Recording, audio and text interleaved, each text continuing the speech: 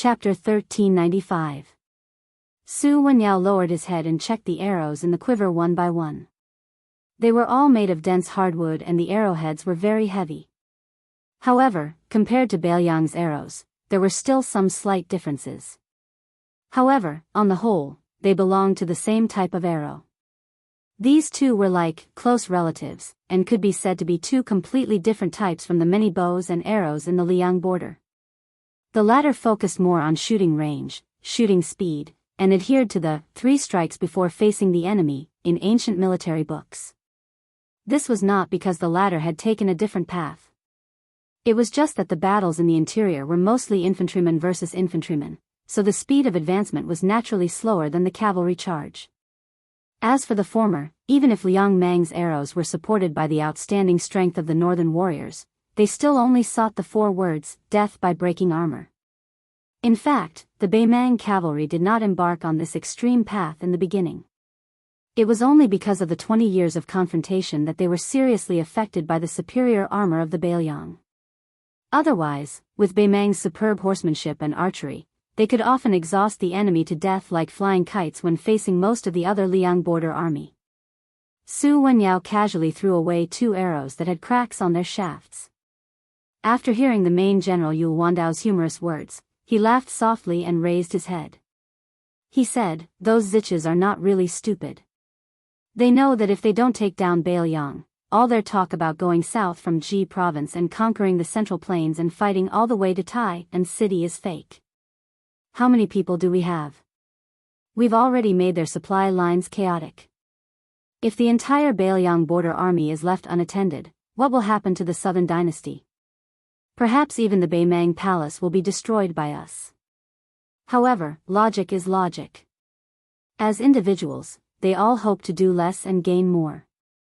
If the Baimang bigwigs want to attack Ji province and Liaodong, Su Wenyao can't wait for so many of them. How many fewer people will die in our Bailiang? Shi Yula nodded and said in a low voice, "Fatty Dong and that Taiping order really deserve to die." The chief scout officer Fan Fan suddenly arrived on horseback, reporting the military situation to the officers. 30 li to the south, there are 800 cavalry. Their armor is even better than the northern Mang cavalry we encountered before. They should be the vanguard that withdrew from the Gourd. From the looks of it, if we continue to head south, we will encounter 2 or 3 more of these small cavalry groups at most, and then we will encounter the Ruran cavalry very quickly. Yul Wandao put on a fake smile. His handsome face was filled with the viciousness that had been accumulating for a long time. He said ferociously, "Let's not care about the Ruran cavalry first. It's a waste not to eat the bait. Let's eat these 800 cavalrymen first." 2.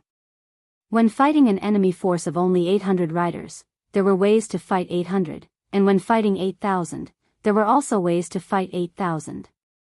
Right now, Yul Wandao didn't have more than 3,500 hidden cavalry, so everything had to be done in a proper manner. It was because in the end, hidden cavalry's enemies, apart from the northern Mang cavalry on the surface, were also hidden cavalry themselves. Yul Wandao had to take into consideration the stamina, spirit, warhorses, and crossbows of his own soldiers. Now, the phantom cavalry's sense of archery had reached its peak. However, if they continued fighting for too long, it would also lead to irreversible side effects. This meant that the phantom cavalry could only fight a 3-pronged battle. They had to quickly finish off the enemy with the least number of charges, quickly withdraw from the battlefield, and quickly enter a safe area to rest and reorganize. After receiving the military intelligence from Fan Fan, the main force of the phantom cavalry began to slow down. The front line was divided into 3 layers.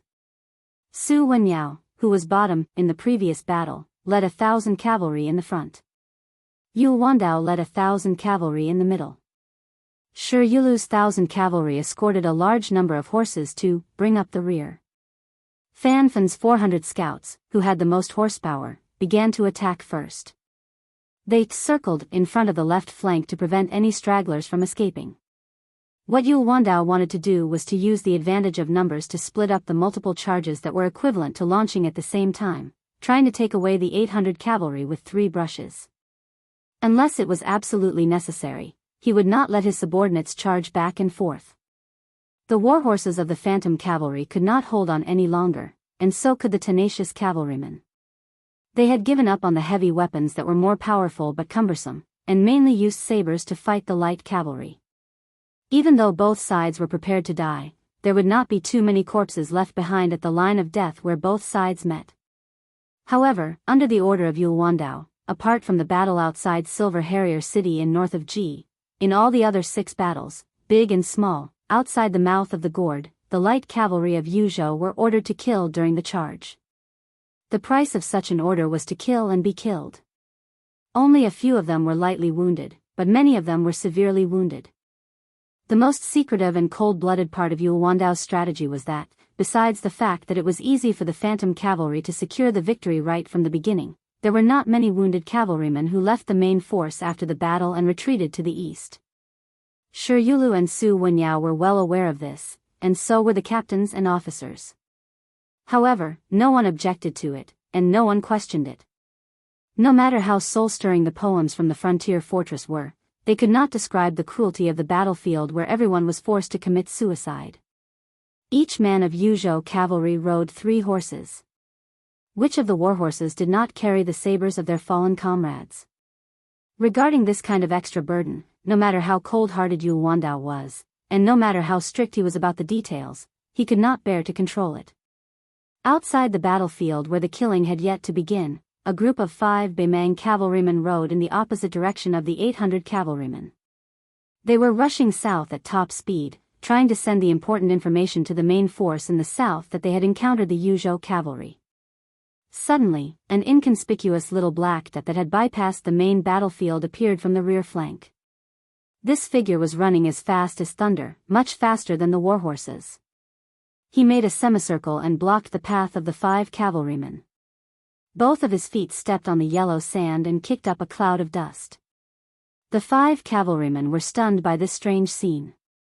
100 paces in front of them stood a thin and weak child with a Bailiang saber on his back. When he was 20 steps away from the leading horse, the child who appeared and disappeared mysteriously had already dodged 4 arrows. He leaped high into the air and caught the last arrow that was aimed at his chest. He punched the warhorse's head with his fist. The warhorse's head exploded and its front legs were broken. The warhorse was almost flipped upside down by the punch. The squad leader jumped in front of the warhorse, but his chest was hit by the child's fist. He directly knocked the warhorse behind him out of the way. The 3rd rider's throat was pierced by the child's arrow, and he fell off his horse and died. The 2 squads on the left and right who had dodged the attack did not dare to continue fighting. They spurred their horses and charged forward. The child turned around and ran wildly. He caught up with a cavalryman and grabbed the tail of a warhorse with both hands. His feet steadied, and the galloping warhorse's hooves came to a halt. Its tail was broken, and it neighed in pain as it desperately tried to speed up. The child rushed out with a single step, standing shoulder to shoulder with that warhorse. With a casual sweep of his fist, he struck the warhorse's abdomen, sending the Northern Mang scout on its back flying along with the warhorse.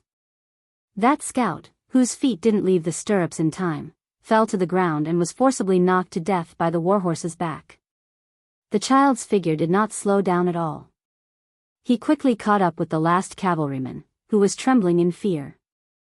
He bent down, grabbed the horse's hind legs with both hands, and twisted his feet on the ground. The warhorse's hooves were off the ground, and it spun in a circle in the air before it was thrown out. After the cavalryman was thrown off the horse, he struggled to stand up. The child came in front of him, pulled out the Bailiang saber from his back, and stabbed it into the Beimang barbarian's heart. After pulling out the saber and putting it back into the scabbard, the child said calmly, "Big guy, this is the 379th one." Later, Commandant Fan Fun and the 400 scouts saw this scene from afar. They did not come forward to say anything. Instead, they began to form a formation in the north. After Fan Fun helped the child bring a warhorse, he patted the Bailiang saber on his waist and laughed softly, "Little general, why don't you take my saber after I die? I'm not greedy. When the time comes, you can help me kill 50 Beimang barbarians." Udilong jumped onto the horse's back and stood with his saber in his sleeves.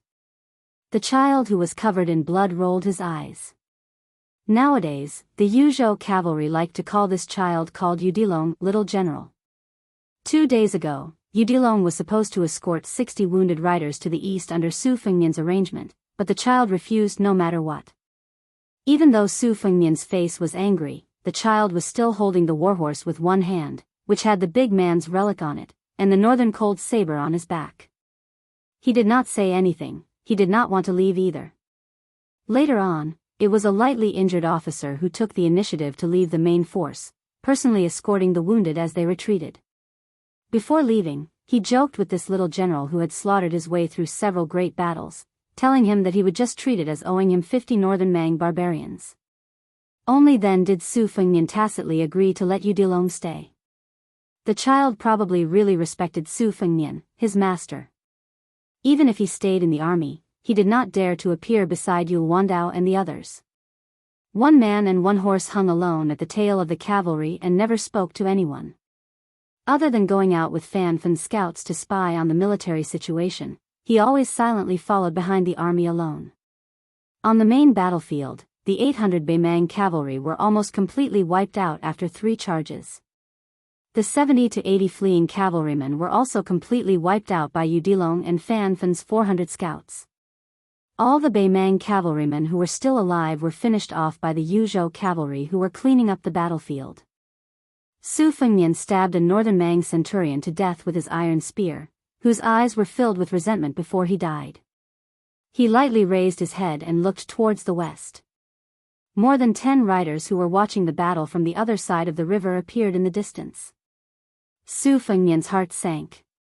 He did not see that familiar figure in his field of vision. Chapter 1396. Su Fengnian patted his horse and dragged his spear forward. Just as he and his horse were about to cross the battlefield, a young Beimang cavalryman fell at the edge of the battlefield. His neck had been cut by a cold saber during the charge, and blood was flowing out. The dying young cavalryman raised his arm and tried to lift the Beimang saber. Su Fengnian glanced at him lightly. He did not hand over his spear and continued to urge his horse forward. But soon, not far behind him, 2 phantom cavalrymen knocked their bows and shot arrows at the same time. 1 arrow pierced through the Beimang cavalryman's saber-wielding arm, while the other pierced the young barbarian's cheek from the side. The dozen or so cavalrymen who came with Su Fengnian were all wearing armor, but their styles were messy. They did not look like they were from the regular border army. Most of them had a strong bandit aura that could not be concealed. The leader of the cavalrymen was still shocked when he saw Su Fengnian up close. He climbed down the mountain and dismounted, not daring to reveal Su Fengnian's identity. He knelt respectfully and said, "I, Hong Piao, am late. I cannot atone for my late arrival." Su Fengnian nodded and said, "Get up." Hong Piao stood up and said in a low voice, "Song Jiao, is already on his way. He has more than 1,200 cavalrymen under his command." Before he came, there was a setback and more than 300 people were purged. Among them, 4 of the Beimang spies were dug out. Su Fengnian did not comment. He smiled playfully and said, "Dug them out?" Hong Piao did not dare to speak. This middle-aged man, who was not very tall and honest, lowered his gaze. He did not even dare to breathe loudly, but his eyes were burning. Hong Yu was once the 2nd guest minister who had trained the private cavalry of Mount Hui. Later, he parted ways with the 1st guest minister, Huang Fengfua. The latter was still a wild swallow who was unwilling to fly into the palace of the emperor and minister. Hong Yu, who was more ambitious, joined Bailiang's army and hoped to make a name for himself on the battlefield in the northwest. Unfortunately, he was never put in an important position. Later, under Huangfu Jin's instructions, he infiltrated Song Diao's thieves' lair. He was both an assistant and a surveillance officer. Su Fengnian's realm dropped greatly, but his eyesight was still there. Hong Piao and Huang Langfo had been stuck at the door of Master Realm for many years, but they couldn't break through the barrier and couldn't improve. Then, like Mi Fengjie, they were lucky enough to meet the great year of the Jianghu and finally reached the 1st grade. Hong Yu was now a true first-grade Vajra realm martial artist. He was only one step away from the finger Xian realm where one could ask for immortality with a light tap of the finger. However, it was not accurate to say that it was a great year for the emergence of dragons and snakes in Jianghu, because too many great grandmasters had died in the past few years. Just in the Liang dynasty alone, there was Wang Mingyin, who was ranked 11th in the world, Li Chungang, the sickly tiger Yang Taisui, Song Nianqing of the sword pool, Han Xingxian of the human cat, Lu Hao of the capital, the dragon tree monk of the two Zen temples, Xiaolingzhen of the spring invitation cottage, and so on. These outstanding top masters left the banquet one after another. It was not as simple as making room for others. There were many mysterious changes that involved fate and fate, such as Wang Xianji's generous gift to Yu Dilong and someone in western shoes, usurpation, after the death of the dragon tree monk.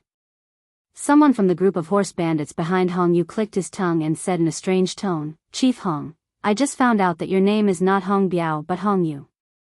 You still treat your brothers as outsiders. Don't you think you've lost your place as a hero? Why, are your knees weak after seeing Beiliang's General Yu?" One of the leaders of that Song tribe mounted bandit clearly mistook the young military general on the back of the horse to be underworld cavalry's main general Yu Wandao. After all, for such a young border army general to be able to command 10,000 men, regardless of whether it was in northern Mang or northern Liang, even if he couldn't be said to be extremely rare, he could still be counted on one's fingers. For most of the horse bandits around Songdiao, they only found out about the inside story after the unexpected and bloody incident. They were not disgusted by the fact that their mother's family was part of the Northern Liang army. When they became horse bandits, who would not recognize their own family when they killed? It did not matter if you were surnamed Su from the Northern Liang or Murong from the Northern Mang or Yelu from the Northern Mang. Whoever gave them money and good horses, whoever was generous, would be the boss. But if it was said that they had some good feelings, it was pitifully little. Hong Yu, who was very utilitarian, was willing to be Su Fengnian, the leader of the Beiliang cavalry. During this period of time in Songdiao's bandit lair, he put the big picture first and endured everything silently. He had long suppressed his anger. When he heard the small leader who was not even Songdiao's confidant talking in his ear, his killing intent rose. Just as Hong Yu was about to smash the poor guy's skull with one palm, Su Fengnian stretched out his iron spear and patted Hong Yu's shoulder. He smiled and shook his head at him. Su Fengnian looked into the distance. Songdiao's cavalry was about to arrive. At this time, Yul Wandao, Shi Yulu, Fan Fun, and Liolong's 4 horsemen also rode their horses over. They did not pay much attention to these horse gang bandits even though they were wearing armor and carrying swords. On the contrary, Fan Fun, who used to be a scout, was somewhat ashamed. Previously, he had only focused on killing in the battle formation and had actually missed these motley crew of riders. The senior commandant with evil intentions stared at these guys with gloomy eyes. Who was the best at cheating on others at the border? It was not a large group of horse gangs swallowing up a small force, but the Beiliang frontier army used these horse gang bandits as training targets. This was similar to the Beiliang scouts going to the refugee land to kill people to train and become crossbowmen. This was especially true for the Rouge army, which was a terrifying heavy cavalry once they put on armor. Usually, when they had nothing to do, they would go out of the pass with light armor and light cavalry. They liked to scatter into groups of 100 to search for horse gang bandits outside the Great Wall. They did not carry cold swords or crossbows, but all carried iron spears. That was not all. The other Wei Xiong army had a popular catchphrase even in the southern Beimang dynasty. It was called, "Fatten up and then kill until the end of the year." It meant that every time the Wei Xiong army received information from the Beiliang crossbowmen, if there were not more than 1,000 horse gang bandits, they would not pay attention to them and would deliberately raise a tiger to invite calamity. However, once they received information that there were more than 1,000 horse gang bandits, they would randomly pick a day before the end of the year and march straight in to kill all of them. When Su Fengnian appeared alone, the few horse gang bandits behind Hong Yu did not feel much and dared to put on airs. However, when Yul Wandao and his 4 horses stood side by side, the natural gap between the horse gang and the Beiliang frontier army was immediately revealed.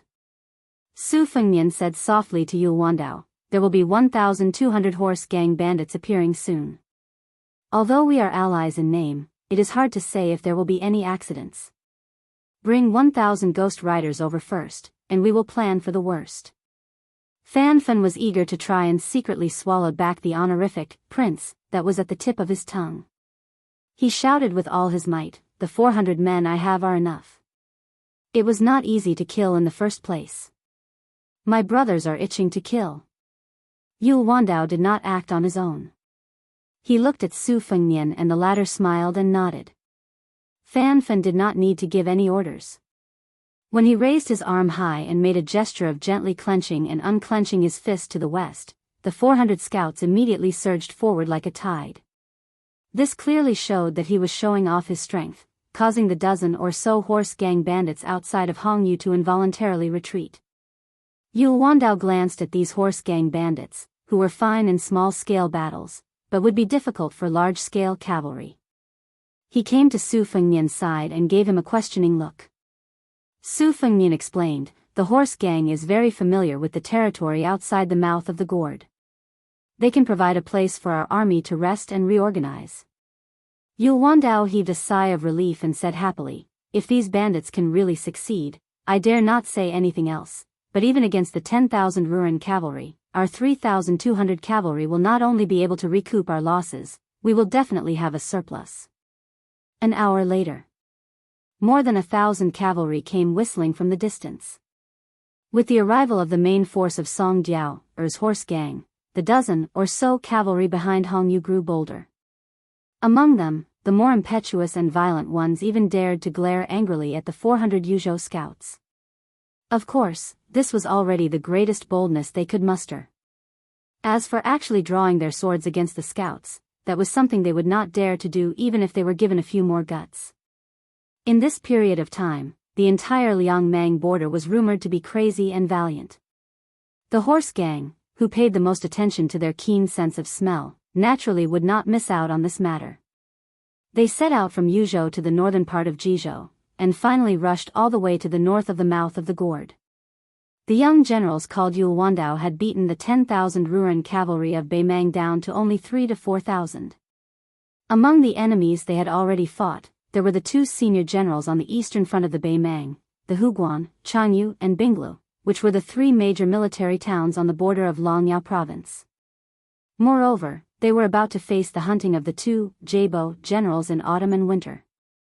Hong Jingyan would personally lead 10,000 Ruran cavalry north to intercept them, and they would also have to deal with the Chun Jabo urgently rushing from the west to the mouth of the gourd. Of the four Jabo generals, other than Xia Jabo, who was still on the grasslands, and Yilu Yuhu, a member of the imperial family, the other three were all people who had the potential to become Beimang great generals. It was just a matter of who could reach the top first. All of them had come for Yul Wandao's head.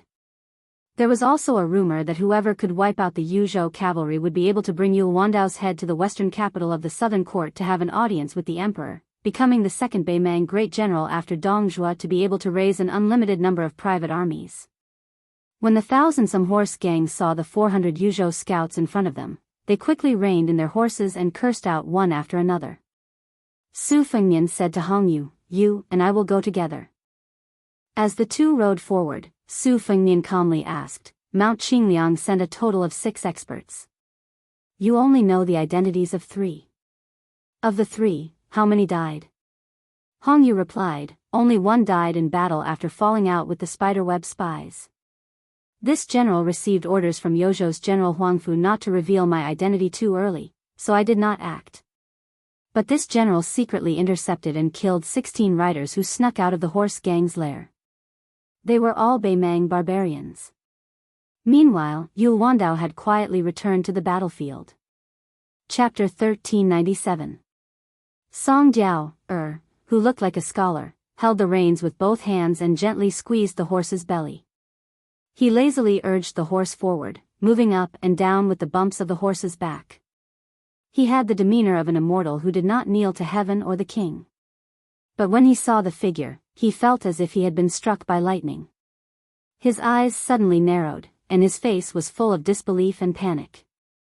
He subconsciously straightened his back and urged the horse to speed up. When Song Jiao recognized the face, the horse gang leader, who had lived a comfortable life outside the Great Wall in recent years, felt relieved. Although the horse in front of him looked similar, fortunately, it was not that person. Song Jiao freed one hand and habitually touched the suet jade pendant on his waist. He asked with a smile, "May I ask if you are the general Yu who killed 30,000 enemies?" Su Fengnian, who was dragging the iron spear, sneered, "What, Song Jiao, don't you recognize me? Is this called a person of high status forgetting things?" Hearing the unforgettable familiar voice, Song Jiao's fingers that were stroking the jade pendant trembled. With his outstanding wisdom, he naturally guessed that the handsome child who could easily make the Gui Commandant Huangfu Jin obey his orders was His Royal Highness, who later took the two heads of Su Huainan and Raccoon Diwu from the hinterland of Beimang and returned to Beiliang. He was now the first vassal of the Liang dynasty, Su Fengnian. Song Jiao rolled off the horse awkwardly. He supported himself with his hands on the ground and bowed his head. "I didn't know it was the prince who came. Song Jiao deserves to die." The tip of Su Fengnian's iron spear lightly brushed across the sand. Song Jiao only heard a question from above his head. "The secret letter asked you to lead the Yuzhou cavalrymen here. However, it didn't say that you could swagger over 1,000 cavalrymen here." Song Jiao's face was pale as he said in a trembling voice, "Reporting to your highness, there are Beimang scouts everywhere outside the Calabash Gate, and there are even thousands of regular Beimang border troops. In addition, Song Jiao's management is not good enough, and there was already an internal conflict in one of the nests. Song Jiao's people are disunited, and Song Jiao has mobilized all of his forces. This is a bad plan, and he really has no choice. In order to smoothly lead the way for your highness and General Yu, and not reveal any secrets, he can only bring all of his brothers with him to that most secretive valley with the Beimang cavalry. This way, even if there are still Beimang remnants in Song Jiao's team, the news will not be able to escape." Su Fengnian turned his head to look at the sky. After a glance, he turned back and smiled. "It doesn't sound like a bad plan, it's clearly a foolproof plan. Song Jiao, you are very considerate." Song Jiao still had his head lowered. "To be loyal to your highness and die for you is a great blessing that I have accumulated over several lifetimes.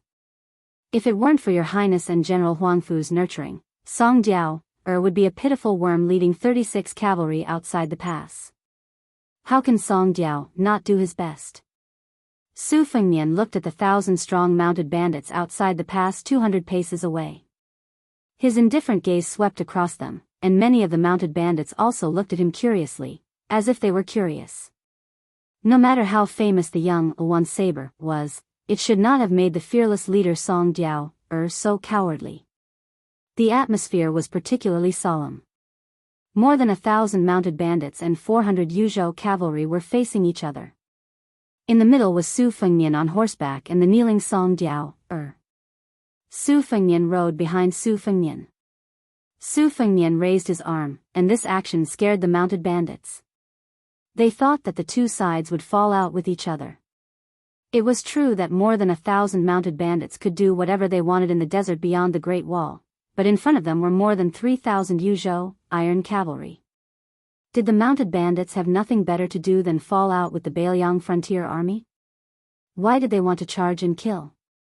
They must be tired of living. At that time, Song Jiao had used bloody means to suppress the forces that supported Beimang. Many of the central forces had stood by and even sided with Song Jiao because of Song Jiao's ruthlessness, and also because they feared the Beiliang cavalry from the bottom of their hearts. Although it was the Beimang army that was suppressing the Beiliang army, the mounted bandits were more afraid of the Beiliang cavalry.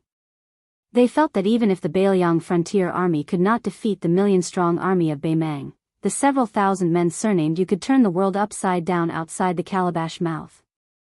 If he was determined to deal with more than 1,000 mounted bandits, wouldn't it be easy for him to send several thousand of the Su family cavalry? But soon, all the mounted bandits were relieved. A bird pierced through the clouds and landed on the arm of the armored general. Many of the mounted bandits secretly broke out in cold sweat. Damn it, the general of the Bailiang cavalry, Yu Wandao, was not only good at commanding troops, but also good at showing off his power. Su Fengnian gently waved his arm to signal Hai Dongqing to leave. He did not pay attention to Song Jiao, whose expression could not be seen clearly. He raised his iron spear and pointed at two people in the mounted bandits. He asked, Hong Yuang, how long have those two been with Song Jiao, Hong Yuang looked up and saw the young man and woman. He slowly said, I heard that the young man first appeared a year ago, but soon left the mounted bandits. Not long ago, he came back with the woman. The spider web spies among the mounted bandits were also exposed by him, which led to the internal strife. I only know that this person is the bastard son of the third family of the Gusai prefecture. He has known Song Jiao, since he was young. Song Jiao, said that this person almost entered the chess and sword music school. For some reason, he is sick and always smells of medicine. As for the woman, her identity is unknown. I only know that she is from the Golden Cicada prefecture and has the nickname Buckthorn. Usually, she likes to drink with people. I have observed this woman. She is close to the master level. Her hands are full of calluses. She has practiced martial arts, but she does not have a strong Jianghu aura. Su Fengnian looked at the 1,000 mounted bandits and suddenly said, Song Jiao, did you not expect to catch 3,200 Yuzhou cavalry and even make me, the king of Bailiang, take the bait? Don't hold it in. If you want to laugh, laugh out loud. Song Jiao, looked up with a blank expression. Hong Yuang was shocked. Su Fengnian looked at this extremely lucky mounted bandit and laughed. There are two groups of people in Qingliang Mountain. Hong Yuang and the others on the surface were left behind to help you lure Yu Wandao's Yuzhou cavalry. This is not strange. But I am very curious how you killed all the Bailiang masters in the dark. Logically speaking, the Tide Listening Pavilion and the Whispering Room send out 3 master-level masters. With your little top-notch martial arts, even if you succeeded, you would not be able to hide it from Hong Yuang and the other Jianghu masters. I guess that you had the idea of sucking up to both sides a year ago.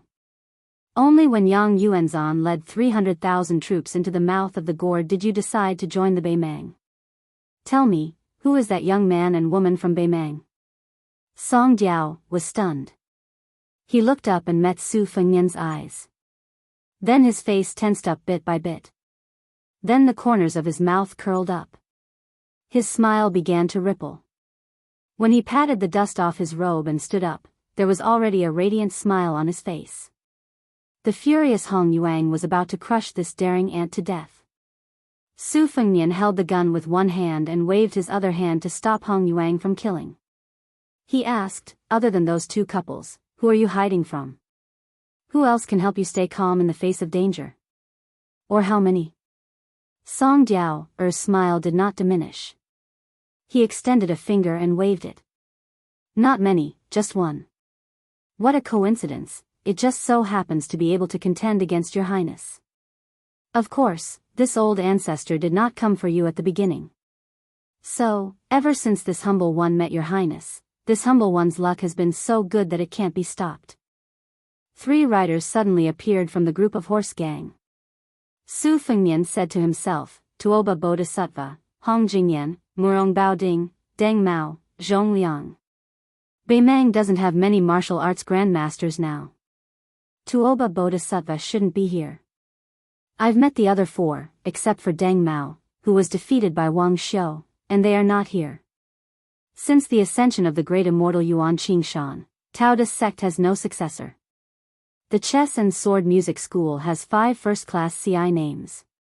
Sword Chi is almost dead, so the Bronze Man Grandmaster is gone. Not long ago, the great music house also died. That Han Gu, who won the first prize of the 2-word CI, is the crown princess, so it's even more impossible. 5th Raccoon of Tibbing Mountain is dead. In terms of masters, there is no successor. I heard that little thought died in Yuzhou. As for the person who killed her, he is still waiting for Su Yanbing's 3rd spear. Song Jiao said with a smile, Your Highness, you would never have expected this. In the end, Northern Mang's sincerity is even greater than your Northern Liang's. Before you appeared, they offered a price of a major commander. After confirming that you would appear, Song Diao, would become the #1 person under the Dragon Waste Province's festival warrant. Song Diao bowed to Su Fengnian to express his gratitude. Not far behind him were the 3 riders. Hong Yu looked at the funny scene of the horse gang's backs soaked with sweat and couldn't help but laugh. Song Diao raised his head and stood properly.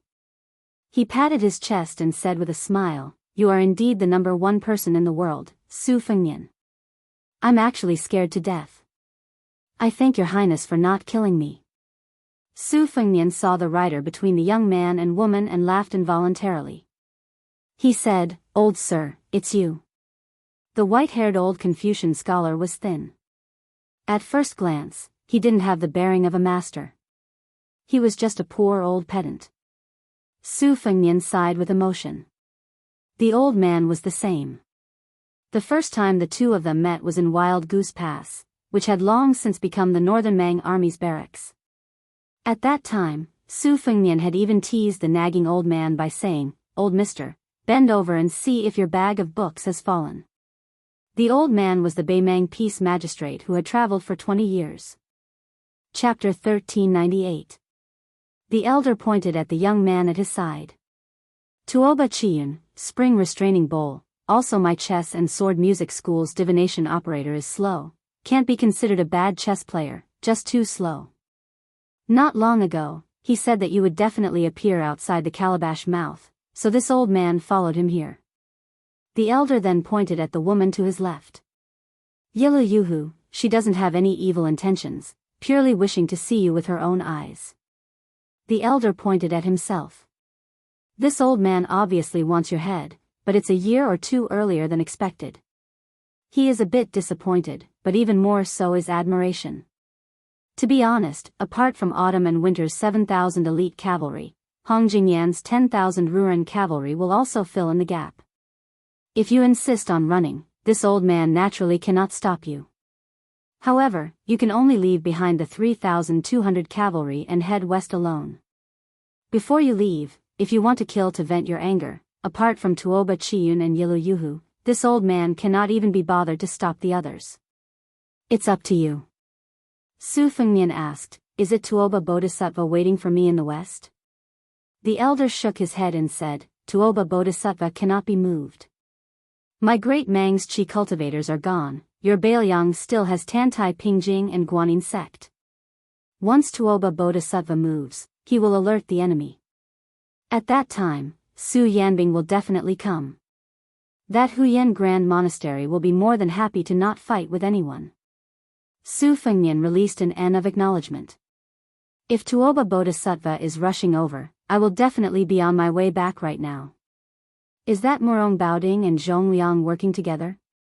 The elder said with a sincere sigh, "Su Shao is #1 in war, #1 in marriage, #1 in the world, #1 in the world, #1 in the world, #1 in the world, #1 in the world, #1 in the world, and even dying of old age in bed, formidable. In my opinion, Zhang Julu is far inferior to Su Shao." The old man was like a senior who was chatting amiably with a junior. He said calmly, "Both sides of the border have been tightly sealed. However, spies in Liangzhou and Yuzhou have sent back intelligence. This time, Chu Lushan didn't take any risks. For your sake, he transferred the main force of Liangzhou to Calabash's mouth. Fortunately, your Bailiang Protector General didn't actually do this, or else our great king of the southern courtyard's 500,000 soldiers would have had to run after him until their legs broke, and perhaps they wouldn't have had any good results. However, in the long run, abandoning Liangzhou for quick success and instant benefits may seem bold, but it is destined to be unwise." Su Fengnian said helplessly, "Old mister, victory is already in your hands. Why are you still helping Hong Jingyan stall for time?" The sickly Tuoba Chiyun smiled knowingly, while Yilu Yuhu stared intently at this young man who was completely different from the imposing figure he had imagined. From beginning to end, Song Diao had no right to interrupt. He was also tactful.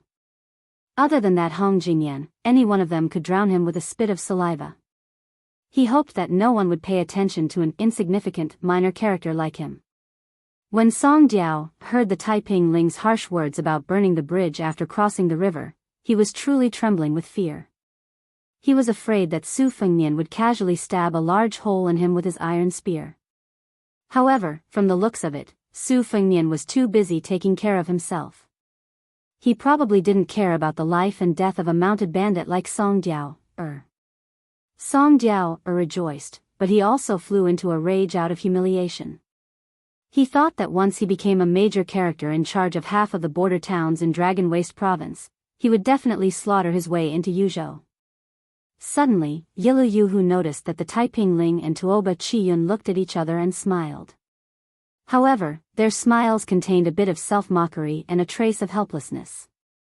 Yilu Yuhu frowned, still staring at the young man who acted against common sense. Thinking along the lines, she couldn't come to a conclusion, so she had to think the opposite. The guy in front of her couldn't have pretended to be calm in front of the emperor's preceptor and Tuoba Chiyun. He definitely had something to rely on. The Crouching Bao city and Wanhe city had already fallen. It was impossible for Yuzhou to mobilize enough troops to cross the layers of defense to support him and the young general called Yulwandao. Liangzhou's main force also hadn't moved. Liangzhou's main force. She finally relaxed her brows. The playfulness of a cat catching a mouse in her eyes faded little by little, turning into coldness. Su Fengnian glanced at the Beimang woman who had allegedly threatened to teach his second sister, Su Weisheng, a lesson. He smiled and said, "You've been staring at me for a long time. Do you want me to get pregnant or do you want to get pregnant yourself?" Without waiting for Yilu Yuhu to retort, Su Fengnian smiled and said, "You better not fall into my hands one day." Su Fengnian raised the metal spear in his hand. Looking at her, he no longer smiled. He only slowly said, "Otherwise, I'll hang your corpse from above." The cicada was the supply line of the Beimang outside the gourd. The mantis was Su Fengnian and Yulwandao's Yuzhou cavalry. The oriole was Taiping Ling's trio and the Bates 1,000 mounted bandits, the 7,000 elite horsemen of the two great Zhu Bo, Hong Jingyan's 10,000 Ruren cavalry, Zhong Liang and Murong Baoding. This created an interesting situation of the mantis stalking the cicada, unaware of the oriole behind. But what was truly interesting was that slingshot by the side that could be said to be the finale. The old man sighed softly, but he still smiled at Su Fengnian and said, they're gone. Unfortunately, most of Hong Jingyan's Ruren cavalry probably won't be able to escape. The two great Zhu Bo who came from the eastern front with great difficulty will have made a wasted trip. Su Fengnian, this old man will pass a message to Dongzhua, telling him to pay more attention to Chu Lushan. Chapter 1399. Su Fengnian suddenly looked at an unremarkable rider in the group of mounted bandits. "Old sir, you're not kind. You let a great grandmaster like Zhong Liang pretend to be a coward for so long." The old man seemed to have let go of the knot in his heart. He laughed loudly and said, "All is fair in war." Su Fengnian smiled. The old man had already turned his horse around. He turned his head and asked, "This old man is very curious. When did you know that the 10,000 riders would come? Or was this a trap set up by you and the Protectorate from the very beginning?" Su Fengnian didn't say anything. The old man shook his head and slowly left.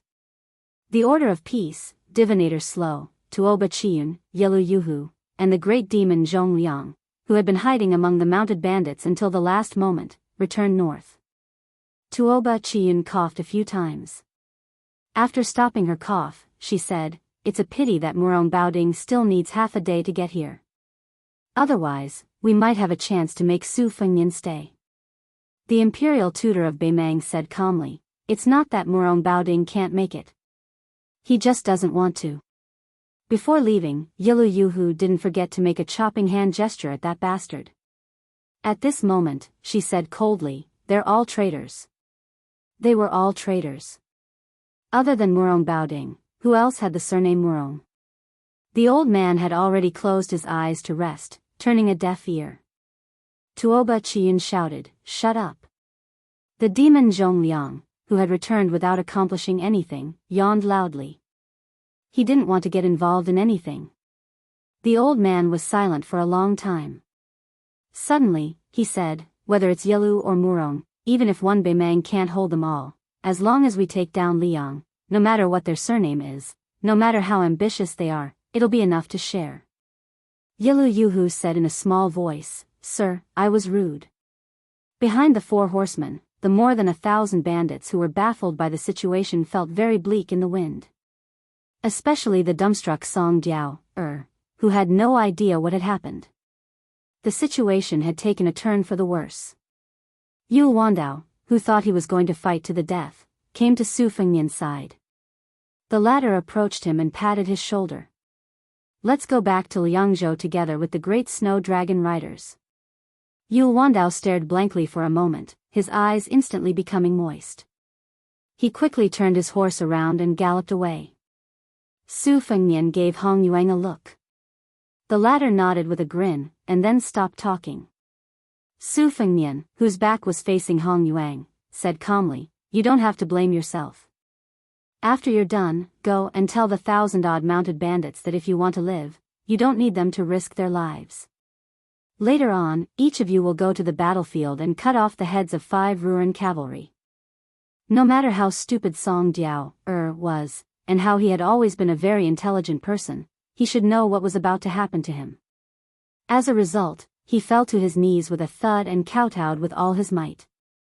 He said in a heart-wrenching voice, "Your Highness, please forgive me. Although Song Jiao deserves to die, Song Jiao still has 1,200 loyal mounted bandits that can be used. I can even help the Bailiang gather another 2,000 strong mounted bandits. Song Jiao will definitely help Your Highness disrupt the Beimang supply lines. Your Highness, I beg you to spare my life. Song Jiao really is still useful." No matter how Song Jiao kowtowed and begged for mercy, Su Fengnian had already left. When Song Jiao saw Hong Yu's feet out of the corner of his eye, he suddenly raised his head and roared before he died, "Su Fengnian, at least let this old man die by your hands." Hong Yu slapped his palm down on the head of this ungrateful mounted bandit and pressed down, turning his head and upper body into a pile of meat paste. It looked like a blood-red tree stump. Hong Yu lightly shook his hand and spat. He sneered, "You got off too easy." The Yuzhou cavalry had just finished cleaning up the battlefield. When they heard the news from Yu Wandao, there were no heaven-shaking cheers that came from surviving a calamity. All the Yuzhou cavalry who had thought that they would once again have to abandon the corpses of their comrades, silently carried the corpses of their fallen comrades onto their warhorses with red eyes. After Su Fengnian stopped his horse, he looked at the 3,200 Yuzhou cavalry, as well as the comrades behind them who had their eyes forever closed. Su Fengnian's lips trembled, but in the end, he did not say a single word. He and his horse turned around and began to head south. This cavalry would soon be able to head west, then south again, and they would be able to enter Liang province. Yu Wandao followed. Shi Yulu and Su Wenyao followed. Fan Fen followed. The 3,200 cavalry followed. That child Yudilong was still hanging at the tail of the army. He sniffled and muttered to himself, "Big guy, I'll owe you first." Shi Yulu said softly, "General, I didn't dare to tell you before, but Lu Tao, who died on the battlefield 2 days ago, was that young scout who was waiting for you in Ji Bei village. Before this child died, he said that if you had time in the future, he hoped that General could pour a bowl of wine for his corporal in front of the tombstone on Mount Qingliang. It would be best if you could get him a bowl as well." Captain Fan Fen stretched out his hand to wipe his face. His expression could not be seen clearly. This child did not drink when he was alive. Su Fengnian nodded. He remembered that young scout. Back then, when he had returned from the village, the scout had wanted to speak but did not dare to. In the end, he did not say anything and only smiled bashfully. Su Fengnian suddenly pressed his horse's belly and raised his spear. He charged straight for the 10,000 Ruren cavalry and the Hongjingyan. Chapter 1400. When Hong Yu led the 1,200 mounted bandits to the battlefield, the scene before them was one that they would never forget for the rest of their lives. The Ruren cavalry, known as the best elite of the southern dynasty, had died in battle and their corpses were piled up like tombs. Meanwhile, the mounted bandits were unfamiliar and shocked by the white armored cavalry. There were some who were more knowledgeable among the bandits. They could tell that the arrangement of this cavalry was somewhere between heavy and light cavalry, with each person riding 2 or even 3 horses. However, compared to the Yuzhou cavalry led by Yu Wandao, they were clearly more imposing and majestic. This was because every horse was equipped with a heavy spear, and in terms of armor, it was a small full armor style for both man and horse. After the bandits entered the battlefield, they were ordered to chop off the heads of the Ruren cavalry and continue piling up their corpses. Meanwhile, the white cavalry began to remove their armor and hang themselves on the backs of the warhorses that they were not riding, preparing to withdraw from the battlefield. When the bandits chopped off the heads of the Ruren cavalry, they would often subconsciously glance at one of the riders. This rider was seated high on the back of a horse. He did not wear a helmet and wielded a spear. He was tall and sturdy. This rider came to Su Fengnian's side but did not dismount. Instead, he looked towards the south with Su Fengnian and said regretfully, "It's a pity that Hong Jingyan led several hundred of his personal guards back to the mouth of the gourd. Otherwise, as long as he died here, the remaining Ruren cavalry would not be worth mentioning. Yang Yuanzhan would have lost all of his mobile forces and we would have been able to kill our way into the mouth of the gourd and compete with the Beimang to see who could surround them first. Now, we can't. The 7,000 elite cavalry from the 2 bowls are still watching from the east." Su Fengnian shook his head and said, "Things can't be perfect. If you guys hadn't arrived in time, the Beimang peace decree would have joined forces with Hong Jingyan, Zhong Liang, and Murong Baoding. Not to mention Yu Wandao and the 3,000 Yuzhou cavalry, even I would not have been able to escape. Song Jiaoer's betrayal is nothing, but Tuoba Qi Yun, who had long guessed that I would appear outside the mouth of the gourd, is not to be underestimated. For him to be able to persuade the Grand Imperial Tutor of Beimang to come here, it means that he has a terrifying amount of authority in Beimang.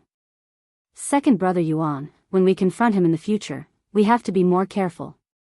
It was Yuan Zuozong, the commander of Beiliang's cavalry.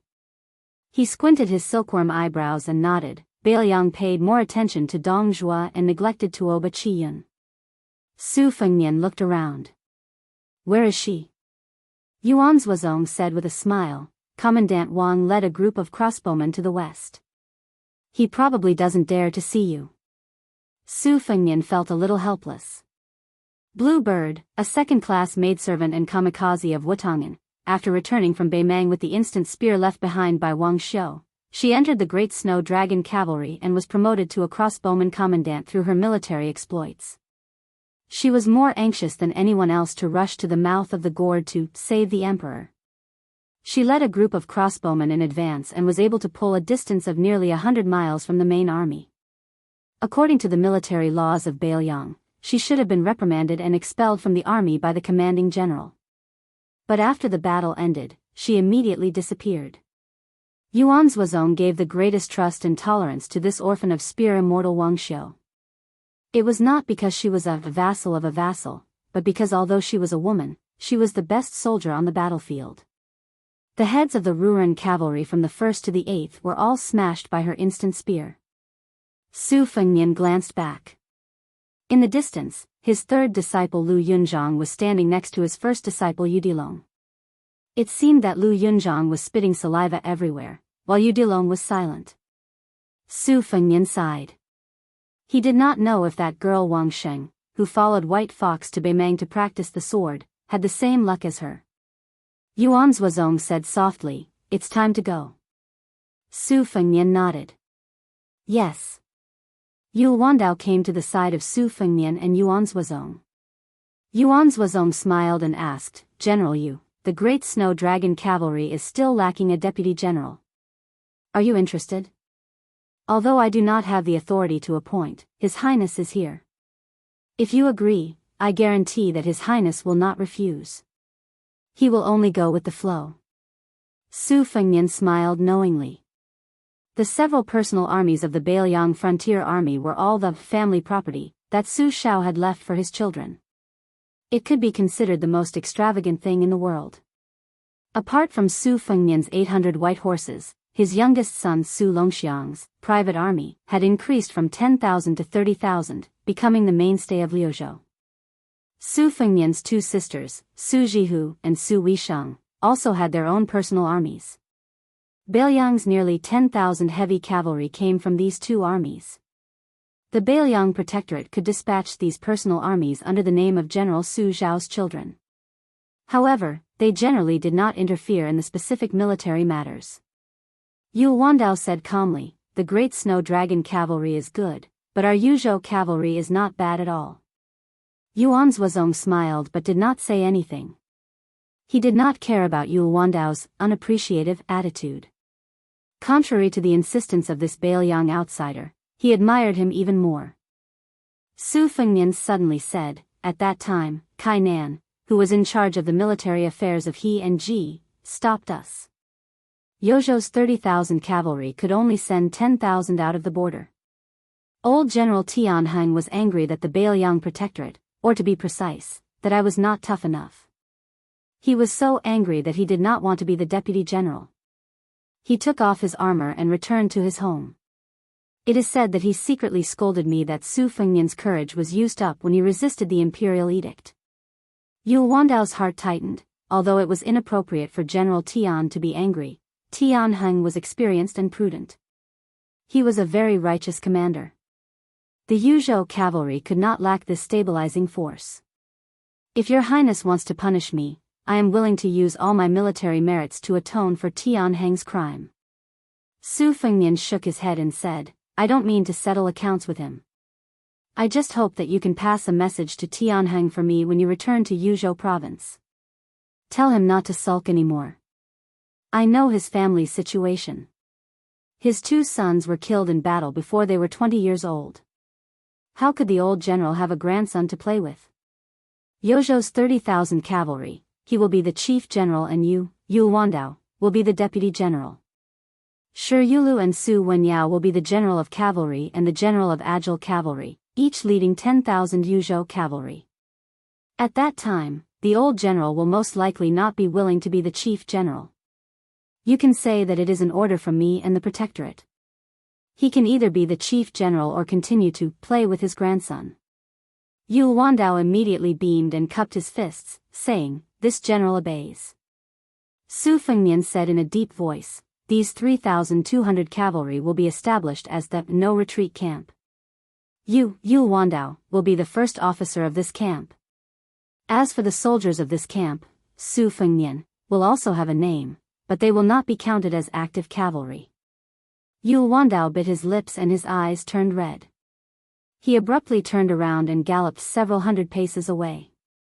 He took a banner with the word Su from a Yuzhou cavalryman and roared at the 3,200 Yuzhou cavalrymen, General's order, my 3,200 Yuzhou cavalrymen will set up a no-retreat camp. Yu Wandao raised the blood-soaked banner high in the air, no-retreat camp. Raise the banner today. The 3,200 cavalry drew their Beiliang sabers in unison.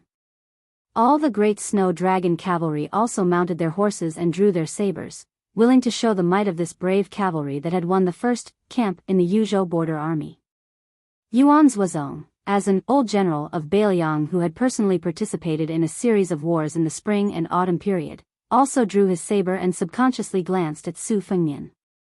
Yuan Zuozong did not see the passion and desire that would appear on a young general's face. Yuan Zuozong said softly, Deaths in war are unavoidable. Su Fengnian said softly, Let's go. The cavalry quickly moved westward, leaving behind a horrendous mountain of Ruan cavalry outside the mouth of the gourd. Roughly an hour later, more than 100 riders slowly arrived at this bitter battlefield. The two riders at the front were two 30-something-year-old northern Manghai-ranking officers. One of them looked at the various capitals with a complicated expression. In a situation where the numbers are equal, when encountering 10,000 riders, is there really no way to win? Chapter 1401. The other rider said indifferently, purely in terms of fighting strength, our Yelu Murong's two kings' heavy cavalry are actually not inferior. In a battlefield where both sides have invested over 100,000 troops, in terms of cutting through formations, heavy cavalry still have a bit of an advantage. However, if you want to pick a place to fight one-on-one with 10,000 cavalry, there really isn't the slightest bit of suspense. There's nothing that can be done about it. The entire Baelyang cavalry's elite are all in the Great Snow Dragon cavalry, the age of the cavalry all between 20 to 30, the middle and lower level generals around 40, the higher level generals all veterans of the spring and autumn period, every single one of them riding a Baelyang first-class warhorse. If our Baemang truly wants to create our own Great Snow Dragon cavalry, it's not that we can't support it, but the key lies in who will be the main general. Dong Zhuo fits the bill, but he already has over 100,000 Dong family soldiers. Even if His Majesty is at ease, forget about biting, no one in the southern court is willing. Lu Gui and Yang Yuanzhan, these great generals who are familiar with officialdom, aren't willing to take on this hot potato from the bottom of their hearts. The first rider dismounted in a carefree manner, squatting down to pick up a Ruren curved blade that still had traces of blood on it. He wiped off the blood on his armor, saying with a sneer, "Hong Jingyan really is pitiful." The entire Ruren Mountain Range's elite troops are his, yet in the end, he still wasn't able to seize the great king of the southern court and was even conferred the title of Assistant Minister of Shi Jing's Ministry of War. He finally thought that the Calabash Gate was easy to bully, wanting to lead 20,000 cavalry to unleash a slaughter within Yozhou's borders. In the end, he didn't even have a chance to attack Crouching Bao and Luanha cities. Yang Yuanzhan and Zhong Tan have already begun fighting Sunrise Light, so he finally had a chance to make a contribution.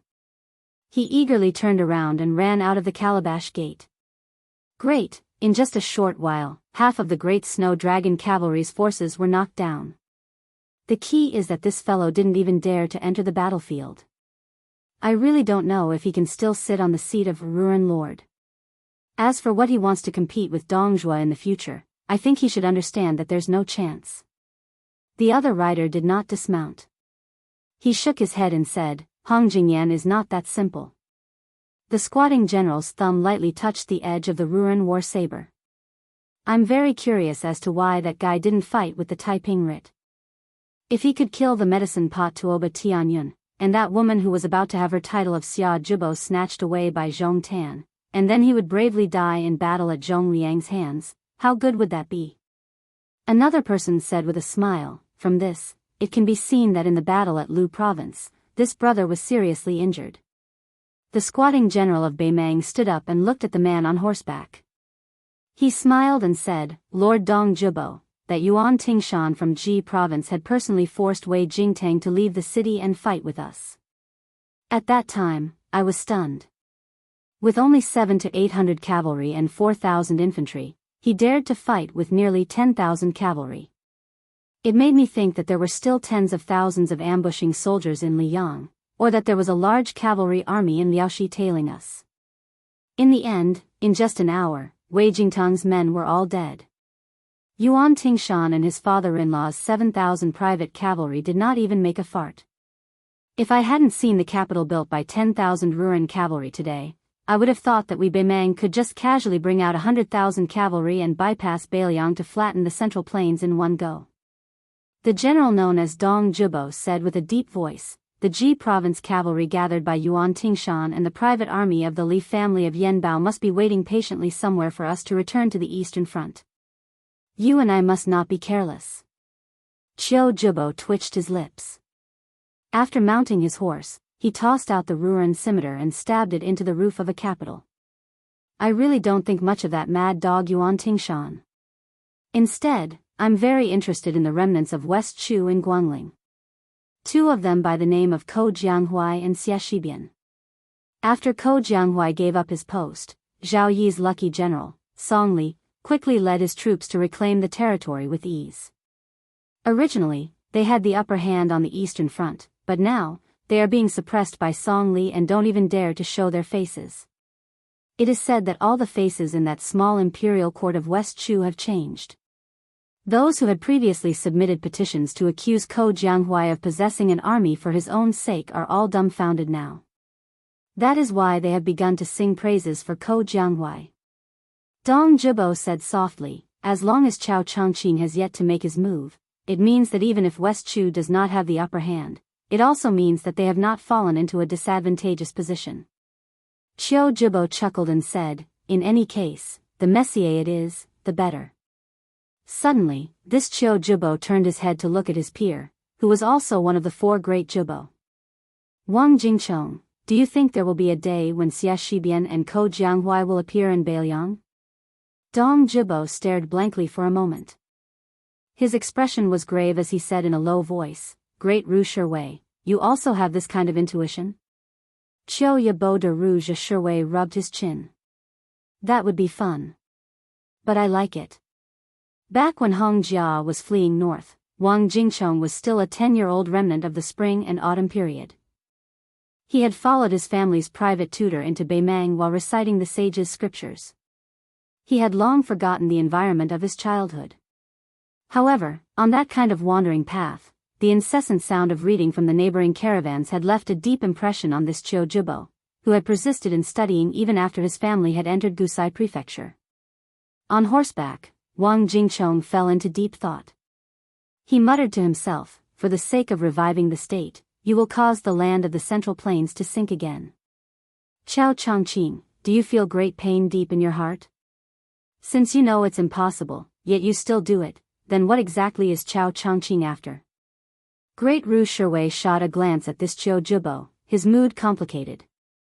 The two of them were about the same age, but the achievements they had accumulated over the past 10 years were enough for the arrogant and conceited Great Ru Shiwei to admit that Wang Jingchong had not only accumulated more than himself, but also more than the she-wolf Yilu Yuwu on the grasslands. Of course, he had more than that Zhong Tan who had just amazed everyone on the battlefield of Heluku in Yuzhou. Zhong Tan had only just entered the army, but he had already become a vanguard general in a single leap. He had only just taken down Crouching Bao City, yet some people were already calling him the more genuine Xia Jibo of Beimang. Wang Jingchong, on the other hand, had to start from the bottom of the ranks, step by step. He had been a sergeant, a centurion, a chiliarch, and then a general. However, in the end, he could only become Qiu Jibo because he had the backing of the Southern Dynasty's Yi clan, which was allied with the Jia clan through marriage. Great Ru Shiwei's complicated attitude toward Wang Jingchong, to a large extent, also represented the entire Beimang's dilemma toward these remnants of the spring and autumn period. His Majesty was so open-minded and broad-minded that when he ascended the throne, he personally started a bloody case that was secretly described by the Southern Dynasty's literati as melon and vine plunder. The cause of the tragedy was actually a jar of ashes of the old head of the Yi clan. Originally, the Norland did not even care about the life or death of such a person. However, a memorial suddenly appeared on His Majesty's desk. Then, His Majesty ordered that all the old members of the Yi clan who were unwilling to be buried in the Southern Dynasty be beheaded and their clan's status reduced by 1 level. Even though more than 10 years had passed since the tragedy, there were still elderly remnants of the Southern Dynasty who died from time to time, but they still hoped to bury their ashes in the Central Plains and build a fake grave in Beimang so that they could be exposed. It was not until the decree of Taiping became the imperial preceptor of Beimang that this ban began to loosen. The Norland allowed the remnants of the Southern Dynasty to only build a cenotaph after they died and leave their ashes to wait for the army of Beimang to trample the Central Plains. Great Ru Shiwei asked with a smile, "Wang Jingchong, there is also a place in Beimang that is known as Jiangnan beyond the Great Wall. How is it different from the real Central Plains?" Wang Jingchong said flatly, "I forgot." Su Fengnian and Yuan Zuozong squatted side by side on top of a hill when the army was resting. Su Fengnian turned his head and said, "If the 300,000 border soldiers of Beiliang today were not surnamed Su but Chen, then there would be fewer casualties in Beiliang." Yuan Zuozong did not deny, "Many people think so, and I am no exception." Su Fengnian put his palm on the sand, but Li Yishan said that once Beiliang was handed over to Qin Jibao, there would only be one situation, that is, Beiliang would be better and the world would be worse. Yuan Zuozong was a little confused. Su Fengnian chuckled softly, "Brother Yuan, let me keep you guessing. I hope that one day I can help my master prove that he is not wrong." Yuan Zuozong smiled and said, "I will wait. Don't worry." Remembering the withered scholar who lived on top of Tide Listening Pavilion and whose ashes were scattered in the border, Su Fengnian closed his eyes and said in his heart, "Master, don't worry." Chapter 1402. Su Fengnian had originally planned to part ways with Yu Wandao and Yochi no Retreat Battalion at the northern border of Liangyu and then head to the Beiliang Protectorate where Chu Lushan was. However, there was an urgent report from a spy that Yan Wenluan was already on her way and wanted to meet him to discuss military matters. Therefore, Su Fengnian chose a location in the middle and had the commander-in-chief of Beiliang's army, who controlled more than 100,000 border troops, wait for him in Yanji County. When Yudilong heard that they were going to Yanji County, his previously depressed child finally smiled a little. Unfortunately, when he found out that Su Fengnian and Yan Wenluan had arranged to meet in the county capital and not in Bishan County where his master had been the registrar for a period of time, Yudilong fell silent again. He felt a sense of loss as if he had just crossed the threshold of his home but not entered it. Su Fengnian stayed in an elegant residence that had been meticulously arranged by Fu Shui Fong in the middle of the night. The group of people had just stepped over the threshold when they heard the sound of heavy rain hitting the roof and courtyard walls behind them. Su Fengnian did not feel sleepy. After arriving at the study with a large collection of books, he stood by the window and looked at the curtain of rain in the courtyard. Perhaps it was just as the ancient saying went, late at night is best for reminiscing about the past. For some reason, Su Fengnian remembered many of his frivolous actions when he was young. For example, he had stamped the word fake on the hundreds of authentic works of famous artists he had passed through, and he had spent a lot of money on foreign wanderers passing through Beiliang's territory. He still remembered a certain famous scholar from Jiangnan who had cursed Beiliang for being a shortcut to the officialdom for half of his life. Su Fengnian was indignant that the scholar had written many poems about riches and honor after occupying a high position. He had even sent someone to deliver a letter to the scholar. The general idea was that the scholar, who had been flattered and praised as a graceful and elegant plaything, should not be regarded as truly rich. If one was truly rich, they would not talk about fine wine, fine food, gold, and jade. What lazy pillow jade cool was all for the poor. In the end, Su Fengnian wrote a sentence on the letter: when the rain comes, I listen to the sound of banana leaves 1,000 times. When the rain comes, I sit and watch the lake. It was said that the old scholar was furious when he read the letter. He quickly wrote a letter of impeachment.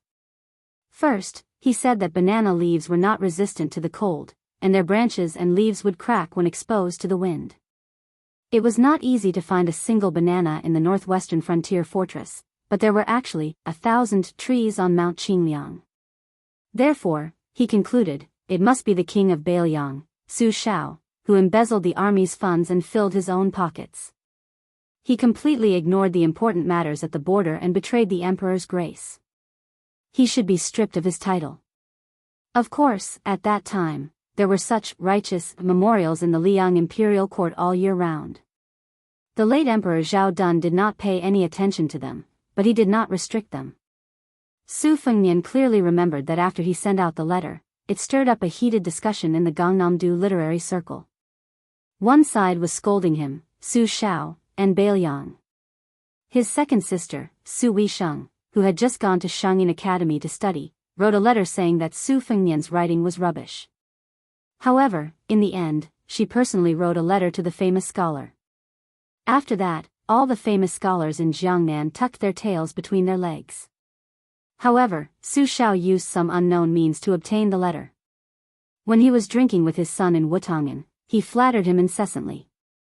He said that he had to consult with Li Yishan for a long time before he understood the meaning of 1,000 banana leaves. After he was drunk, he repeated the same few sentences over and over again. He said that he was really happy that his son was better than his father.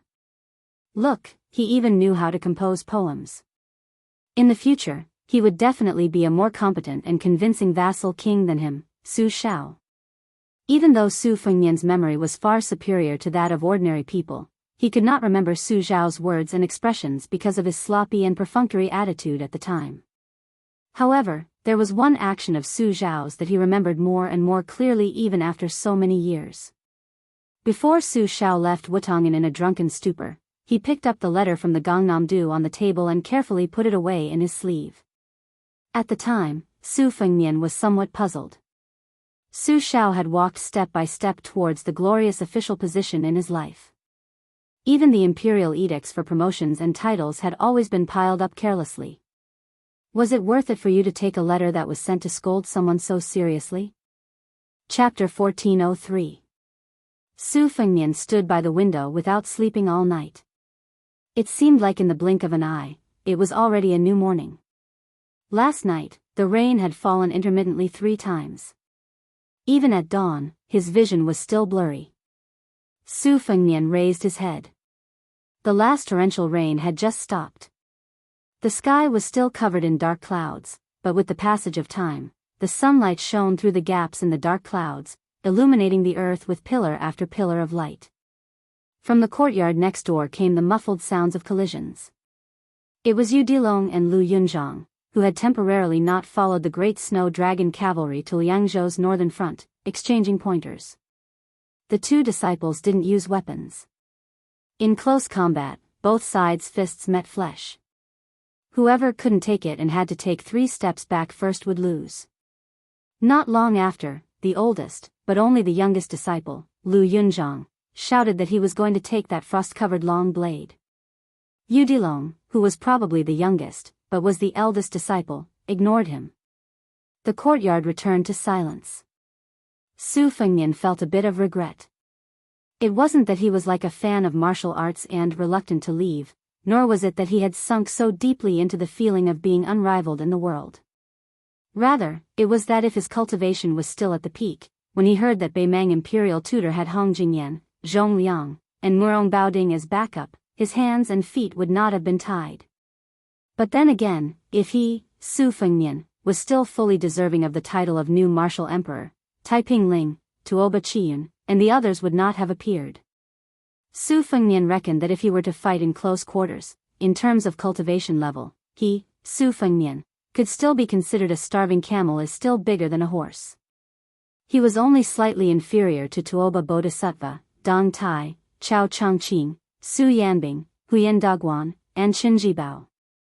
However, if it were a life and death situation, Su Fengnian would play someone whose reputation had plummeted into the top 3, Gu Jiantang. Su Fengnian walked out of the study and stood on the steps. A short and skinny armored old man strode into the courtyard alone. Su Fengnian did not deliberately assume a welcoming posture.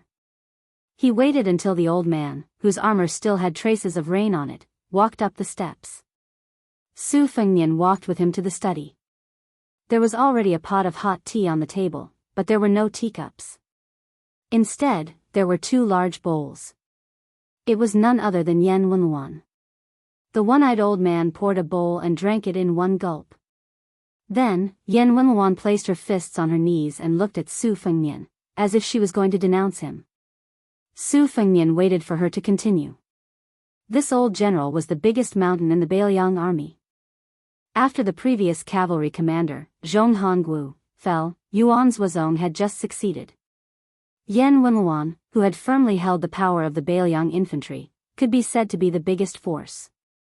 But many border soldiers and Beiliang people did not know a secret. The Beiliang army, or more accurately, the Su family army, was divided into 2 factions from the start. One faction was led by the gentle strategist, Li Yishan. After the Battle of the Western Fortress, he advocated that Su Shao immediately go north and return to the capital. The other faction was led by the more radical Zhao Chongling.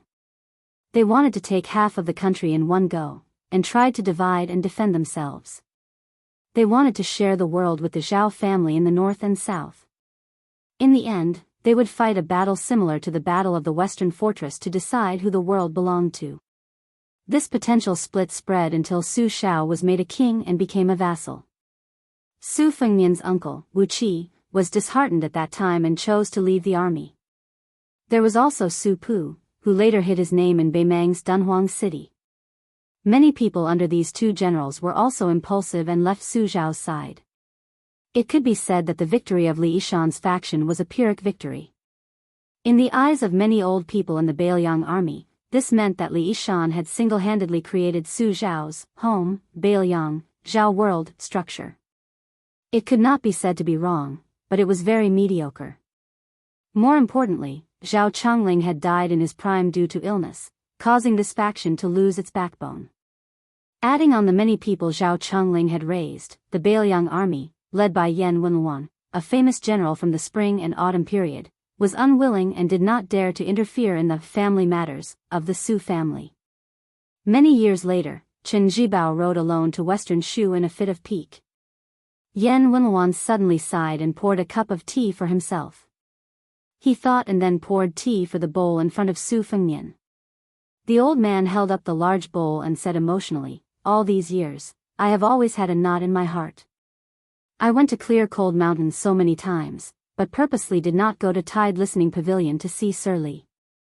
The general tried to persuade me once, but gave me a lame excuse.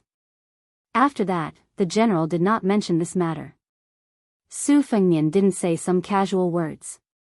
Instead, he went straight to the point and said, "My master never regretted his decision back then when he was alive. He always believed that if he wanted to fight for the world, Su Shao and the Su family's armored cavalry wouldn't have the momentum. Those who wanted to become a minister of the dragon were delusional.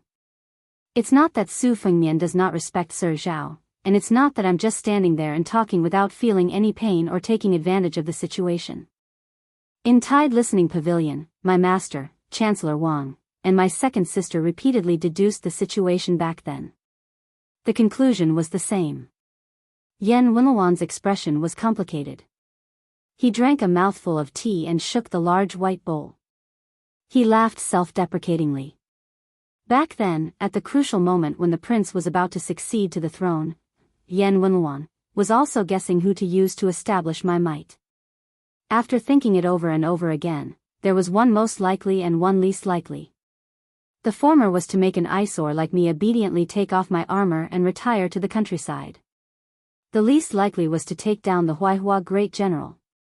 Regardless of whether Zhong Hongwu's conduct is good or bad, in the eyes of the capital, he has always been an important character that the great general used to restrict me and Chen Jibao.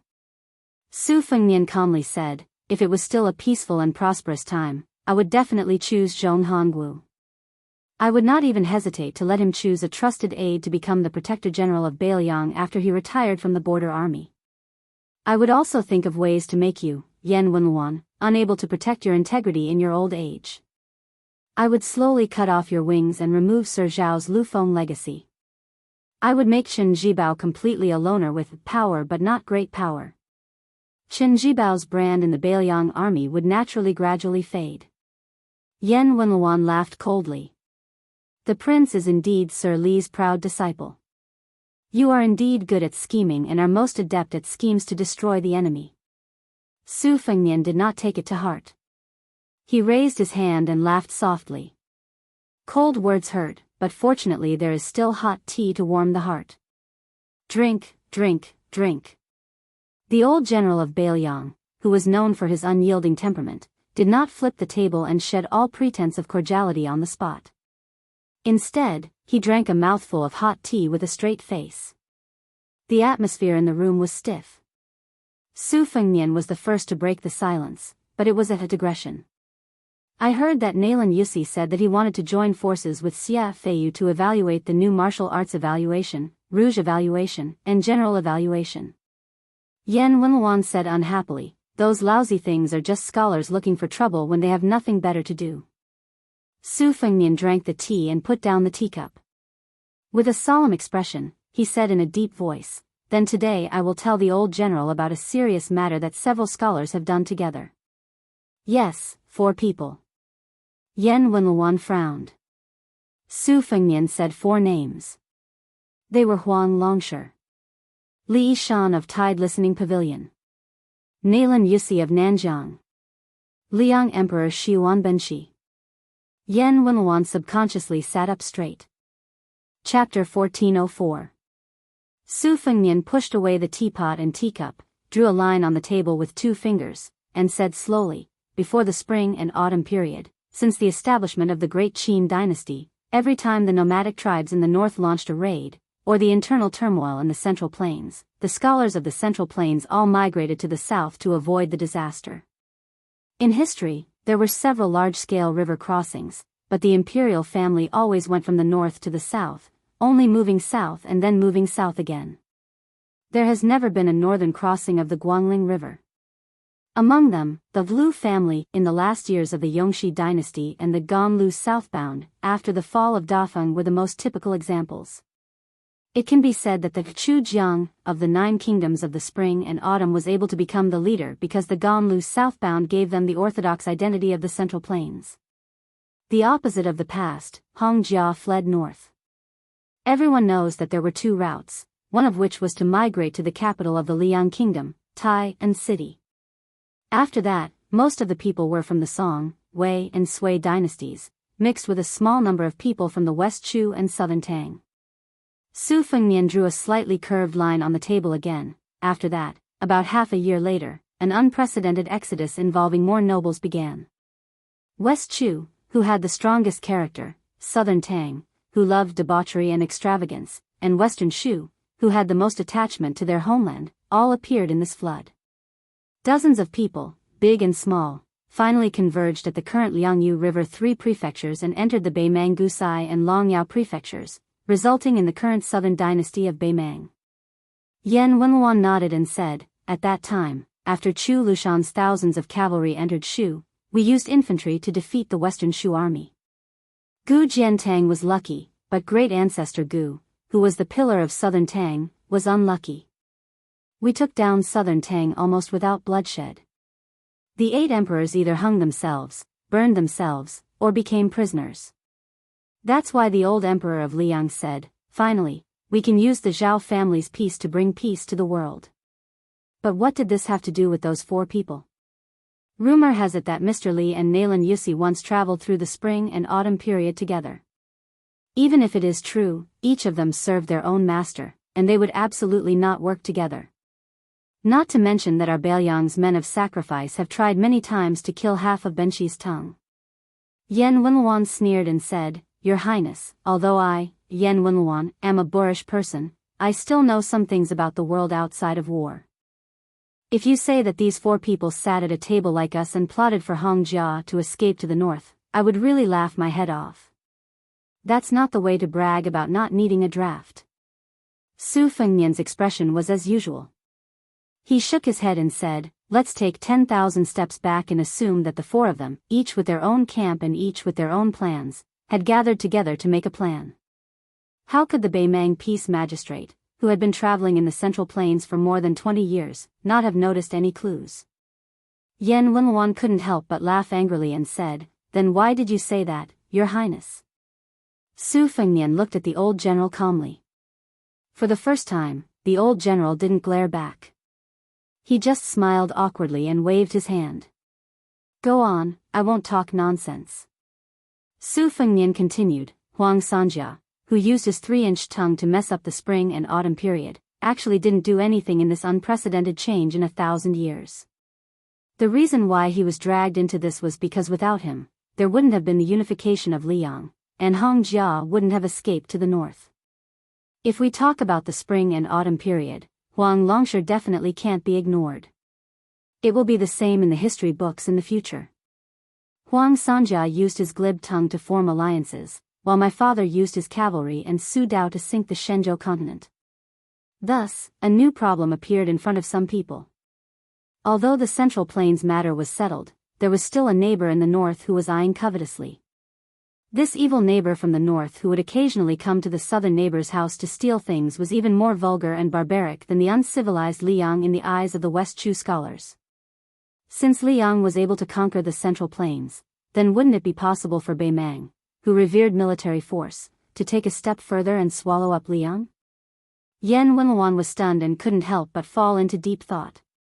He was only a martial artist who led troops into battle. He really hadn't considered this difficult problem. When the great general was alive, almost all of the Bailiang people, including Yan Wenluan, had a strong sense of self-confidence. That was, with the 300,000 Bailiang border troops, the Beimang barbarians could forget about taking a single step south into the Central Plains. What reason did this need? No need. After the great general passed away, it was not long before the million-strong army of the northern barbarians came knocking on the border. Yan Wenluan didn't have much time to think about it. As for Hongjia running north, who would care about such an old matter? Su Fengnian paused for a long time, as if he was thinking about how to phrase it. When Yen Wenluan looked over with an inquisitive expression, he said, "My master was never willing to mention Nalan Yusi, who was also a strategist. But it's true that he was an old acquaintance with this person. My master didn't tell me about this plan when he was still alive. I discovered it myself from clues." Chen Shiliang was on the top floor of the Tide Listening Pavilion looking through his handwritten notes. At the end of last year, he sent a secret letter to Mount Qingliang, which confirmed my guess. I can conclude that my master must have thought of setting up this big plan at the beginning. The initial idea probably occurred at the end of the Battle of the Western Fortress. Conquering West Chu was equivalent to cleaning up the mess that Huang Sanjia had created. I guess that when he accompanied Su Shao north to the capital, he might have met Nalan Yusi, who was traveling north with Zhao Bing, the Prince of Yanqi. It's also possible that the two of them didn't meet at all, but they had a very secretive exchange of letters. Old General Mu should have more or less known about what happened later. Su Shao, who had lost soldiers and generals in West Chu, had just become the king of Bailiang in the imperial court when he announced that he would wash the Guangling River with blood before conquering the northwest. He wanted the corpses of West Chu scholars to block the mouth of the river. Not long after, Zhao Bing also became the Prince of Yanqi, who had the widest territory. Moreover, very soon, there was the shocking tragedy of the remnants of the Southern Tang's army killing the 3,000 soldiers left behind in Liang. The grievous news was urgently transmitted to the capital from 800 li away. At that time, Zhao Bing's mood must have been very bad, because according to his military achievements, he should have been bestowed with the richest Guangling road in the world. There was simply no place for Zhao Yi. As a result, the southern border gave him a show of strength, which was tantamount to pouring oil on the fire. Among the vassals, Zhao Bing, who was the most bloodthirsty, should have been furious. According to common sense, there was a rumor in the unofficial history that Zhao Bing chopped down a cypress tree with a saber, swearing to kill all the young men of the Southern Tang. Yen Wenluan made a sound of agreement. This matter is indeed true. At the time, the great general even told us about it as a joke. The old man suddenly made a sound of surprise. But if I remember correctly, at that time, when the old emperor was rewarding meritorious officials, the great general squeezed out Gu Jiantang to become the king of Bailiang. No one dared to say anything. Gu Jiantang could only be the minister of war who stayed in the capital. He could only fiddle with that tattered Gu hut under the noses of the two emperors. What was the saying? Su Fengnian smiled and said, "Chatting with the emperor?"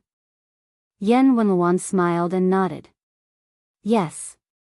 Then Yen Wenluan returned to the topic and said, "But at first, the imperial court intended to let Zhao Bing be the king of Huainan. Not to mention the distant southern border where the emperor was, even the king of Jing'an could not be. He could only be the king of Huainan, helping the Zhao family in Liang to keep an eye on the great general. Zhao Bing was certainly not happy, so he asked to go to the Tu Liao to be the king of Jiaodong. The great general later told us that Zhao Bing had a private chat with the old emperor. He said that he was not willing to eat the dust behind the great general and wanted to go to the Tu Liao to fight the Beimang barbarians. He said that even if Zhao Bing were to die, he would die on the back of a horse. But the result was unexpected. Zhao Bing became the king of Yen. Although he was not as good as Zhao Duan's brother, Zhao Yi, he was still much better than the king of Huainan, Zhao Ying, who had been oppressed for most of his life. Yen Wenluan patted her knee heavily and said in a deep voice, "In this way, it makes sense. If you want to drive away the remnants of the spring and autumn period and force them to cross the Guangling River, you have to force Shu, Chu, and Tang, who should be the most unwilling to leave their homeland. Especially those aristocratic families with 100 years of country, 1,000 years of family. They will not be willing to be homeless dogs after the fall of their country. Your Highness, in this, it was Yuan Benshi, the fourth counselor who later became the teacher of the Emperor of Liang, who contributed and did something, right? What, did Mr. Li really have an unknown relationship with this person?" Su Fengnian shook his head and said, "No. Yuan Benshi was just plotting for the Zhao family." Yen Wenluan imperceptibly turned into a child who was seeking advice from a teacher. She asked curiously, "Your Highness, what do you mean?" However, Su Fengnian was distracted. Yan Wenluan was somewhat helpless. The old man did not have the face to ask again. Moreover, even if Su Fengnian did not say anything, she, Yan Wenluan, could not think for herself. Then, the old man seriously pondered for a moment and suddenly said loudly, after rushing for so long, "Just drinking tea is boring. It's not enough. Your Highness, would you like some wine?" Su Fengnian smiled and got up to get the wine. When he returned to the study with 2 pots of green ant wine, Yan Wenluan could not wait to open a pot and drank 3 mouthfuls in succession before stopping. She wiped her mouth and said with a smile, "Your Highness said that Yuan Benshi was plotting for the Emperor of Zhao family. Does it mean that Yuan Benshi was not at ease with those deep-rooted maggots in the 8 kingdoms?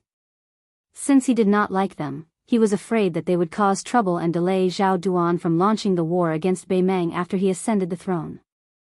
He was worried that these remnants would stab him in the back, so he simply drove them out. This is the same logic as the scholars of Liang having to be officials in foreign lands." Yan Wenluan, who had finally thought of this step, began to doubt herself very quickly. She had no choice but to ask again, but Yuan Benshi was willing to let so many so-called noble clans go to Beimeng in one go?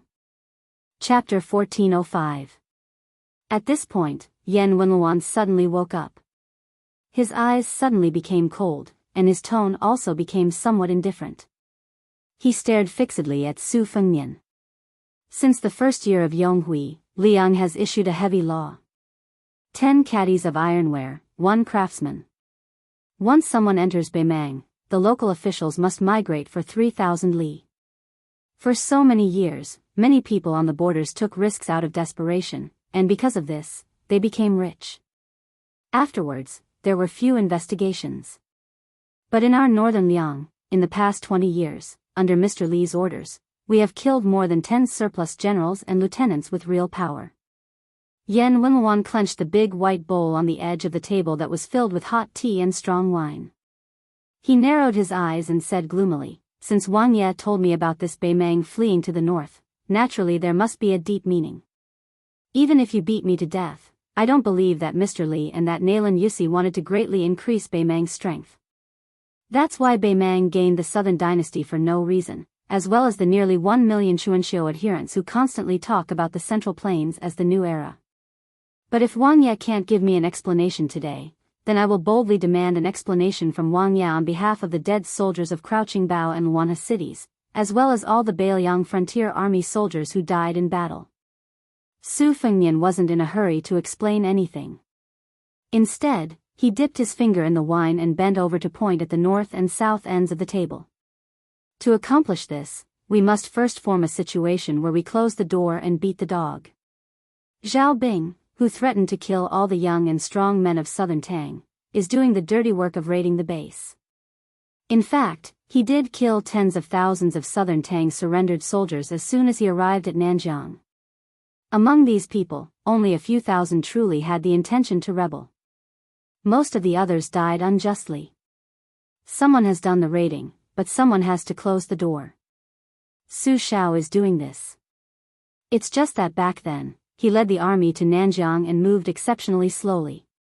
Yuan Benshi, who felt that he was tricked by my master and Nailan Yusi, was trying to mend the pen after the sheep is lost. Like you, Yuan Benshi hoped that those influential families would die under the tree, so that they wouldn't affect his primary task of assisting Zhao Dun in the war against Beimeng. However, Yuan Benshi also didn't want Su Shao to rush north in the latter half of the year and actually go straight to his archenemy Beimeng. His original intention was for Su Zhao's army to speed up and block the northwest gate before that, so that this flock of cattle and sheep to be slaughtered could be driven back to the capital region and stay with the flood of northern Tang's army. Therefore, the imperial court ordered Gu Jintang's trusted general, Kai Nan, to rush west. However, at that time, neither Su Shao nor the Ji province's Han family stopped him for their own reasons. As a result, Kai Nan, who didn't have many cavalry troops at that time, didn't succeed. After that, Li Yang didn't dare to do anything to Su Shao, but you, the Han family, can't take care of him? Therefore, the imperial court quickly executed the entire Han family. Back then, a fish escaped the net and became a loyal martyr. It was just a matter of an imperial edict. Back then, Zhang Julu presided over this matter because he truly wanted to exterminate the Han family. However, to say that he was influenced by his master and killed people out of personal grudges is to underestimate him. After Su Fengnian raised the wine pot, he didn't drink. The reason why Yuan Benshi didn't pursue this matter is very simple. After several major battles, Li Yang lost one battle after another, and the Zhao family's elite suffered heavy losses. Then, he suddenly discovered that Bei Mang was busy digesting the southern court and wanted to finish it off in one fell swoop in a few years. This allowed the Liang imperial court, which was under Zhao Dun's rule, to take a breather and work hard bit by bit. In addition, Yuan Benshi didn't think that in the future, Li Yang would lose to Bei Mang in a competition of national strength. Hong Jia's northward journey gradually became a rotten debt that no one cared about. The Liang imperial court didn't dare to make a sound because this was the only reverse scale that Zhao Dun, who was known for his open-mindedness and magnanimity, couldn't touch. Yan Wenluan, who was about to throw her bowl and fall out with him, frowned and asked, "So you're saying that the northward journey was a burden to Bei Mang?" Yan Wenluan quickly shook her head and said, "No." Although the remnants of the spring and autumn period did weaken Bei Mang's martial spirit to a certain extent, to that old woman, accepting these people had far more advantages than disadvantages. Now that they were attacking Gourd Mouth in Yuzhou and Huda City in Liangzhou, this point was already proven. Their method of attacking cities was no different from that of the Central Plains. Taking Gourd Mouth as an example, that vanguard general Zhong Tan even had the leisure to train his troops when he attacked Crouching Bao City and Luanhe City. On the surface, he only attacked one side of the city with the Crouching Bao City. On the surface, it looked no different from children playing house. But soon, when he attacked Luanhe City, he began to try to encircle 3 and block 1. Even after he broke through the city, he was so cruel to both the enemy and himself that he intentionally fought in the alleys to enter the city. Now that they were attacking Xiaoguang City, the Bei Mang infantrymen were becoming more and more skilled, and the number of casualties on the local battlefield had sharply decreased. They were already so careful in attacking Beiliang. In the future, if Bei Mang really had the opportunity to attack those cities in the Central Plains, who else could defend those cities other than Western Shu and the two Liao provinces? The army of King Zhaobing of Yan? If the northern barbarians attacked all the way to Nanjiang, would there still be any meaning? Even if we don't talk about the battlefield, that Taiping order had already prepared a plan for how to quickly fill in a large number of skilled civil officials after Beiliang was taken. This would stabilize the rear defense and allow Bei Mang's cavalry to advance south without any worries. If this were 20 years ago, even if Bei Mang dared to think about it, it would never have been able to do it. Su Fengnian smiled and asked, "Old General, have you ever wondered why Su Shao and Li Yishan didn't oppose me going to Bei Mang at all, and instead supported me?" Yan Wenluan's expression was still gloomy, but there was no longer any trace of the murderous intent from before. She gently shook her head. Su Fengnian looked out the window at the sky that was beginning to brighten. He slowly put down the wine pot and said softly, "Old General, wait patiently. Back then, when I went to Bei Mang alone, it was only to pass on a message to some people. It was very risky, wasn't it?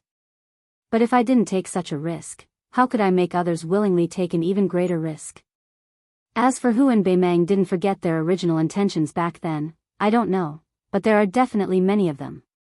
If I didn't know, that old woman in Bei Mang and the Taiping order wouldn't be able to guess." Yan Wenluan was dumbstruck. Su Fengnian stood up and lowered his head to look at the table where the wine stains had long since disappeared. "Perhaps you'll ask, can those scholars be trusted?" Su Fengnian laughed to himself. "A few years ago, whoever dared to nod their head, I just took it as a joke. But of all the scholars in the world, just in the spring and autumn period that we've all experienced, there was Wang Mingyang who defended Xiangfan City to the death for 10 years, and Zhang Julu who brought about his own destruction." Yan Wenluan exhaled and said bitterly, "There was Wei Jingtang in Jizhou." In reality, in the spring and autumn period, there were quite a few scholars who were willing to die. Of course, I, Yan Wenluan, killed quite a few with my own hands. Su Fengnian walked to the window. Huang Sanjia once said that in this world, there will definitely be more and more people who can read and write. The general trend is also unstoppable. The hearts of the people are no longer what they used to be, and public morals are deteriorating day by day. But just because you've read and know how to read, you can't become a scholar, like Huang Sanjia said. Su Fengnian stretched out his hand and slowly clenched it into a fist. The more you know, the more you hold, the less you revere. This is human nature. A few years ago, His Royal Highness who didn't practice the saber again dared to be disrespectful to the Celestials. The mind is restless, the mind is restless. Taoism has the warning of the mind is restless, the mind is restless. Buddhism also has the saying, control the mind is restless. But the specific methods are too vague and vague. Reading and writing have always been a luxury for the common people, and they can't do it. Confucianism is very simple and clear. One word, propriety. Propriety is a framework, but it's actually more like a cage. The common people don't understand, but it doesn't matter. We set down very detailed rules, and you just have to follow. I think that one of the important reasons why Confucianism was able to stand out among the 100 schools of thought and eventually suppress the other schools is because of this. Of course, everyone likes to be free and unrestrained. Freedom is their nature. Under this kind of almost irreconcilable conflict, Confucianism and Moism had a huge disagreement. The Confucian sage had long since proposed that human nature is good. Later generations of sages constantly used various methods to subtly influence people. For example, when a child picked up a book, he had to memorize it, or else he would be beaten 300 times. In the end, this was the result of education. But what's interesting is that the Taoist sage came out to interrupt. He said that the sage abandoned wisdom, and the common people benefited 100 times. Abandoned benevolence, and the common people returned to filial piety. Who is right and who is wrong? Perhaps there is no right or wrong. Huang Sanjia destroyed the spring and autumn period. What he did was only to give the people of the world an opportunity to have a choice called freedom earlier. And Zhang Julu, a scholar who had been a tailor for Li Yang for a full 20 years, used his own death to sow a framework in advance for this freedom of the later generations that he had behind the back of the Zhao family. Perhaps Zhang Julu's efforts were futile and meaningless, but since he could think of it and do it, then he would do it. This is Zhang Julu. I, Su Fengnian, can't do it. You, Yan Wenluan, can't do it. Those famous ministers of Spring of Eternal Hui can't do it. Even Tantanan and Qi Yanglong can't do it. In fact, other than him, no one can do it. Perhaps Huang Sanjia, who had no other choice but to scourge the people of the world with his 3-inch tongue, didn't say to us, know me, sin me. Only the spring and autumn period. The former Grand Secretary Zhang Julu, who didn't have a single will or last words, should have smiled and left behind a sentence for the later generations who treated him like a fool, you are not a fish. How can you know the bitterness and happiness of a fish? Yan Wenluan carried a wine pot and stood beside Su Fengnian. This was his first time listening to Su Fengnian's long-winded speech. When this young man was killing people in Lingzhou and Yuzhou, he wasn't this long-winded. But Yan Wenluan wasn't annoyed at all. Yan Wenluan put one hand behind his back and poured wine into his mouth with the other. After drinking it all, he shook the wine pot and asked, then what about Mr. Li? When Yan Wenluan turned his head, he saw the young man smile and point his finger to the north. Su Fengnian's face had a charm that a crude martial artist like Yan Wenluan was destined not to have. Chapter 1406. Don't people say that my master is vicious and merciless, and that he likes to exterminate people? Hong Jia went north because he exterminated the potential scholars in the Central Plains, and then he went to Beiliang. Those 100,000 refugees were just a small part of his plan.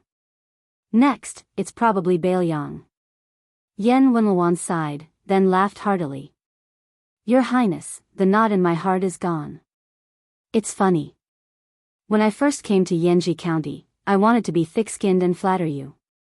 You and Yul Wandao fought beautifully in those battles outside the gourd. The establishment of no retreat camp boosted the morale of the entire Yuzhou. I didn't expect things to change. Just now, I almost wanted to flip the table and beat you up. Of course, the end result would be me being casually beaten up by you. Although your highness didn't make it clear, I, Yen Wenluan, believe in the great general and Sir Li. After confirming this, I also understand why Sir Li didn't look favorably on Qin Jibao from the beginning.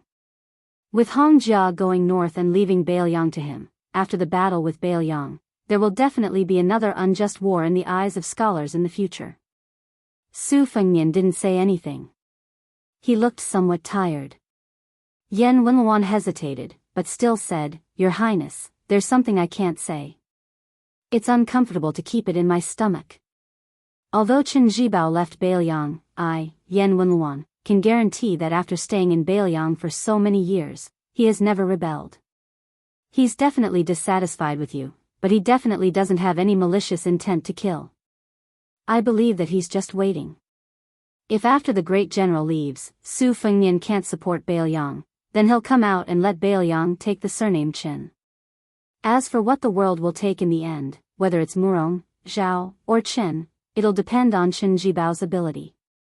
Su Fengnian smiled. I know. Yen Wenluan asked softly, Really? Su Fengnian turned his head. Then I don't know. Yen Wenluan laughed heartily. Looks like you really do know. It's Yen Wenluan who gauged the heart of a gentleman with her own mean measure. Su Fengnian laughed along with him. Isn't it just scolding people? Yen Wenluan was startled at first, but after thinking for a while, the smile in her single eye became even brighter. However, she deliberately said helplessly, The eloquence of a scholar is indeed impressive. I have no choice but to be impressed. In the end, the commander of Bailiang's infantry rushed over and cupped his fists. Your Highness, let's go. Like what we said when we met in Yuzhou province, if there's a chance, even if I, Yen Wenluan, am lying in a coffin, I will also be carried to the palace of Beimang. Without waiting for Su Fengnian to say anything, the old man turned and strode away. When he passed by the table, he stopped and shouted, Catch it. He picked up the wine pot and threw it to Su Fengnian. Just treat it as this general treating Wang Ye to a drink. Su Fengnian raised his hand to catch the wine pot. Looking at the figure that had already crossed the threshold, he was astonished and muttered to himself, There's actually a guest who uses the host's wine to treat others to a meal? Yen Wenluan strode down the corridor. At that time, the old man had wanted to say, I believe in you, Su Fengnian, after, I believe in the great general, I believe in Mr. Li, but at that time, he held himself back. Now, he was muttering to himself, Great general, fighting a war like this is interesting. Just like when I followed the grand general in the past, I'm not afraid of anything but death. Su Fengnian, who hadn't drunk a single drop of wine from beginning to end, sat back in his seat with a somewhat solemn expression.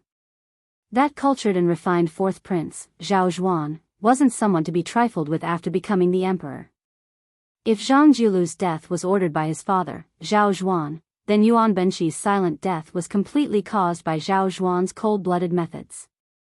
However, Su Fengnian wasn't surprised by this. Which of the three emperors of the Zhao clan wasn't an expert in cooking the hound after the rabbit had been caught? The reason why this prince of Liyang, who had just ascended to the dragon throne, secretly opened the door to Ji City was not because he had nothing better to do than to give the two generals of Beimang some military exploits.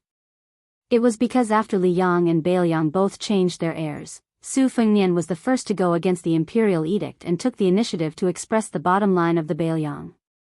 After Zhao Zhuan ascended to the throne, he quickly returned the favor by using the incident where Yu province's 10,000 cavalrymen invaded Ji City, telling Su Fengnian that the bottom line of the Liang imperial court was not low either. Meanwhile, after Yuan Tingshan lost Silver Sparrow City, he atoned for his crime with military exploits. Like his father, Zhao Zhuan, who paid close attention to the military affairs of Ji City, Su Fengnian had just received intelligence that apart from the Ji City cavalry, the man who had transformed from Mad Dog Yuan to General Yuan also brought along more than 7,000 elite cavalrymen that were given to him by one of his two fathers-in-law, the head of the Yanbao clan. They waited patiently for the opportunity to strike, and defeated the 8,000 cavalrymen of Beimang, Great Ru Shiwei and Wang Jingchong. The report of victory that was delivered to Tai and City stated, we lost less than 3,000 men, but we beheaded more than 10,000 enemies. Naturally, Su Fengnian knew very well that the 2,000 cavalrymen of Yan Baoli family that had been accumulated by generations of Yan Baoli family was definitely not included in the 3,000 casualties. However, after this battle, Zhao Zhuan, who had just ascended to the throne, would surely be pleased.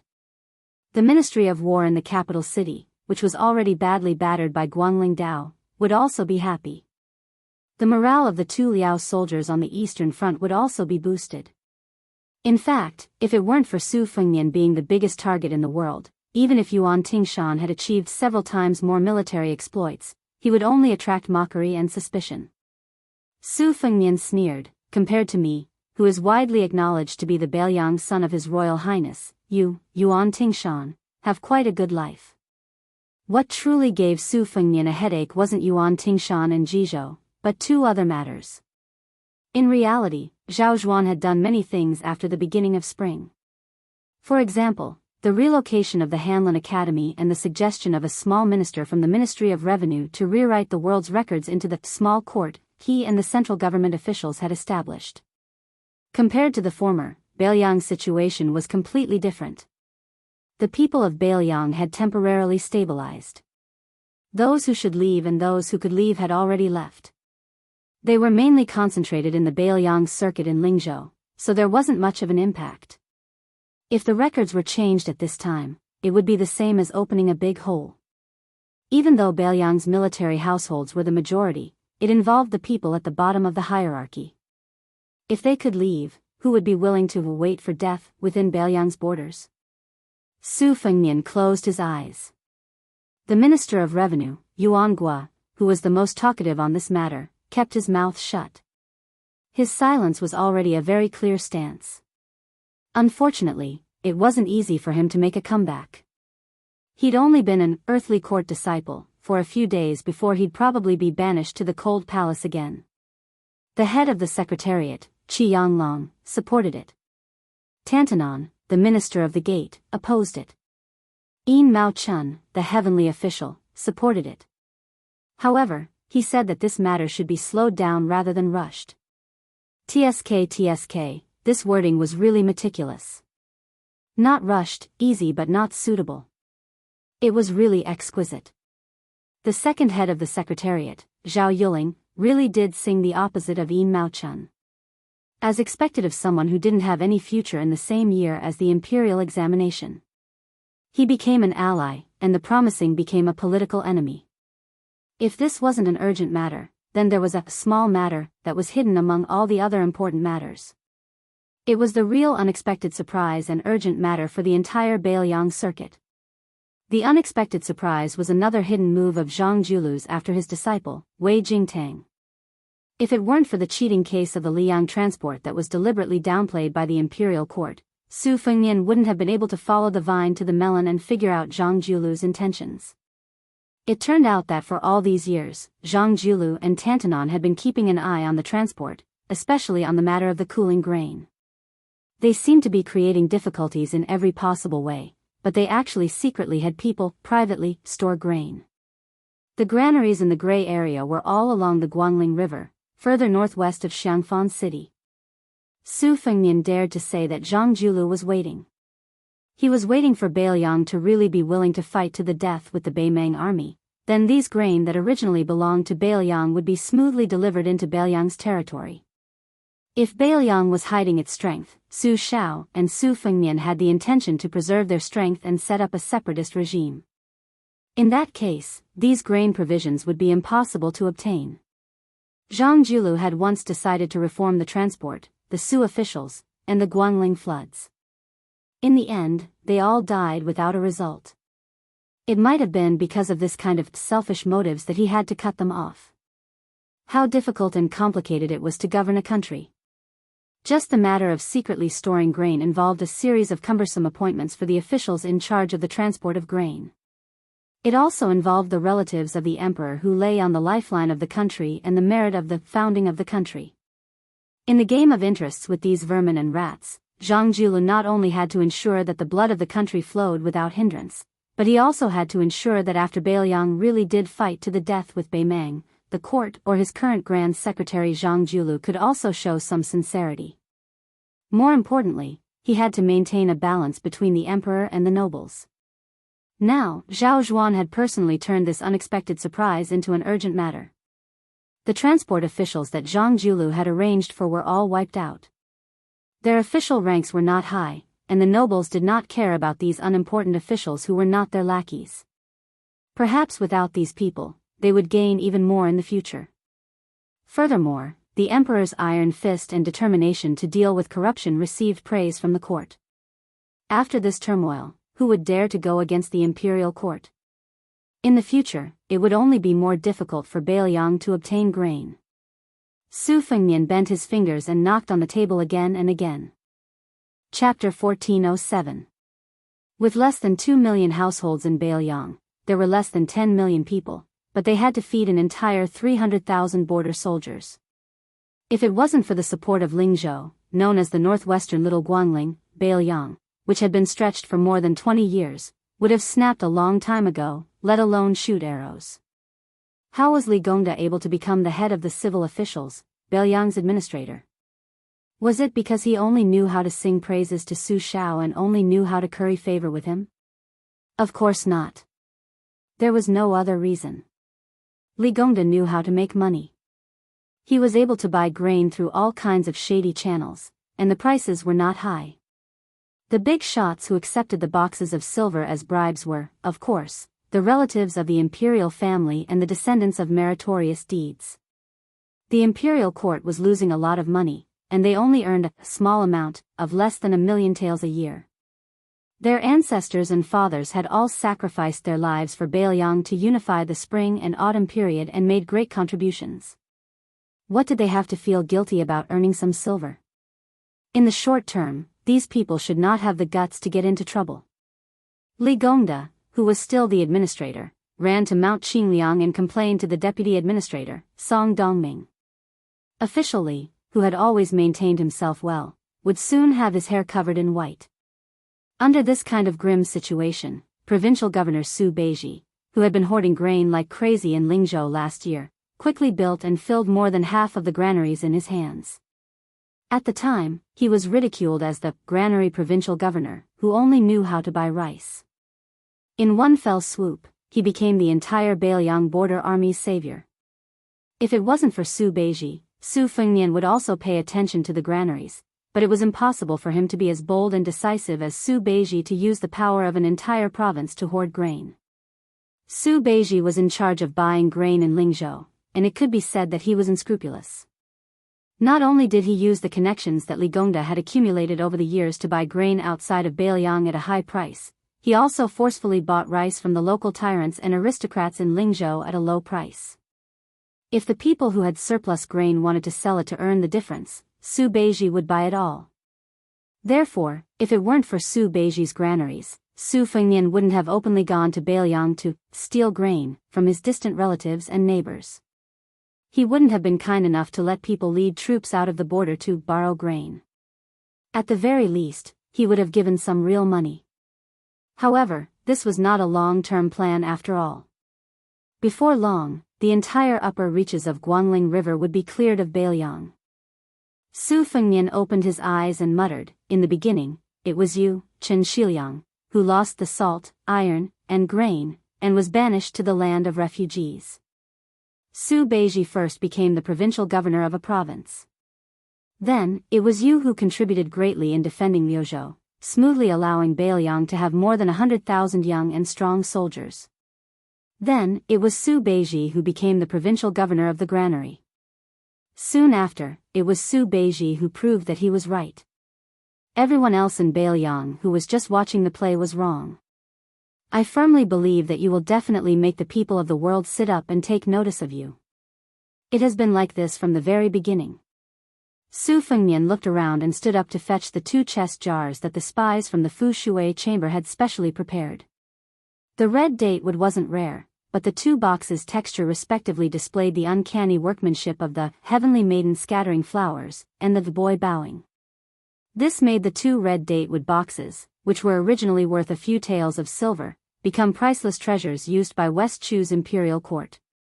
They had been distributed to the common people after the fall of West Chu.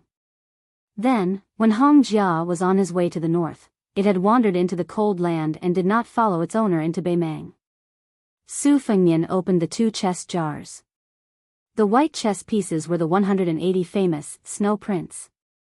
There were more than 20 intricate patterns on the chess pieces. The black chess pieces were the dark green fish brain jelly with a clear luster. Su Fengnian sat upright and still. He picked up a black and white chess piece and knocked it on the table that didn't have a chessboard. Then, as if he was about to start a game with someone, he placed the white chess jars across from him and softly said, "Master, Su Beiji and Qin Shiliang didn't disappoint you." Su Fengnian looked at the table that seemed even more empty with the addition of the 2 chess pieces. He was in a daze. Finally, he raised his head and looked at the empty table across from him. He didn't say anything. The sky outside the window was blue and white, and the room was no longer dark. The dark clouds had dispersed and threads of light shone in, clearly illuminating the dust that was usually invisible to the naked eye. In this room where there was only Su Fengnian, the chess pieces flew as if they were flying. As the pieces were placed, starting with the 3 words, Su Fengnian, one name after another came out of his mouth. There were names from Beiliang, Beimang, and Liyang. There were dead people, and living people. Some were famous, some were rising, and some were nameless. When he mentioned Lu Su, Su Fengnian paused and said, under Qi Yanglong's suggestion, Zhao Zhuan opened the 6 academies and added 6 more academicians after the 6 academicians in the palace hall. After making an exception for the old master of the Han family, he took advantage of the momentum to open the way for martial artists to use the word Wu as their title. This was to appease the civil officials, and at the same time to divide the power of the 6 ministries. During this time, it was said that the son of the Zhao family intended to disgust the king of Jing, and you assisted, Zhao Sun. He summoned you to the capital to enter one of the 6 academies, the Hongwen Academy. Do you want to go? Will Zhao Sun be willing to let you go? Even if Zhao Sun can continue to bear the humiliation and have no choice but to let you leave Xiangfan City in Qingzhou alive, what price will you have to pay? Su Fengnian suddenly smiled and said, since it's difficult for you, and even more difficult for Zhao Sun, then I'll be a good person. Su Fengnian didn't turn his head, but he raised his voice and said, Mi Fengjie, Fan Shaochai, the 2 of you go to Xiangfan City and invite Lu Su to Beiliang. If he doesn't want to, then take him. Su Fengnian quickly sighed and said self-deprecatingly, forget it. If Lu Su really doesn't want to come to Beiliang, then send him to a place where he won't have to worry about Zhao Go. Su Fengnian looked across the table and said in a low voice, I'm really bad at gambling, and I'm soft-hearted. Fortunately, after so many years, Su Xiao has often been lectured by you like this.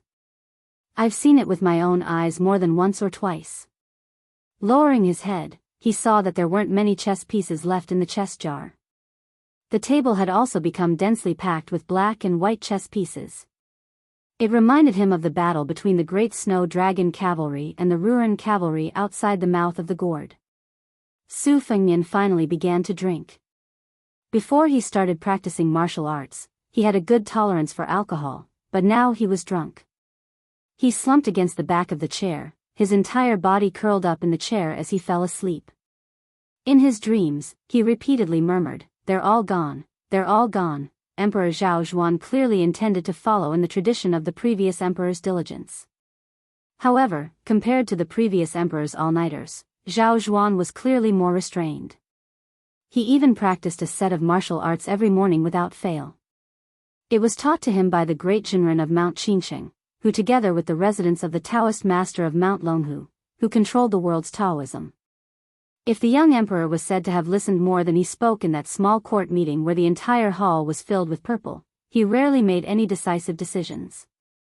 Now, he was slowly beginning to possess the bearing of an emperor. Other than Qi Yanglong, Huan Wen, and a few other old people, even Zhao Yuling, who had been in charge of the Minister of Personnel for many years, was clearly beginning to feel nervous. The re-examination of the world's editions, the deliberation of the candidates for the 6 academies, the promotion and demotion of former subordinates of the Ministry of Personnel, one after another, forced Zhao Yuling to brace himself to deal with it.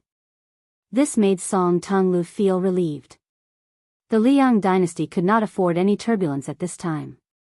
If there were any signs of bullying in the center of the imperial court during the sensitive time when Liang and Liang were fighting on two fronts, even if Song Tonglu knew that he would be labeled as a eunuch interfering in politics, he would still blow a cold wind at some people who were qualified to participate in the small court meeting. Perhaps the heavens really did bless Liang.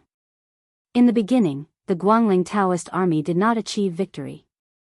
Two old generals who were placed high hopes on by the imperial court, one died in battle and the other was caught like a turtle in a jar and became a laughingstock. Both of them lost to young people who were almost old enough to be their grandchildren. Fortunately, the Guangling Prince Zhao Yi's trusted general named Song Li was not only a blessing general for the emperor's uncle, but also a blessing general for the entire Liang. He quickly recovered all the lost land on the eastern front of Guangling, making those remnants of West Chu, who dared to clamor all the way north to the capital, immediately lose their arrogance. On the northwest side, everyone in the imperial court was saying that Beiliang's Beiliang cavalry was just an embroidered pillow that could not withstand a single blow. Fortunately, the Jizhou general Yuan Tingshan turned the tide and completely defeated the two Beimang cavalry of more than 10,000. In comparison, who in the world did not curse the good-for-nothing Beiliang frontier army and the trembling Su Fengnian who was always hiding somewhere? Chapter 1408. Song Tonglu naturally knew many secrets that even the assistant ministers of the six ministries should not know. For example, Beimang's infantry had paid a heavy price to break through two small cities outside Yuzhou Pass, the fall of Calabash Pass, and the appearance of Su Fengnian's Yuzhou cavalry. Even the Great Snow Dragon cavalry had entered the battlefield. However, these secrets should be kept to the grave. Song Tonglu also knew an interesting thing, that he had to grit his teeth even more. The current emperor liked to collect jade dolls, which were sculpted from various materials. They were detailed and lifelike, ranging from 1 inch to 4 inches, with 3 different heights between each inch. There were a total of 9 grades. Because of Song Li's illustrious military exploits that everyone in the capital knew about, the 2 cun tall jade statue, Song Li, stood on a table in a secluded study of the emperor. After Yuan Tingshan's military exploits, he jumped from 1.6 cun to 3 cun tall. There were relatively new jade figurines, such as Sun Yin, who had argued with the group of Confucians during the Imperial College's martial arts exhibition, Fan Zhongho, who had recently entered the capital, and Gao Tingshu, who was extremely eye-catching on the border of the Ministry of War. Yesterday, when Song Tonglu walked into the small study that only he, the head of the ceremony directorate, and 2 eunuchs on duty, entered, he found a brand new jade figurine. Even though there was no one in the room at the time, Song Tonglu, who was the head of the eunuchs, only dared to sneak a glance. He found that it was an extremely young stranger. Moreover, it was very different from the other jade figurines. This person had his eyes closed in concentration, like a blind man. Before Song Tonglu left the room, he had guessed the identity of this person. It was a blind chess player who, at his lowest, had no choice but to gamble in the shabby alleys of Qingzhou to make a living. It was a person who had no record in the Ministry of Appointments, Lu Su. There was no court meeting today.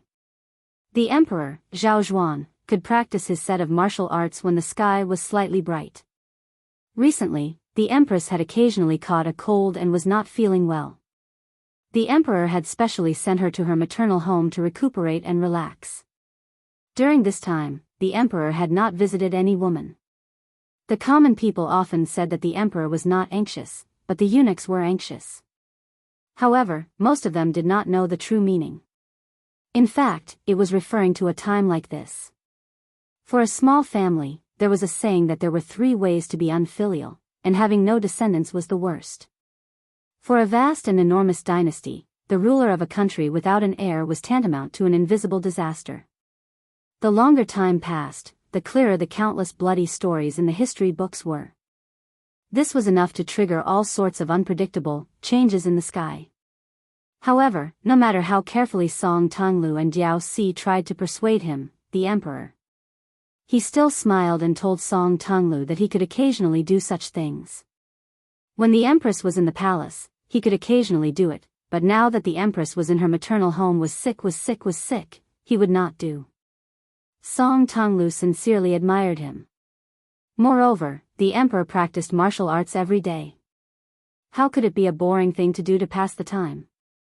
Song Tonglu believed that the world would not believe that the current emperor, from the moment he ascended the throne, had already begun to prepare to become the longest reigning ruler of Liang. The emperor of Liang, the emperor of Zhao, had sat on the dragon throne for 34 years. However, that person only ascended the throne at the age of 35. Song Tonglu believed that it would not be difficult for the current emperor to do it. After Zhao Zhuan finished practicing his martial arts, he began to walk in small circles.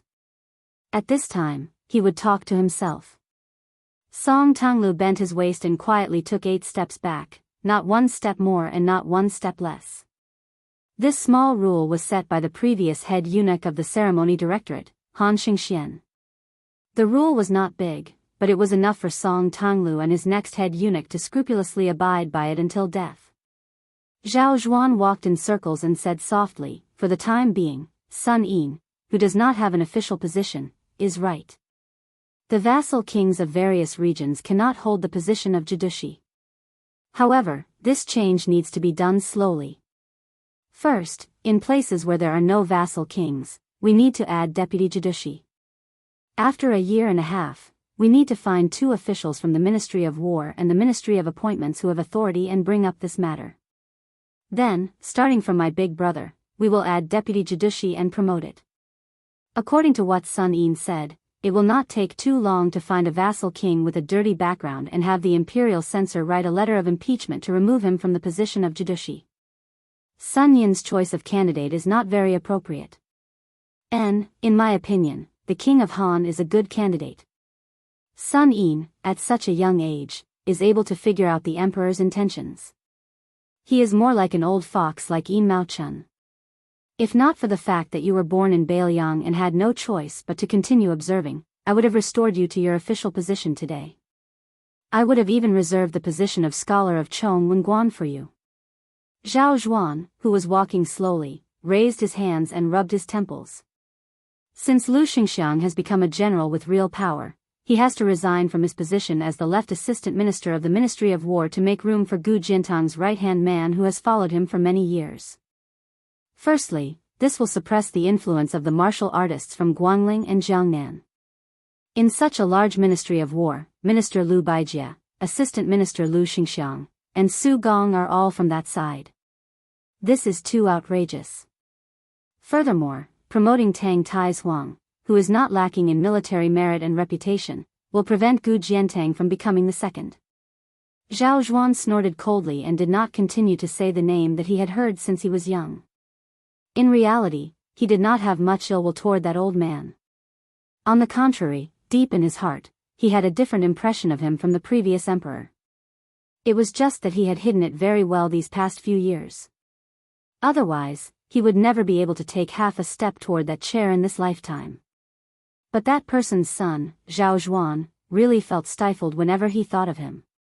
At this moment, he began to truly understand the previous emperor. There were 2 people from the previous generation, one was the ruler and the other was the subject. One was surnamed Zhao and the other was surnamed Su. The 2 young people of this generation were cut from the same cloth. Zhao Zhuan pressed his fingers against his temples and stopped walking. His voice was extremely soft as he laughed. "The world is both envious and jealous of your surname, so they like to scold you.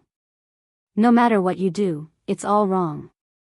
It seems like no one dares to scold me.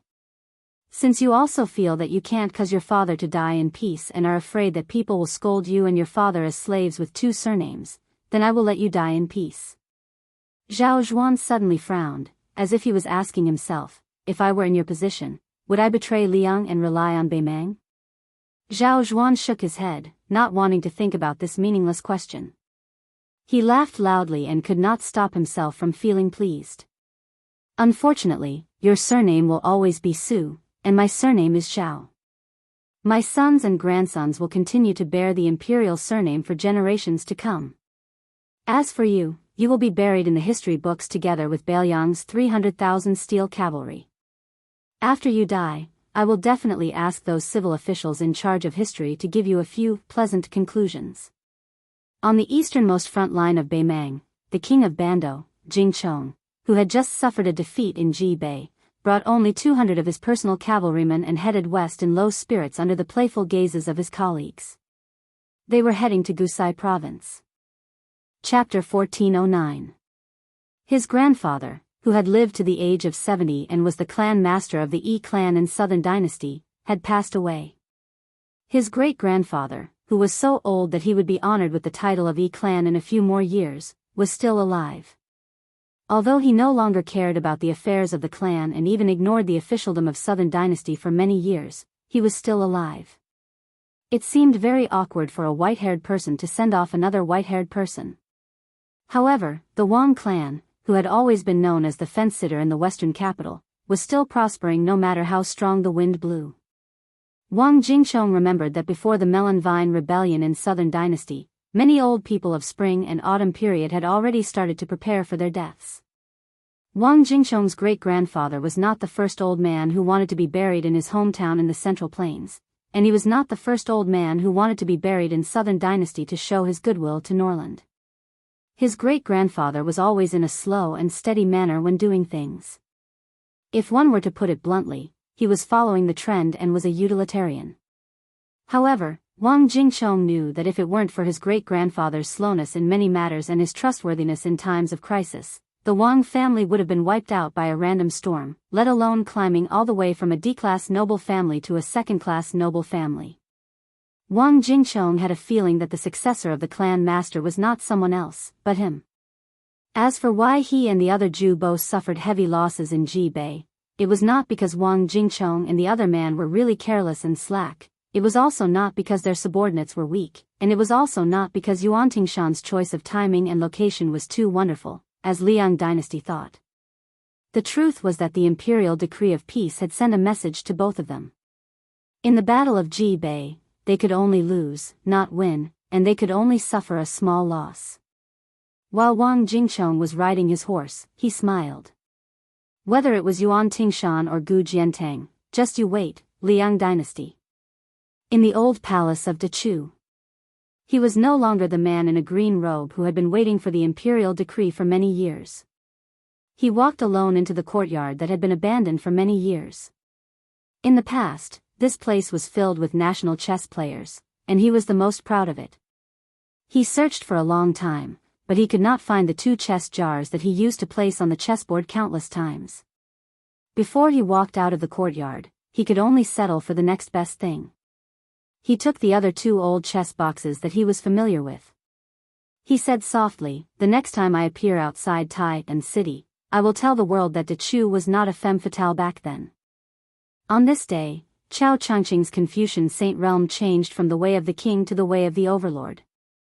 In the eyes of outsiders, Nanjiang was a barren land with raging miasma. Since the founding of the Great Qin dynasty, it had always been regarded as a dangerous path to be an official. The emperor liked to demote those officials who were disobedient but could not be killed here. Zhao Bing, who was lucky enough to come here to be the king of Yanqi instead of the king of Huainan, had guarded the border conscientiously for so many years. He had strictly abided by the rules of the suzerain vassal state and never complained. Even his eldest son, His Royal Highness, and other sons had never spread any absurd acts in the north. This was enough to win sympathy. In addition, Zhao Bing had always been kind to the officials in his jurisdiction. Many civil officials who came here with the heart of death but returned to the north alive all admired Zhao Bing greatly. Occasionally, there were scholars in Jiangnan who made jokes about Zhao Bing and Nailan Yusi's homosexuality, but Zhao Bing did not show any anger or shame. If it were not for the disappointment of His Royal Highness Zhao Zhu, who had a good reputation, perhaps more people would be close to Nanjiang.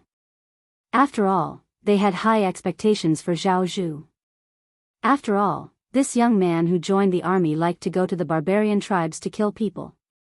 Compared with the heroic death of the king of Huainan Zhao Ying, it paled in comparison. Not to mention, there was also the rescue of the king of Jing'an, Zhao Sun, from thousands of miles away, which almost wiped out the whole army. Nailan Yusi had always been an existence that made people see flowers in the fog. Some people described him as a character that should only appear in novels. It was rumored that he was more beautiful than a married woman. He used his beauty and military strategy to enchant the king of Yanqi, Zhao Bing. That was why he was willing to stay in Nanjiang for 20 years.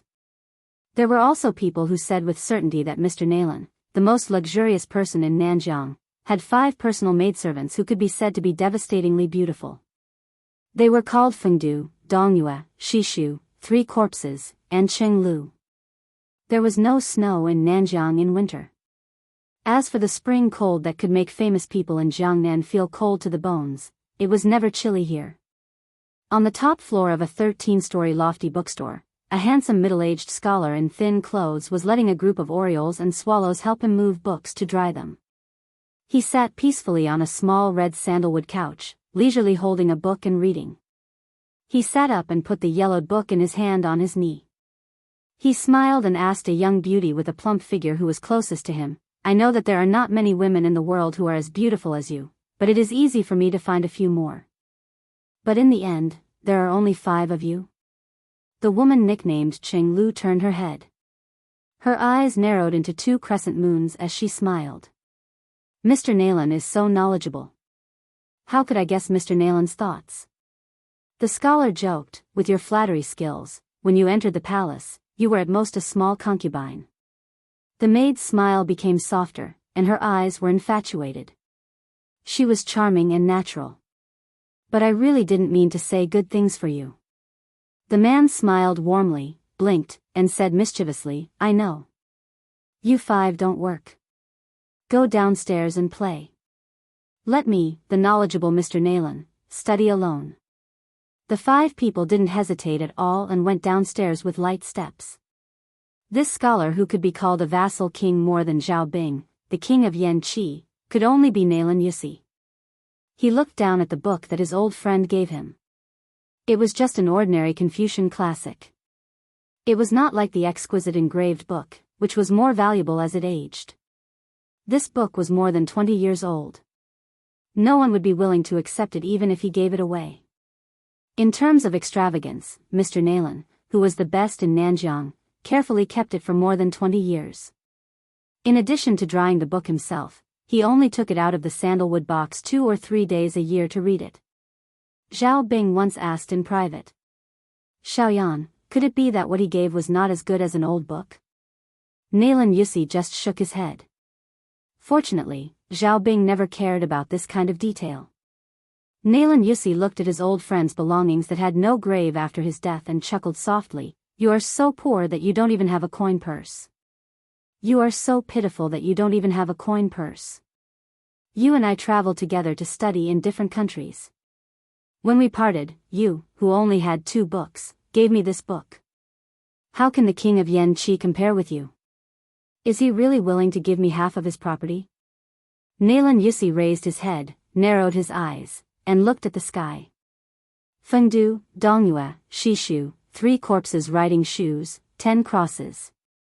This is all of our hard work. Over the years, there have been 3 confirmed dead people. There are 2 missing people.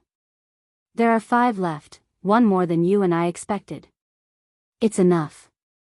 For these last 5 people, Zhao Bing killed tens of thousands of people in Nanjiang. Not to mention the refugees in Bailiang, nearly 10,000 people in the border army died." Nalan Yusi stretched out his hand to touch his forehead. His expression was extremely contradictory, as though he was sad and satisfied at the same time. He smiled softly and said, "You said that since there were wanderers, after hundreds of years of evolution, the wanderers no longer wandered and turned into aristocratic families, country, the word country in front and the word family in front. You were just a poor scholar at that time. You told me that you wanted to try and let the scholars in the world put the country before the family again. For this reason, you set up this trap. In the end, except for those 5 people, only I know about it in the world." The tall building towered into the clouds, and wind came from all directions. A gust of wind blew, and Nalan Yusi's hair was dazzled. The book on his knee made a slight rustling sound. Nalan Yusi closed his eyes and listened carefully to the sound of the pages turning. The corner of his mouth curled up. You once asked me seriously, one day, when you suddenly die, how will you fight against life and death? I once answered, life and death is a small matter, but a close friend is a big matter. Where my heart is at peace, there is a pure land and a lotus pond. The spring breeze turned the pages of the book. It was just like the dead person turning the pages of the book. Chapter 14:10. The earth paste was thick, and when spring thunder struck, all things would happen. It was drizzling, and it was close to dusk. On the official road connecting Yenji Prefecture and Bishan County, 3 horses galloped. They finally made it to Wool Street before dinner time. The 3 horses slowly traveled on the slightly muddy street and finally arrived at a secluded courtyard after a few turns. The 3 dismounted. Lu Yunzhang, who had the large frost saber on his back, had a suspicious look on his face. He didn't know why Udilong wanted to come to this godforsaken place. When his master said that they would return to Liangzhou, this guy's face fell. He went back to his room and delayed for a long time. Through the door, he said that he had eaten something bad and asked Lu Yunzhang to accompany his master. Lu Yunzhang was immediately amused. With Udilong's internal strength, even if he swallowed swords and knives, he wouldn't get sick. Lu Yunzhang teased him, could it be that you're pregnant? In the past, his eldest senior brother, who couldn't take a joke, would have used his fists to compare notes with him. This time, however, there was no reaction. Then, for some reason, his master said that they would go to Bishan County first. Udilong immediately became lively and ran to the stables. He then took the horse and mounted it in one go.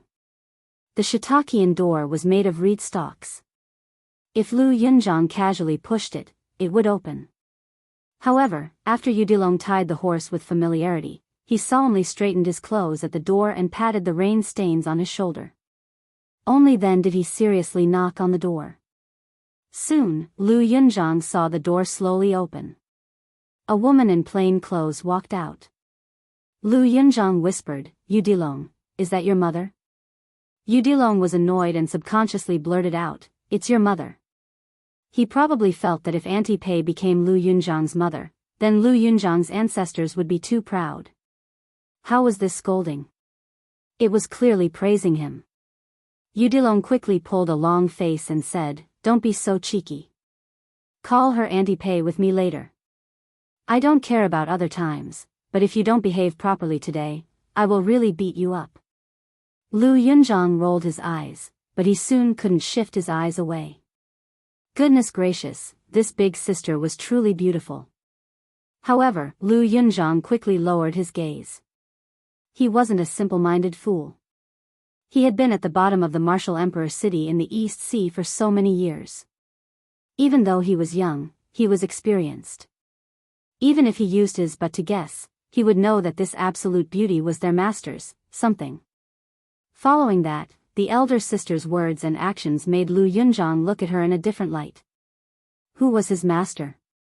Putting aside the fact that he was the most powerful vassal king in the Liang dynasty, he had obtained the title of the world's #1 expert after spending a few years in the martial world. Lu Yunzhang even heard that the purple-clothed Xinyuan, the only female martial world alliance chief in the past few hundred years, was only his master's follower. However, this woman behind the tattered wooden door wasn't in a hurry to remove the door bolt. She had a cold expression and glanced at Su Fengnian with a faint smile. It was better not to smile. Even Lu Yunzhang felt a mysterious killing intent when he looked at her. She then said, Yo, what a rare guest. Lu Yunzhang, who was in admiration, almost couldn't help but give her a thumbs up. He was thinking that this was definitely a heroine. Furthermore, she was a true heroine who didn't care about worldly affairs but had top-notch martial arts. Otherwise, who in the world would have the strength and courage to give his master the cold shoulder? Udilong held back his laughter, seemingly happy to see his master suffer. Su Fengnian coughed and waited for a moment.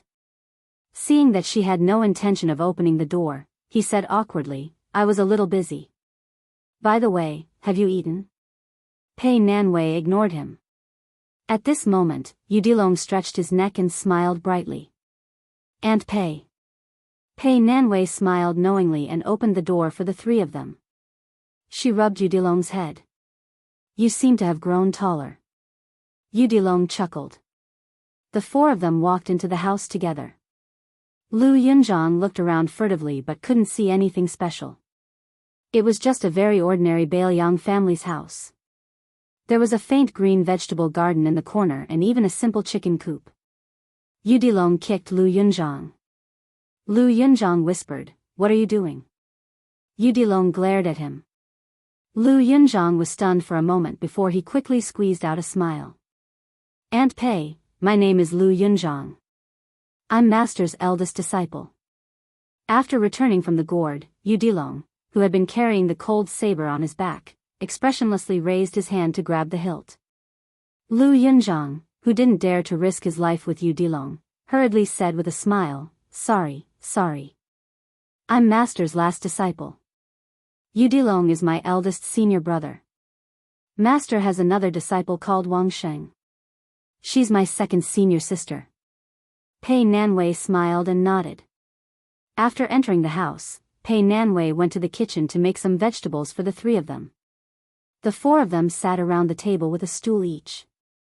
Su Fengnian slowly picked up his chopsticks. Pei Nanwei asked, "When are we leaving?" Su Fengnian smiled bitterly. "You're chasing me away just like that?" Pei Nanwei was silent for a moment. She suddenly frowned and said, "Aren't you still the registrar of Bishan County? How come you don't receive your salary?" "I went to the county office after the Lantern Festival. The household secretary said that you don't need to go to the office for roll call anymore. Later, I heard that the county magistrate and the county governor communicated and wanted to replace the registrar with a scholar from outside the county." Su Fengnian smiled. "It's not right to occupy the latrine but not take a shit. My salary is," realizing that Pei Nanwei was staring at him, Su Fengnian slapped his chopsticks and immediately changed his tune. He pretended to be angry and said, "Preposterous. Isn't this bullying? I'll find a chance to go to the county office to reason things out." Pei Nanwei said, "We'll go after dinner." Su Fengnian carefully asked, "There's no extra money at home?" Pei Nanwei said indifferently, "In order to live, who would complain about having more money?" Yudilong, who was born a poor child, had a deep expression on his face. He nodded and said, that's right. "Aunt Pei, you're right. In a moment, Master and I will go to the Bishan County office to ask for your salary. If you don't give it to us." Pei Nanwei smiled and said, "Speak properly. Don't fight." Yudilong nodded vigorously. He looked at Su Fengnian and said solemnly, "Master, in Bailiang, don't we get rewarded for military service? The money outside the gourd belongs to the big guys and doesn't count as mine. Why don't you give me 10 taels of silver in advance and I'll make up for it later on the battlefield? I'll leave the money with Aunt Pei first." Su Fengnian kicked his stupid disciple under the table. He smiled helplessly and said, "I don't have any money on me." Yudilong didn't give up and said, "Didn't we take 2 jars of chess pieces from the county capital? There's also a pawn shop on Lualu Street. I think they're quite valuable. Why don't you give me 40 or 50 pieces and I'll pawn them for 10 taels of silver first?" Su Fengnian touched his forehead and sighed softly. This little prodigal son, the 2 jujube wooden jars with 180 pieces each. Whether it was the frozen fish brain black chess piece or the snow white chess piece, in terms of material, not to mention 10 taels of silver, they wouldn't even be sold for 10 taels of gold. Moreover, this kind of antique was the same as collecting rare editions of books. It was very particular about whether one liked it or not. Moreover, this was the first imperial tribute of West Chu's palace. God knows if it was the favorite of some chess piece in the past. It was even possible that state preceptor Li Mibi or Chao Chongqing had used it to play chess with others. Pei Nanwei asked unhappily, "How old is he? How can he go to the battlefield to kill people?" Su Fengnian looked at her and said calmly, "He's my disciple." Yudilong was probably afraid that his master and Aunt Pei would quarrel because of him. He smiled and said, "Aunt Pei, it's fine. I'm from Bailiang. Since I know martial arts, it's only right for me to go to the battlefield and kill the barbarians. In the future, after I've paid off the big guy's debt and made contributions to the military, I'll send the money to you. Can you help me save it? When the time comes, Aunt Pei can use it as you please.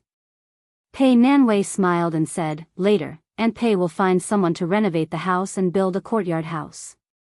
When the time comes, I'll specially reserve a room for you. While wolfing down his food, Yudilong raised his head and said excitedly, okay. After Su Fengnian finished eating, he put down his chopsticks and looked at Pei Nanwei. I'll go with you to the county office and let the two children wash the dishes. After the two of them each took an oil paper umbrella and walked out of the house, Lu Yunzhang sat cross-legged on a stool and looked at Yudilong, who was busy cleaning up the dishes. He whispered, who exactly is Aunt Pei? Why does it seem like our master is quite concerned about her? Yudilong, who was in a good mood, had the thought of joking. He deliberately said mysteriously, Aunt Pei is amazing. There's no second in the world in martial arts, but there's a third in the world. Lu Yunzhang had a look of disbelief. Are you lying to me? Yudilong curled his lips and said, it's up to you to believe it or not. In any case, Aunt Pei can crush you with one finger. By the way, this is my house. When you visit in the future, remember not to freeload. You have to bring a gift. Lu Yunzhang grimaced. Yudilong happily ran to the kitchen with the bowls and chopsticks. I have a home. Su Fengnian and Pei Nanwei walked in the alley inside. Thank you. Pei Nanwei said indifferently, because of that child, Yudilong? There's no need. I like this child to begin with. As for that Lu Yunzhang, he exudes a vicious aura. I don't like him. Su Fengnian shook his head and said, you're wrong. If I were to ignore him, Lu Yunzhang would only be a formidable person in the pugilistic world at best. He would only be a martial arts alliance leader. However, if Yudilong isn't restrained, or if he doesn't have anything to worry about, he will be very terrifying. This child might have a chance of becoming the next Wang Xianji. Chapter 14:11. Su Fengnian felt a headache coming on. It's hard to say what the world will look like in the future, but after Huang Sanjia transferred the fate of the 8 countries to Jianghu, the current Jianghu is like a bamboo forest. It's a year of spring, but soon, the bamboo will bloom. Once it dies, a large area will die. Everything within a radius of dozens or even hundreds of miles will die. Moreover, there won't be any bumper harvests in the future. It'll all be a small year. The more it's like this, the more outstanding my 3 disciples, Yudilong, Wang Sheng, and Lu Yunzhang, will be. Especially Yudilong, who has the best opportunities and the highest achievements. When the time comes, he'll definitely stand alone. Perhaps he'll be the only immortal on Earth in the 100 years after my generation. Therefore, whether he has a family or not will make a big difference. Pei Nanwei smiled. That's why you're willing to come here and have a meal. It's really hard for you, the king of Bailiang, to worry about the country, its people, and the world while fighting against the Beimang barbarians. Moreover, you're even scheming against your own disciple. Aren't you tired? Su Fengnian said self-deprecatingly, it's fine to worry about the country and its people. I really don't have that kind of free time. In the end, I just want to protect the family business that Su Xiao passed to me. This is my bottom line. It's even better if I can do something good above my bottom line. If I can't do it, I won't force myself. However, I really don't want to add fuel to the fire or kick someone when they're down. As for the scheming you mentioned? Perhaps. There's no other way. When I see Yudilong, it's hard not to think of that Wang Xianji. He, Huang Longsher, and Zhang Julu are 3 people I hated in my early years, but in the end, I can't help but admire. Pei Nanwei suddenly said, I just heard the military news from the mouth of the gourd. It said that Crouching Bao City and Luanha City were conquered by the Beimang barbarians. I thought you'd send a spy to tell me to move back to Mount Qingliang. These 2 days, people in Bishan City have been saying that you personally led troops to the mouth of the gourd and killed many barbarians. Does that mean I don't have to go to Liangzhou anymore? Su Fengnian smiled and said, if you don't like it, you don't have to go back. Also, to tell you the truth, if the Beimang army really goes south, Yuzhou will be the last of the 4 provinces in Beiliang. Pei Nanwei asked in confusion, later than Liangzhou? Su Fengnian nodded and said, the geographical situation dictates it. For example, Yuzhou is of little value and extremely difficult to conquer. Liuzhou was just an appetizer. It tasted spicy, but Beimang could finish it if he gritted his teeth. Lingzhou was a plate of delicacies, but it was a little far away, and the barbarians couldn't reach it with their chopsticks. Therefore, the main battlefield can only be in Liangzhou. The cities will attack and defend, and the light cavalry of both sides will wait for an opportunity to move. Even the first large-scale battle between heavy cavalry in history can happen. Pei Nanwei said softly, Beiliang Road is still too small, and there aren't enough people. Su Fengnian was a little helpless. What do you think? Back then, when Li Yang was controlling the various vassal towns, he had a lot of reference to Sun Ping's Quadi Ji and Xia Guaning's Hongjian County map. The territories of the various vassal kings, how many soldiers Su Zhao's Beiliang Road could support, and how many soldiers Zhao Bing's Nanjiang could support, were all calculated and deduced countless times. Since the middle of Yonghui's reign, all kinds of restrictions and support for Beiliang Road were built on the foundation of Beimang using Beiliang as the entry point to the south. Yuan Benshi was betting on the current situation. As for Zhao Bing's Nanjiang, it was used to target West Chu's re-establishment of Guangling Road. Otherwise, how could Li Yang still be so calm and composed after Yang Shenxing and Yan Zhenxuan's defeat? Zhao Dan even had the leisure to take Gu Jiantang to Jizhou to see the scenery before his death, instead of going to the southern part of the capital to boost the army's morale. He also didn't rush the 2 Liao border armies to the south. The reason was very simple. In Zhao Dun's eyes, the re-establishment of West Chu wasn't a big deal that would harm the country's vitality. What he wanted to do was to control the situation and weaken the separatist forces of all the vassal kings outside Beiliang Road. He wasn't afraid of losing many battles in the early stages. On the contrary, he was afraid of Yang Shenxing. Yan Zhenxuan won consecutive battles at the beginning, causing the Duke of Guangling, Zhao Yi, the Duke of Huainan, and the King of Jing'an, Zhao Sun, to have nothing to do with them. Otherwise, why do you think Yan Zhenxuan, who was familiar with military affairs, would rush south to help Yang Shenxing? How could Lu Xingxiang not see the risks? After the war, why didn't anyone from the Ministry of War in the capital, including Lu Xingxiang, get punished? Pei Nanwei said worriedly, what if Zhao Bing, the Duke of Yanqi, doesn't send troops? Beimang's million-strong army is pressuring the border. Is the imperial court really not afraid of being attacked from the front and rear? When the time comes, can Gu Jiantang's 2 Liao defend Tai and city alone? Su Fengnian smiled and said softly, you're underestimating Zhao Dun and those famous ministers of Spring of Eternal Hui. Vassal towns, eunuchs, relatives, civil officials, and local military generals have always been the 5 great evils of history. You might as well recall the situation of the Liang imperial court in the past 20 years, and the result of West Chu's re-establishment. Pei Nanwei said tirelessly, eunuchs meddling in politics didn't exist when the 2 Zhao emperors were alive, and there won't be any in the future. It's the same with the matter of relatives. If we're talking about party struggles, during the reign of Eternal Hui, there was Zhang Julu, who didn't amount to much. Now that Zhang Lu and Gu Lu have collapsed, although I don't know what will happen if someone else sits on the dragon throne, I know that before Zhao Dun died, he invited the Grand Chancellor of Shangyin Academy, Qi Yanglong, to Tai and City to be the appointed minister, to help the new emperor stabilize the court. As for the local military generals, after the collapse of Gu Lu, and with the example of Yang Shenxing and Yan Zhenxuan, the 2 old generals, everyone felt insecure. In addition, Gu Jiantang made concessions everywhere. Many military generals were thankful to be able to protect themselves. They really didn't have the heart to challenge the imperial court. Among the old vassal kings, the Duke of Huainan, Zhao Ying, died. The Duke of Jiaodong, Zhao Sui, was suppressed by Gu Jiantang to the point that he had difficulty breathing. As for Qingzhou, in order to show his loyalty, that person seems to have sacrificed thousands of elite cavalry, right? Then, Bailiang will fight to the death with Beimang.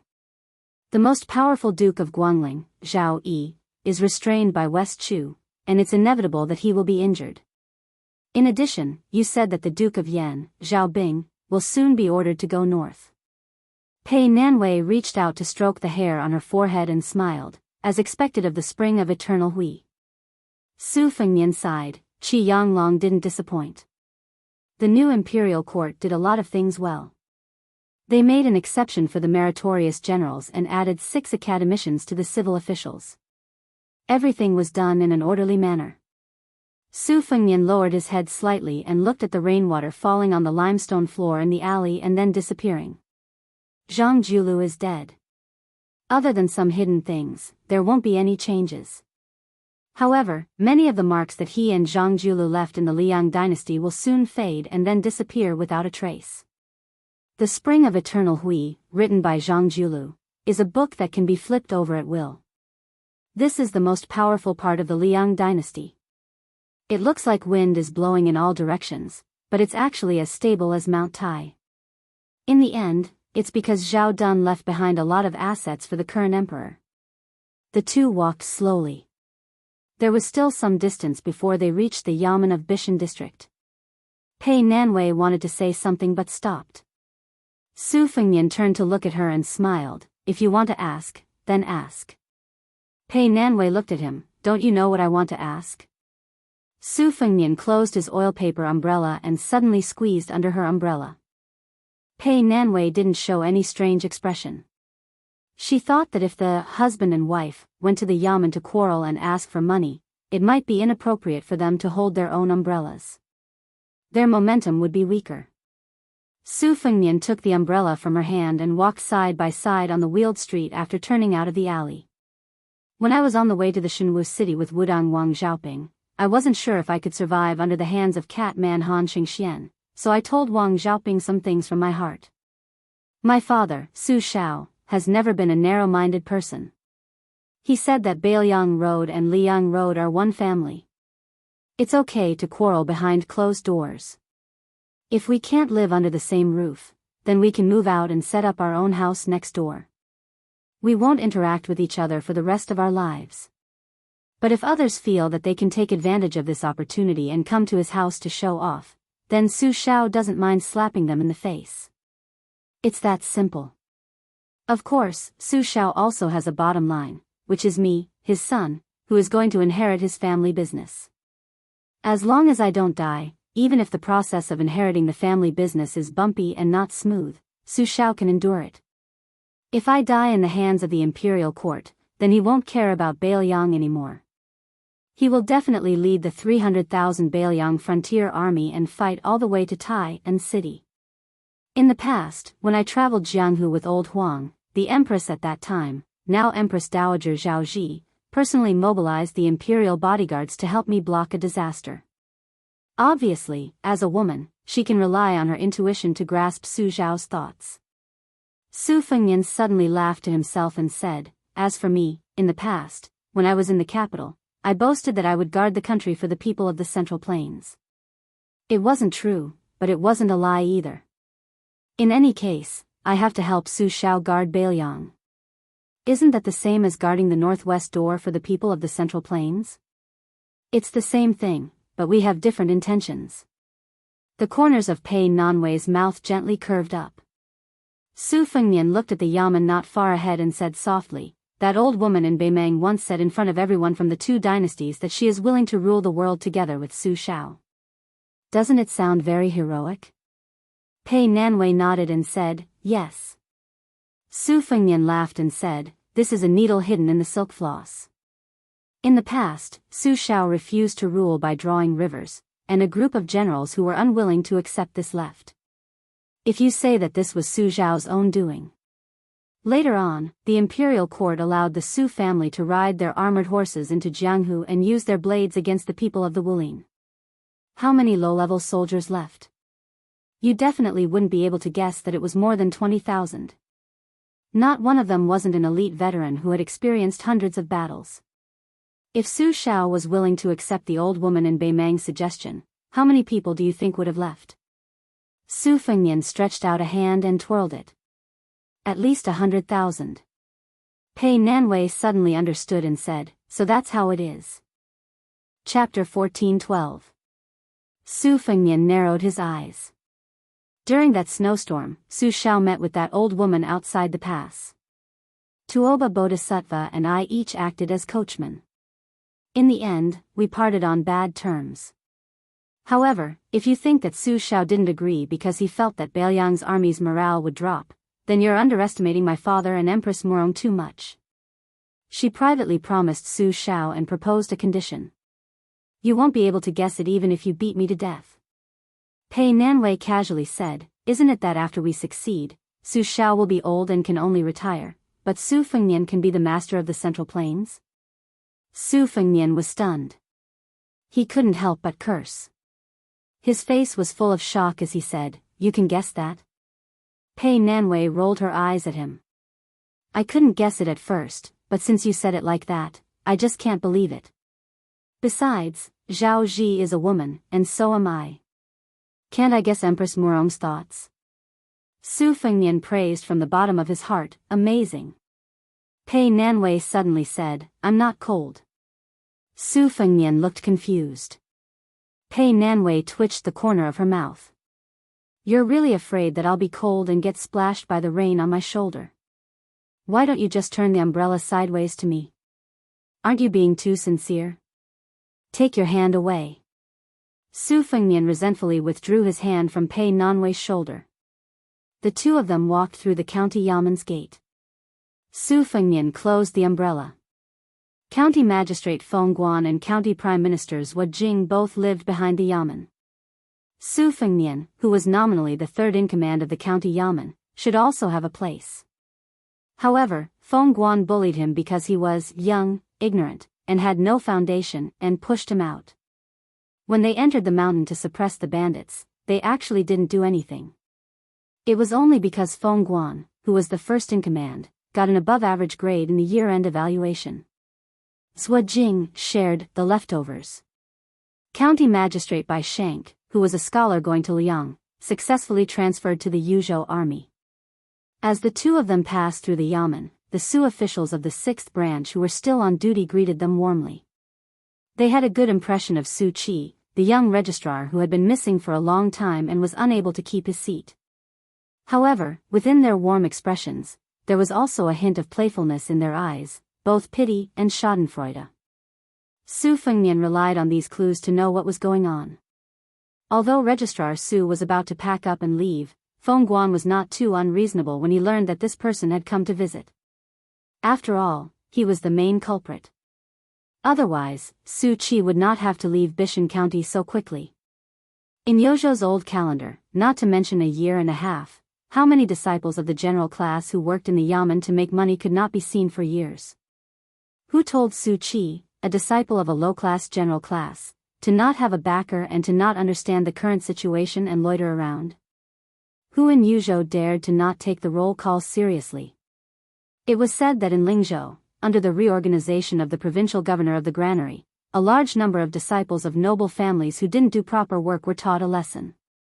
Feng Guan sat in the study and was playing with two new good items, the bamboo-carved Shaoshi Taisher paperweight and the bamboo yellow Lingji jade Rui Rui that was said to be made by the imperial family of the old southern Tang. After hearing the servant's report, he originally wanted to get up and go outside the study to deal with the matter. He was not going to let Su Qi drink a sip of hot tea. However, when the servant considerately mentioned that Registrar Su's wife was also coming along, the county magistrate understood. He put his butt back on the chair and said that he would meet the guest in the study and prepare tea. Feng Guan did not walk to the door of the study to welcome him. Then, the county magistrate saw the young man, who was supposed to be full of flattery, directly cross the threshold. He also did not take the initiative to greet him. What he did next was even more absurd.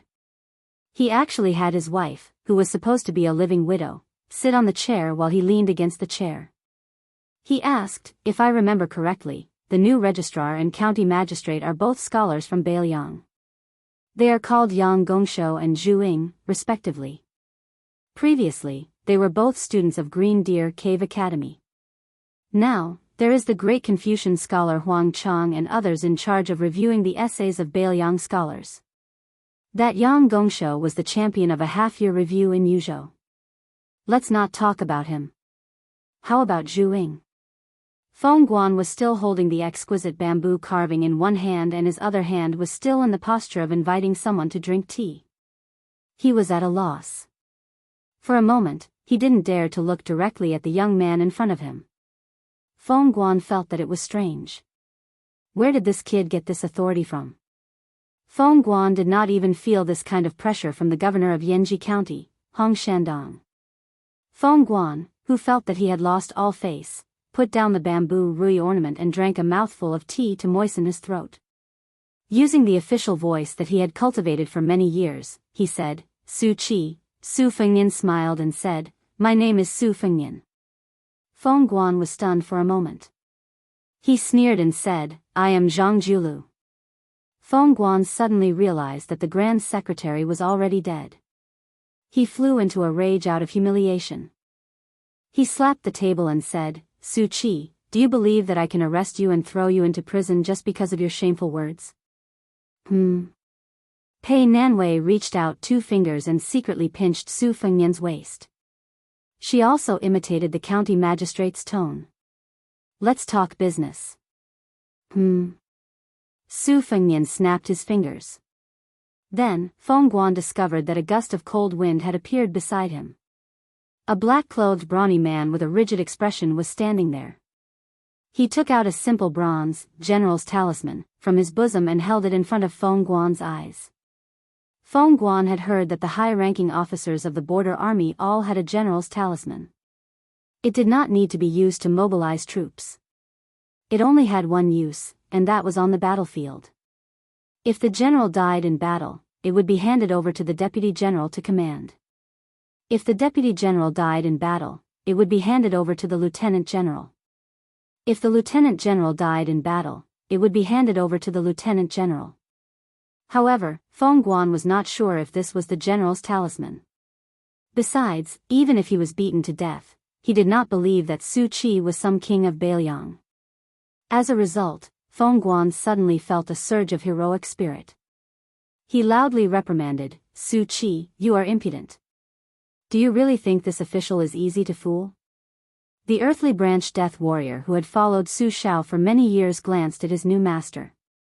Su Fengnian waved his hand, and this expressionless figure disappeared in a flash.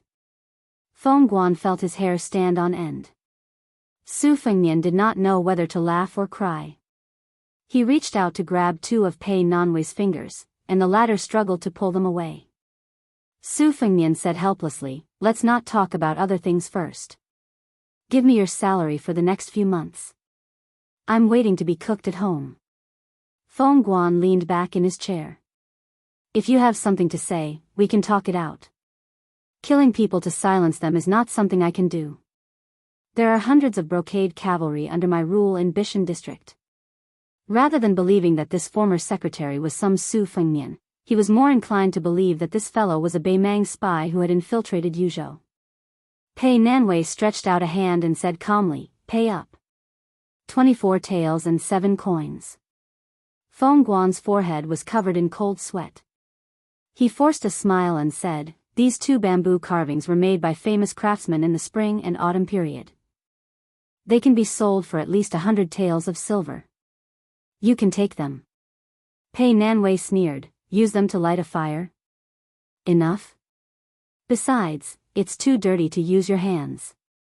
I want the silver." Feng Guan cursed angrily in his heart. He had only played with these 2 bamboo carvings. How was it dirty? Then did she not use the real money? She was really a woman with long hair and short knowledge.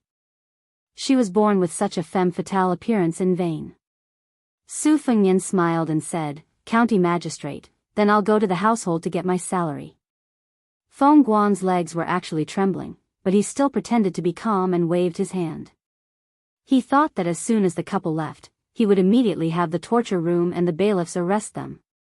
After Su Fengnian walked out of the study, he picked up the 2 oil paper umbrellas at the door. Pei Nanwei asked, "You're going to ask for your salary like this?" Su Fengnian smiled and said, "I'm just afraid that I won't be able to reason with him. Besides, with his eyes wandering around your body, I'm afraid that before I can say anything, I won't be able to resist slapping him to death." Slapping Feng Guan to death is actually not bad. Anyone can be this kind of official. It's just right to make room for Yang Gongshou and Zhu Ying. Pei Nanwei's expression was a bit strange. Su Fengnian received his salary from the Yamen office in the front yard. Naturally, Su Li didn't dare to show any attitude to the secretary who had the county magistrate's imperial edict. When they walked out of the Yamen, they found that the rain had stopped. Su Fengnian softly said that Yang Gongshou is nothing. He only knows how to write some beautiful essays that are not supported by any spiritual energy. Zhu Ying, on the other hand, is not famous in the academy at the foot of the Green Deer Mountain, but she has a lot of critical essays on current affairs, all of which are placed on Fu Shui's desk. In the end, even my heir Jia was alarmed. She specially wrote a letter to me saying that this person is very useful. It's just that compared to Chen Shiliang and Su Beiji, she is too sharp, stubborn, and unforgiving. Several times, she even forced Huang Chang to invite a great scholar to give a lecture. Pei Nanwei said with a cold face that Yang Gongshou is not a good person. Su Fengnian smiled and said, "I knew it. Is this person pestering you? Fu Shui's spy hasn't told me about this. Is it something that happened recently?" Chapter 14:13. There was no anger on Pei Nanwei's face. "Last time when I went to the Yamen to collect my debt, this person came to Bishan County to take up his post. He's probably waiting for the prefectural governor's official approval and has nothing better to do. Every time I go out to buy something, he'll appear. At least he still has the face of a scholar. He won't come near me and will just recite poems from a distance. His level might be on par with yours in the past." Su Fengnian couldn't help but laugh. "How is that possible? When I bought poems from Bailiang scholars, they were all expensive and the content was good." Pei Nanwei and Su Fengnian were about to turn into an alley when 4 or 5 ruffians, who seemed to be waiting for them, surrounded them with smiles on their faces. Pei Nanwei glanced at Su Fengnian. The latter frowned and muttered to himself, "Hasn't Bishan County experienced the power of the brocade cavalry? How can someone have the guts to cause trouble at a time like this?" Very quickly, the answer came to light. In the time it took for the ruffians to surround them, a hero came to save the damsel in distress. Not far behind Su Fengnian and Pei Nanwei, a man in white clothes and carrying a sword appeared. He was very handsome and elegant, and his posture was very elegant. He also had a sword at his side, which seemed to be worth a lot. When he saw Su Fengnian beside Pei Nanwei, a trace of sadness and disappointment flashed across his eyes. But very quickly, this emotion turned into passion and endless fighting spirit. He didn't even need to use his sword. His sword moved like a swimming dragon. With a light shout, he stepped forward quickly and sent out a palm strike from 7 or 8 steps away. Immediately, one of the ruffians seemed to be swept away by the powerful palm strike. His feet left the ground and he crashed into the wall of the alley. The white-clothed swordsman sent out another palm strike. Another ruffian's body spun several times before he fell to the ground, moaning in pain. The corner of Pei Nanwei's mouth twitched. She turned her head away, refusing to look at this idiot. Su Fengnian stretched out his fingers to pinch her chin and gently turned her head back. He held back his laughter and said, "You are a hero who draws his sword to help when he sees injustice on the road. It's also very hard for you, okay? You should at least finish watching the show." The white-clothed swordsman was busy showing off his dense inner strength and peerless martial arts, so he did not see this scene. Otherwise, he would have probably spat out blood. One palm after another, he beat the group of ruffians until they were scared witless. Some even struggled to get up and rush toward the white-clothed swordsman. But before they could even touch the corner of the swordsman's clothes, they were swept away by the swift and fierce wind from his palms. They flew sideways, backward, and spun away in all kinds of wonderful poses. Su Fengnian turned his head and explained to Pei Nanwei in a low voice, "When I did this kind of thing in the past, I spent more than 200 taels. Because at the beginning, I had the imperial bodyguards in the palace pretend to be ruffians. It was too fake. It was my first time doing this, and I had no experience. Those 7 or 8 imperial bodyguards were clearly flirting with the girl, but when they opened their mouths, it was as if they were going to kill her whole family. The girl was so scared that she almost fainted. She cried and said don't kill her, and she would do anything. In the end, I had no choice but to explain. Guess what, that delicate and pretty girl was not shy at all. She directly asked me if I was married, and the result scared me. I was laughed at by Li Hanlin and the others for half a year. After that, I hired ruffians from the marketplace to act in this kind of show. In advance, we had to agree on how to fight. This kind of wind from the palm strike style was easy to deal with as the price was low. If we used knives, people would have to raise the price. But at that time, I gave money according to my mood. I estimated that no matter how stingy this brother was, he would have spent at least 20 or 30 taels. Yu Dilong and Lu Yunzhang, who were squatting at the entrance of the alley, were also dumbfounded. When the swordsman, who was sweating profusely from just using his palms, finally finished his work, those ruffians followed the rules and shouted things like, "Young swordsman, spare our lives," and "Young swordsman's martial arts are amazing." Then, they supported each other and left. Pei Nanwei covered her mouth and laughed. Because in her ears, Su Fengnian had already said these words before them. The former head of Bailiang's scourge was full of pride. "How is it? It's all the same, right? I'm the founder of this kind of thing. Back in the day, who knows how many hedonistic sons of rich parents in Liangzhou and Lingzhou learned from me." The white-clothed swordsman, whose back was facing the two, hurriedly took a few deep breaths. When his breathing stabilized, he turned around with a smile and walked towards Su Fengnian and Pei Nanwei. Just as he was about to speak, 2 troublemakers appeared out of nowhere. The taller one of them shouted at the eyesore next to Miss Pei, "Master, mistress, senior brother, and I will find an inn to stay in. Otherwise, we won't be able to sleep on the same bed. Let's go." Su Fengnian saw the 2 brats run away like a wisp of smoke. His expression was somewhat awkward. Pei Nanwei sneered, "You've taken in a good disciple." The white-clothed swordsman in front of them was the newly appointed registrar of Bishan County, Yang Gongshou. When he saw that Su Qi standing next to the woman he admired, his heart was broken. He had long heard of the beauty of the Rouge woman. Something like, if you marry a wife, you should marry a woman from Lingzhou. If you take a concubine, you should take a Rouge woman. At first, he thought it was just some old lecherous official's dirty talk. However, when he saw the woman who appeared in the yamen, his soul left his body.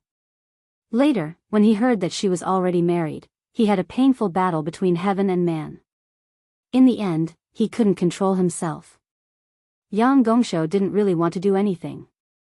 He just wanted to find an opportunity to appear in front of her. Later, when he saw that his talent in poetry was useless, he felt that his path might have been wrong. Since Bailiang had a fierce culture, perhaps she liked the path of a great hero. Thus, this happened. Su Fengnian reached out and grabbed Pei Nanwei's slender waist. He smiled and said, "This great hero must be a master in Jianghu. Do you have a thunderous nickname?" Yang Gongshou opened his mouth slightly. He really forgot about this. However, he did have talent. Otherwise, he wouldn't have become so famous in Green Deer Cave Academy. He cupped his fists and smiled, "I am Yang Gongshou. People in Jianghu call me the Sword of Poetry." Not far away, a young scholar clapped his hands and walked over. He laughed and said, "Brother Wenfu, when we climbed Green Deer Mountain, we were already panting like a cow halfway up the mountain. I don't know how you managed to achieve great success today. Could it be that you've been possessed by the heavens?" Yang Gongshou was exposed. He wanted to dig a hole and hide in it. Luckily, Miss Pei had already left with that person. Yang Gongshou's face was red. In the end, he couldn't say anything vicious. He just snorted coldly. That scholar stood with Yang Gongshou. He looked at the two people's backs as they walked into the alley. He laughed softly and said, "A fair and graceful lady is a good match for a gentleman. Brother Wenfu, you and I didn't see eye to eye before. However, after today, your dislike for me has increased greatly. I actually have some good feelings for you."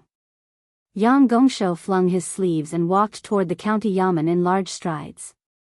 That person smiled and shook his head. "Yang Gongshou, oh Yang Gongshou. Do you really think those two people couldn't see through your clumsy tricks? I'm saving you from being treated like a monkey."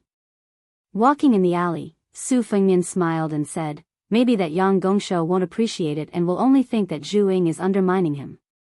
Pei Nanwei, who had once been on the Rouge Review board, didn't have any ripples in her heart towards this farce. She said, "That Zhu Ying shouldn't be suitable for officialdom, right?"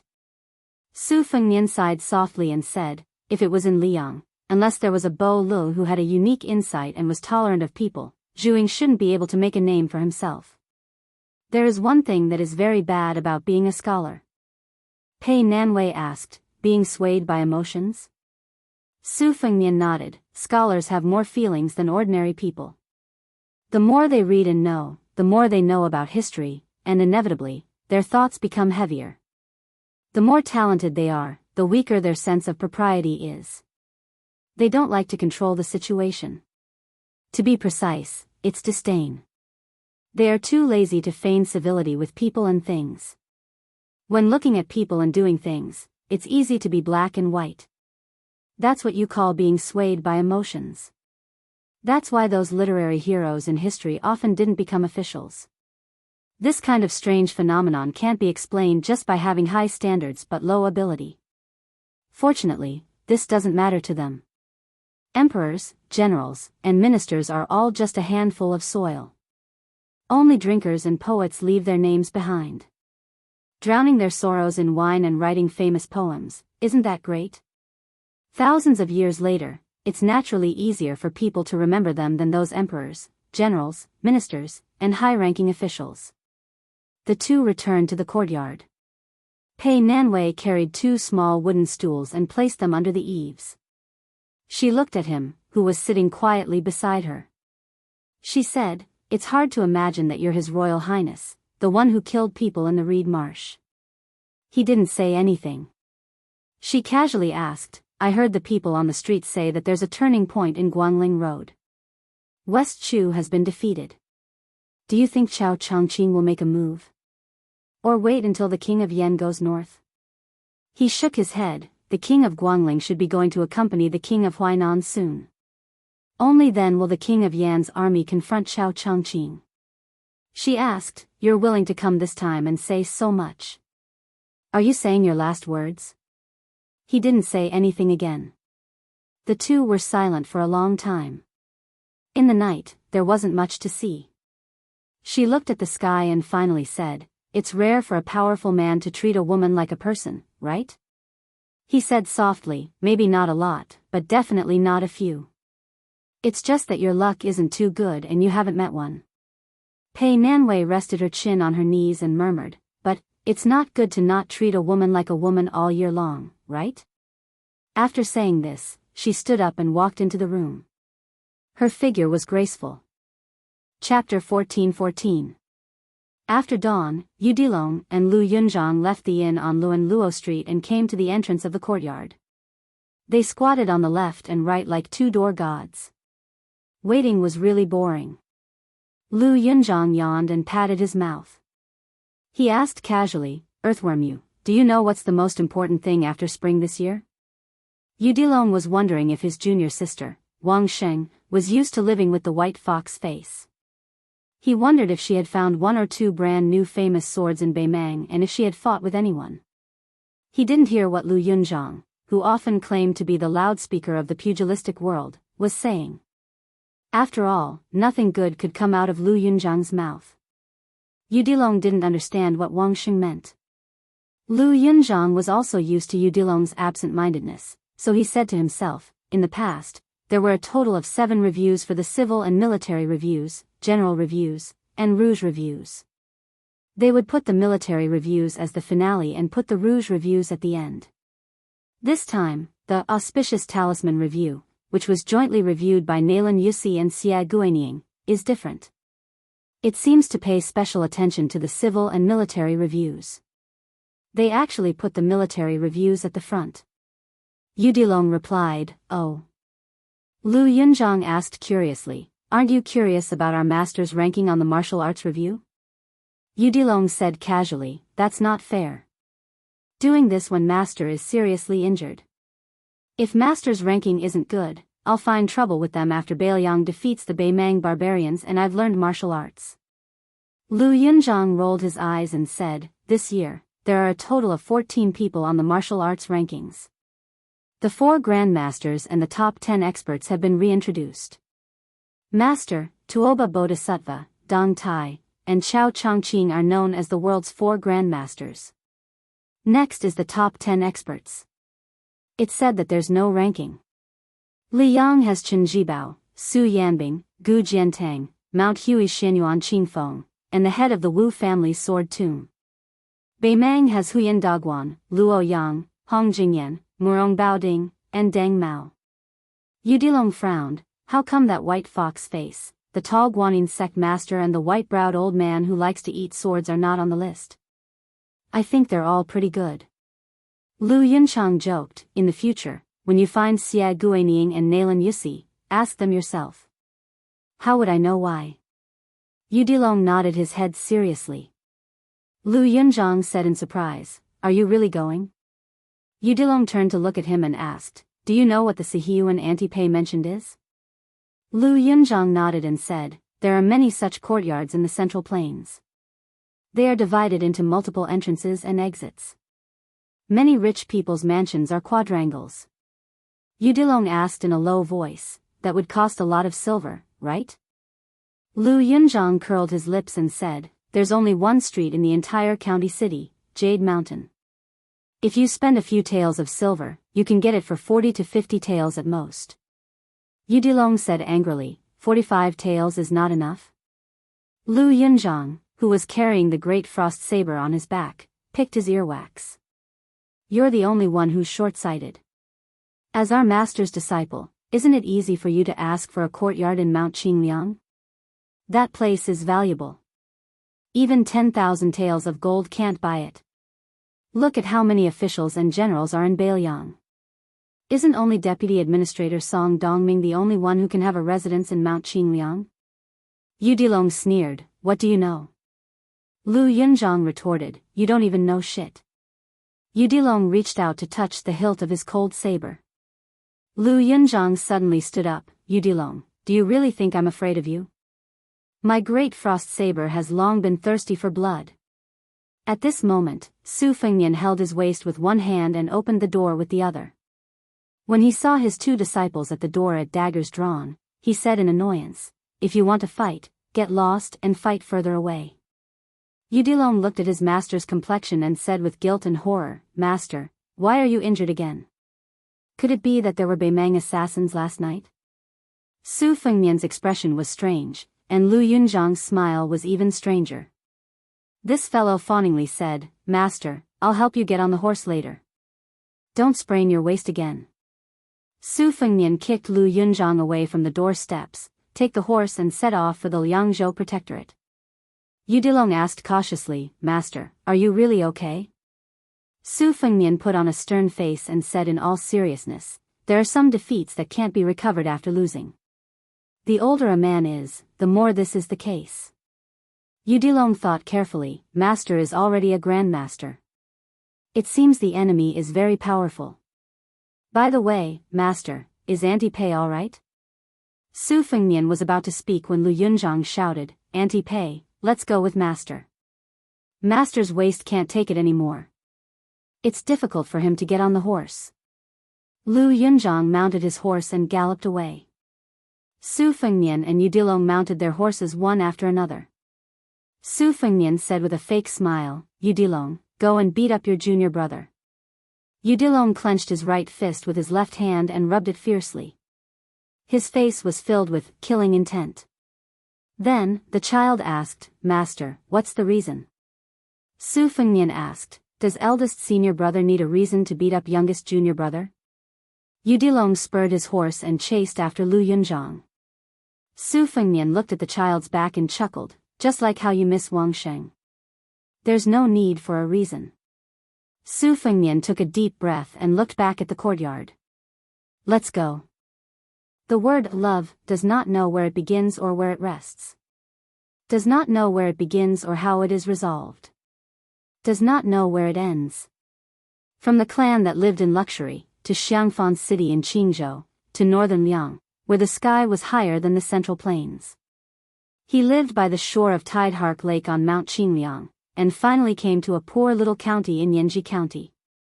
Like a rootless and weak reed, Pei Nanwei had never felt so at ease even though she had to deal with daily necessities such as rice, oil, salt, soy sauce, vinegar, and tea. Princess Liang's Rouge Rating, Princess Liang's Rouge Rating, and Madame Liang's Rouge Rating. She lazily got out of bed and made breakfast as usual. Last time, she was busy the whole afternoon for the New Year's Eve dinner. She made 8 or 9 dishes and then placed 2 sets of bowls and chopsticks on the table. She sat at the table and thought about the vegetable garden in the corner and the slightly larger vegetable garden in the back of the courtyard. When would there be a harvest? She thought that after breakfast, she would open the chicken coop and see if there would be a surprise. She thought about the more than 20 taels of silver she got from the county government last night and the more than 30 taels of silver she saved before. According to the price of the masons and carpenters in Bishan County, she could build a decent small courtyard house. Unfortunately, the world in Yuzhou was not peaceful now. If it was last year, she could save a lot of money. Pei Nanwei looked around. Last year, she bought a lot of things for the New Year's Eve. At that time, she was distressed and secretly complained that she shouldn't be so extravagant. Now the price had increased, which made her feel more and more that she was actually quite good at managing the house. Pei Nanwei cleaned up the bowls and chopsticks and said to herself, it doesn't matter if you don't come often. It's good that you can come. So don't die. She suddenly blushed and said softly, what's the number 1 in the world? You still went out rubbing your waist. In the hinterland of Aquarius State in Beimang, the ice and snow melted and everything grew green. A horse galloped along the back of the hillside to the top of the mountain. A girl was running behind the horse. In addition to the huge sword box on her back, she also had many swords tied with hemp ropes. She looked like a Jianghu swindler who sold swords to cheat people. The person sitting high on the horse was an extremely attractive woman. She was Nangong Push, the champion of the last Rouge evaluation. Qin Yu, who was second place, only got the evaluation of not inferior to Nangong. In the new evaluation of the second year of Xiangfu, there were more than 14 people in the Wushu evaluation, but there were only 4 people in the Rouge evaluation. This person, who was given the nickname White Fox Face by His Royal Highness, was still on the list. The other 3 people were Qin Yu, who was about to be married to the new king of Liaodong, Zhao Wu, Jiang Enai of West Chu, and a woman who was raised in a house and unknown to people called Huyan Guanin. According to the obscure description of the Rouge evaluation, she should be a woman from the grassland of Beimang. In the end, she was kidnapped by Su Fengnian, the king of Beiliang, and kept as a mistress. Chapter 14-15. Ever since Wang Sheng entered Beimang, she had been running behind Mr. Nangong. Many times, she had to stop and was required to run her qi. The girl had fainted 7 or 8 times. She was like a smart child who met the most demanding private school teacher, who wanted the child to recite the classics in her sleep, regardless of whether it would spoil the growth or not. It should be noted that except for the red sandalwood sword case, Wang Sheng's other famous swords could only slightly hide the sword qi in their scabbards. Every time the girl was exhausted and her qi was disordered, the unruly famous swords of the past would come out to add fuel to the fire. The thin sword Moose Fish, the 3-inch blade Dogwood forged by the Confucian sage of the old northern Han, the Taoist talisman sword Yellow Crane, the sword that pierced through the abdomen of the emperor of Dongyue in the past, the Xiaodiao, with the tip of the sword exhaled like spring thunder, the Yuyu sword that clashed with the sword qi of other famous swords, and the Goose Yellow sword that was as lively as a girl in love. The sword case and the 7 swords made Wang Xing look like a funny hedgehog.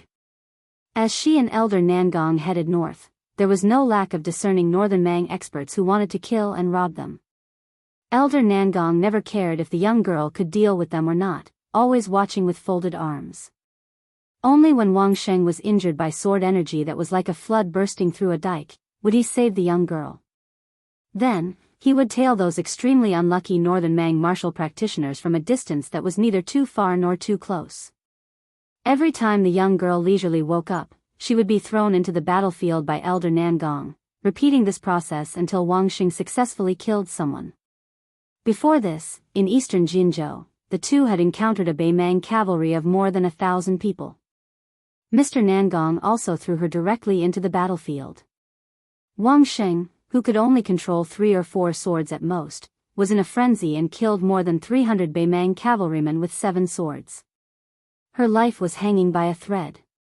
When she was about to use all the swords in the sword case, Mr. Nangong rushed into the battlefield and knocked her unconscious. When Wang Xing woke up, she found that the Beimang barbarians were all dead and Mr. Nangong, whose clothes were as clean as new, was standing among the corpses. On the top of the mountain, Bai Hu led the horse and looked into the distance. She asked, "Do you know why the saber is always inferior to the sword?" Wang Xing shook his head. If her master wanted her to practice the sword, then she would practice the sword. His master had once said that he was the best sword embryo in the world, and that it would be a pity if he didn't practice the sword. In fact, Wang Xing felt somewhat regretful. Although his master often used swords, his master's martial path had begun with saber training. Therefore, Wang Xing would occasionally envy the glib-tongued Lu Yunzhang.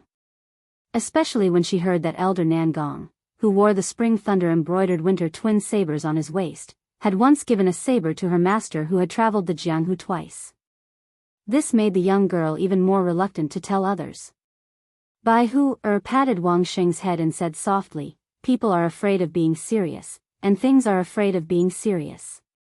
Wang Xing, if you don't want to be his dispensable disciple for the rest of your life, then think about this problem carefully." Although Wang Xing did not understand, he still nodded his head out of habit. Bai Hu smiled and said, "There are millions of swords in the world, and they all have a master. As long as you can defeat her in the future, your master will have a whole new level of respect for you. In this world, there has never been a woman who has become the most powerful person in the world." Wang Xing exclaimed in surprise and said timidly, "Elder Nangong, are you talking about that West Chu princess with the surname Jiang? But she has been able to fly on her sword for a long time. I can't defeat her, right? And I heard that she's really good looking." Bai Hu sighed and said, "You silly girl." Wang Xing tiptoed slightly and fastened the few loose swords tightly. He then looked up and smiled at Elder Nangong and said, "Sir, if my master is no longer the most powerful person in the world in the future, you can take his place." Bai Hu patted the young girl's head and said helplessly, "You're really silly."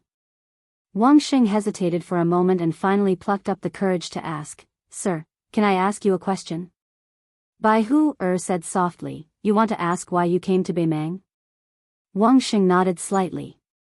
The most beautiful woman in the world raised her head slightly and laughed heartily. "Wang Xing, do you know what realm I'm in? I'm still stuck at the mysterious finger level. When I left the Tide Listening Pavilion, it's not that I couldn't reach the celestial state, nor that I couldn't become a master in the next martial arts evaluation.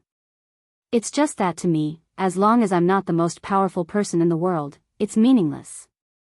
Bai Hu loosened the reins and gently pressed her hands on the hilts of the Spring Thunder and winter embroidered sabers.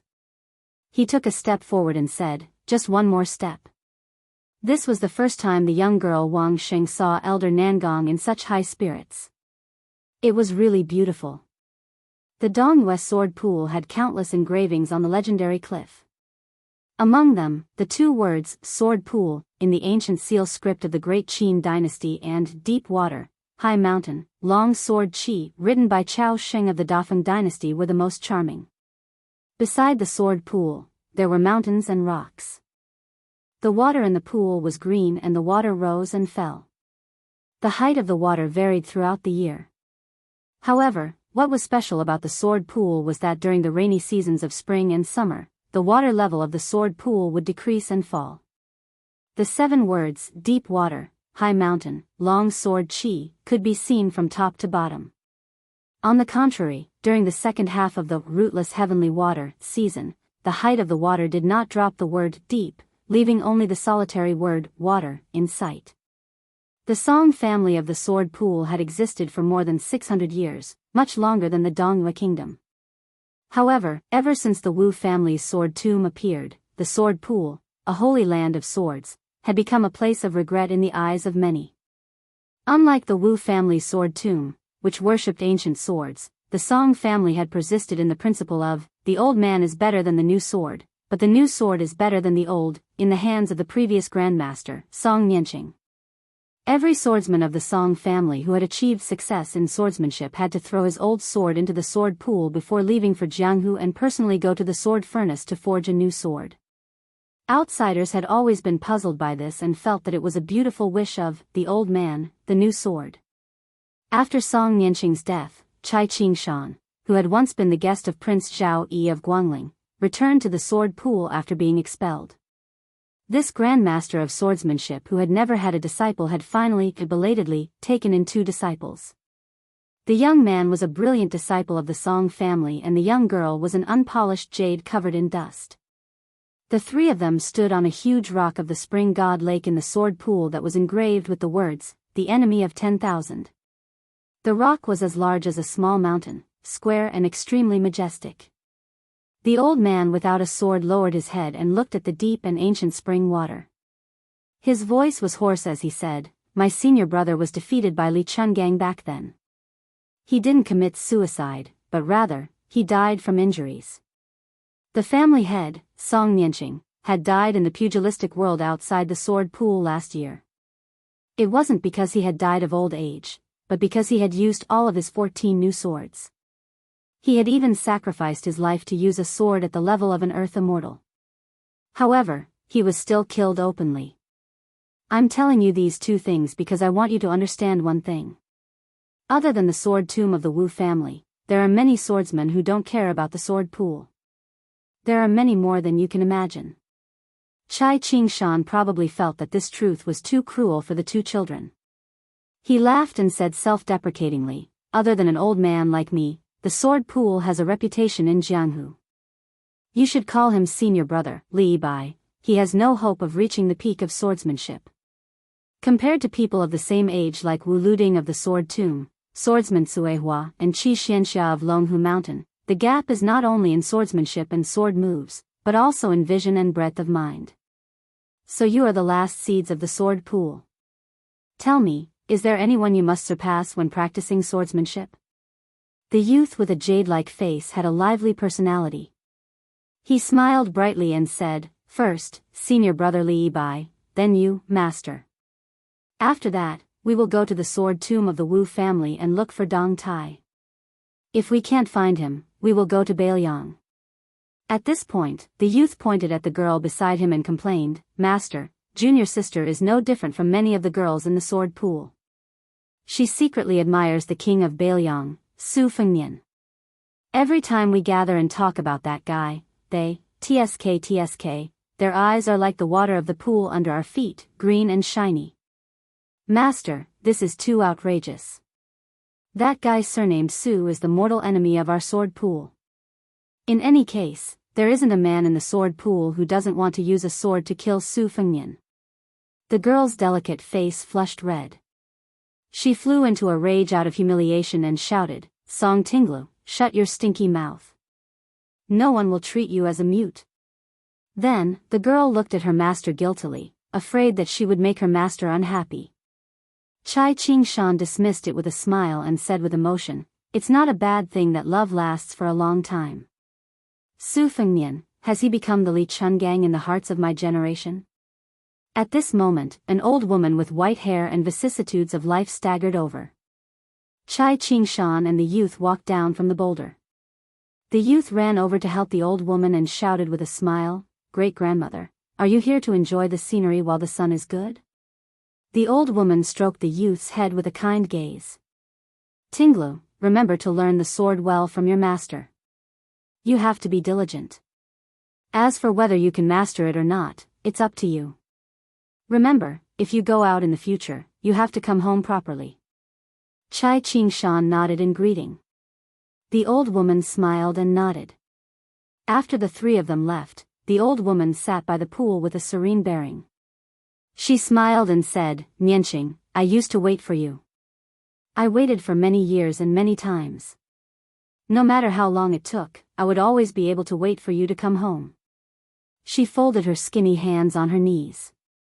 Her red hair from back then had gradually turned white. In her life, she was used to staring at his back. The words between husband and wife might not even be as much as the teachings between husband and disciple. Every time he left the sword pool and returned to the sword pool, she would stand at the entrance of the sword pool. He never looked at her. She did not regret it. Chapter 14:16. The old man closed his eyes and murmured, "Nianqing, now you're the one waiting for me." In Jiangnan's water town, there were many small bridges and flowing water. The young man nicknamed Bamboo wandered the streets of the town for an entire day before returning home in the dusk. His mother had closed the cloth shop and was preparing food at home. The young man buried his head in eating. The woman who had brought her son to this town the year before last said softly, "Eat slowly. No one will steal from you." The young man only cared about wolfing down the food. The woman smiled, "Your brother Wen is already married. I don't expect you to find a good girl like the young lady of the Liu family. It's fine if you can just kidnap one back." The young man's mouth was full of food as he mumbled, I know. She sighed, "Don't just stay outside all day doing nothing. I don't want you to earn money. It's just that it's not good for a man to always be doing nothing. When a woman marries, she always likes to find a man who has work to do. Even if she's poor at the beginning, she'll have something to look forward to. Her days will be more comfortable." The young man suddenly slammed the bowl in his hand onto the table. His face was full of anger as he roared, "Yes, I'm not doing proper work. But even if I'm like my father, what's the use? My father is famous for being an honest man, isn't he? Anyone who does farm work would give him a thumbs up, right? What's the result? Didn't he leave us behind for so many years? We don't even know if he's dead or not. If he comes back one day, I won't recognize him as my father. Bastard." Her eyes were red. She was originally a gentle woman. Although her voice trembled, she said with an unquestionable attitude, "You're not allowed to talk about your father like that." The young man got up and left the stool. He squatted at the door and sulked. The woman turned her head and secretly wiped her tears with her sleeve. After clearing away the bowls and chopsticks, she carried a small stool to the door and said softly, "I'll warm the food for you in the pot. When you want to eat, just let me know." The young man lowered his head and choked out, "Mother, I don't want to get angry at you. I'm just complaining about my father." "He let you down." The woman smiled and said, "How did your father let your mother down?" "Your father, ever since he knew me, has never said a harsh word to me, nor has he lost his temper once. For so many years, the crops have been taken care of by him alone. He has never allowed me to work in the fields, not even once. Every time he went to the market in town, he didn't forget to bring back some hairpins, rouge, and other small things. Back then, I complained that he was wasting money. Every time your father said he understood. But every time, your father would still buy them. Your mother, I only complained about your father verbally, but I liked him in my heart. Which girl in the village doesn't envy your mother for marrying into a good family?" The young man said angrily, "It's my father's fortune to be able to marry you. He should love my mother so much." The woman smiled and stroked her son's head. "When you find a wife in the future, you have to treat her as well." The young man was still resentful. "Anyway, he's definitely not like my father." Once he left, there was no news of him for several years. He didn't even know how to send a letter home. The woman smiled gently and didn't say anything. The young man suddenly said, "Mother, Brother Wenhua said that I shouldn't mingle in the pugilistic world. He said that when he has saved enough money, he can buy that restaurant from the shopkeeper around this autumn. In the future, he wants me to help him do odd jobs, and I agree. The woman said happily, "That's a good thing. You know so many friends, but only your brother Wenhua truly cares for you. In the future, when you help him with things, put in more effort. Don't think too much about money. Your father said that we humans can't climb out of money once we fall into it. That's the life of a lifetime of hard work. It looks like we don't have to worry about food and clothing, but it's actually not comfortable." The young man smiled. "Heh, my father can say such things." The woman pretended to hit him. The young man suddenly asked, "My father's name is Wang Mingyin?"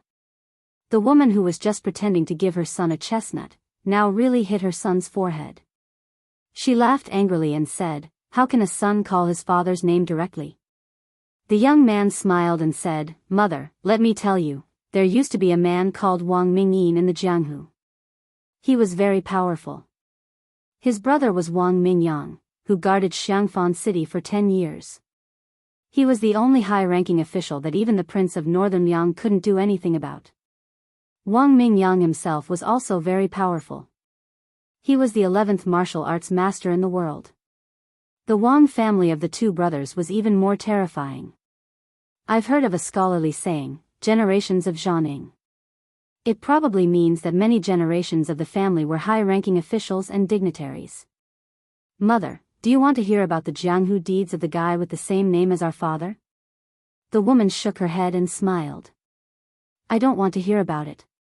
The young man looked at the sky and stood up. "Brother Wen said yesterday that he asked me to find him for a drink when I have time.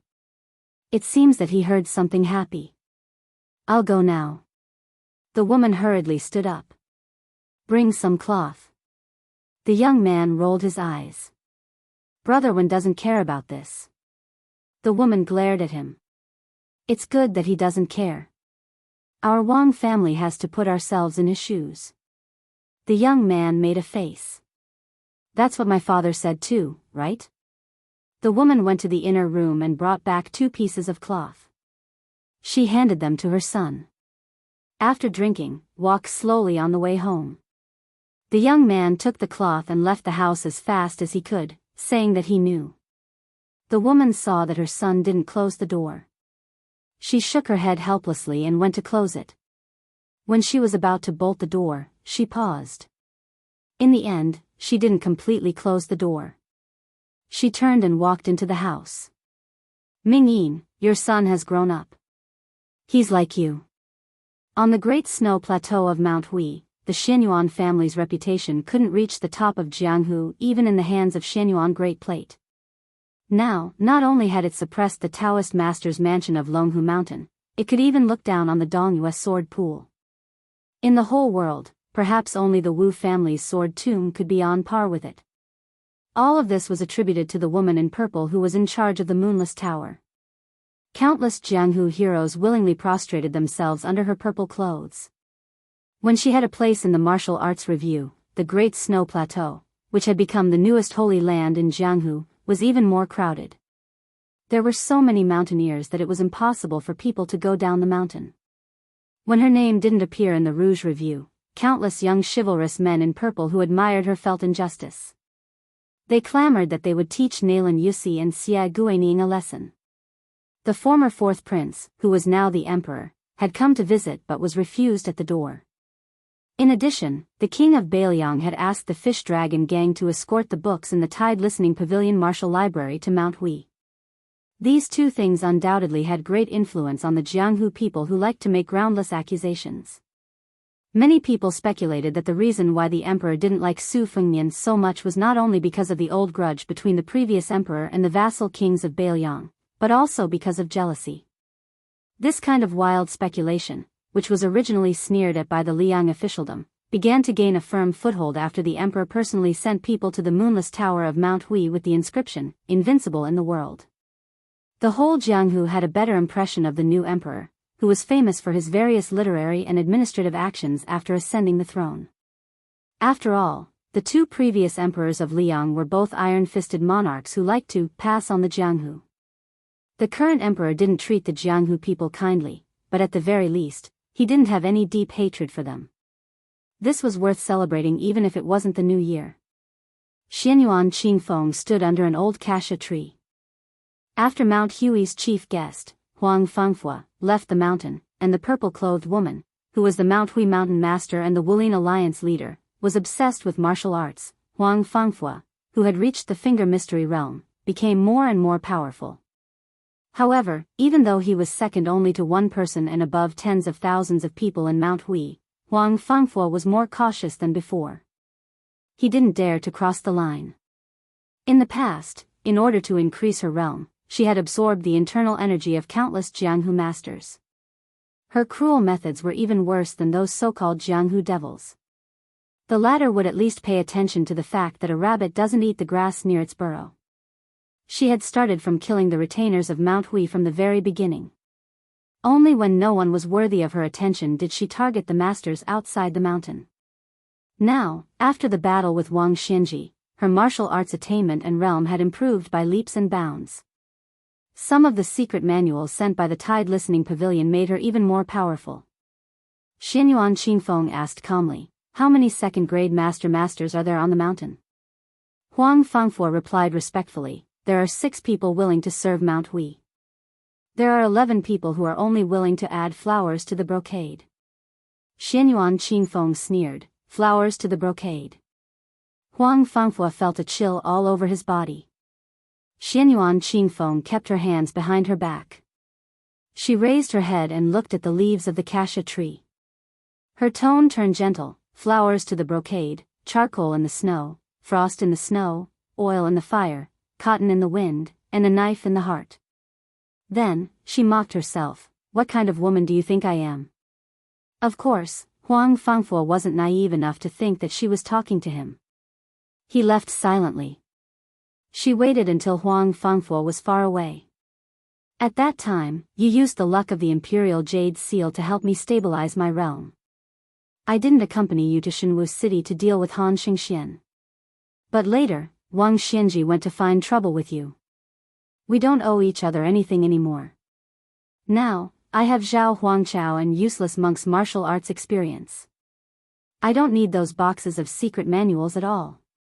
Do you want to do a big deal with me again?"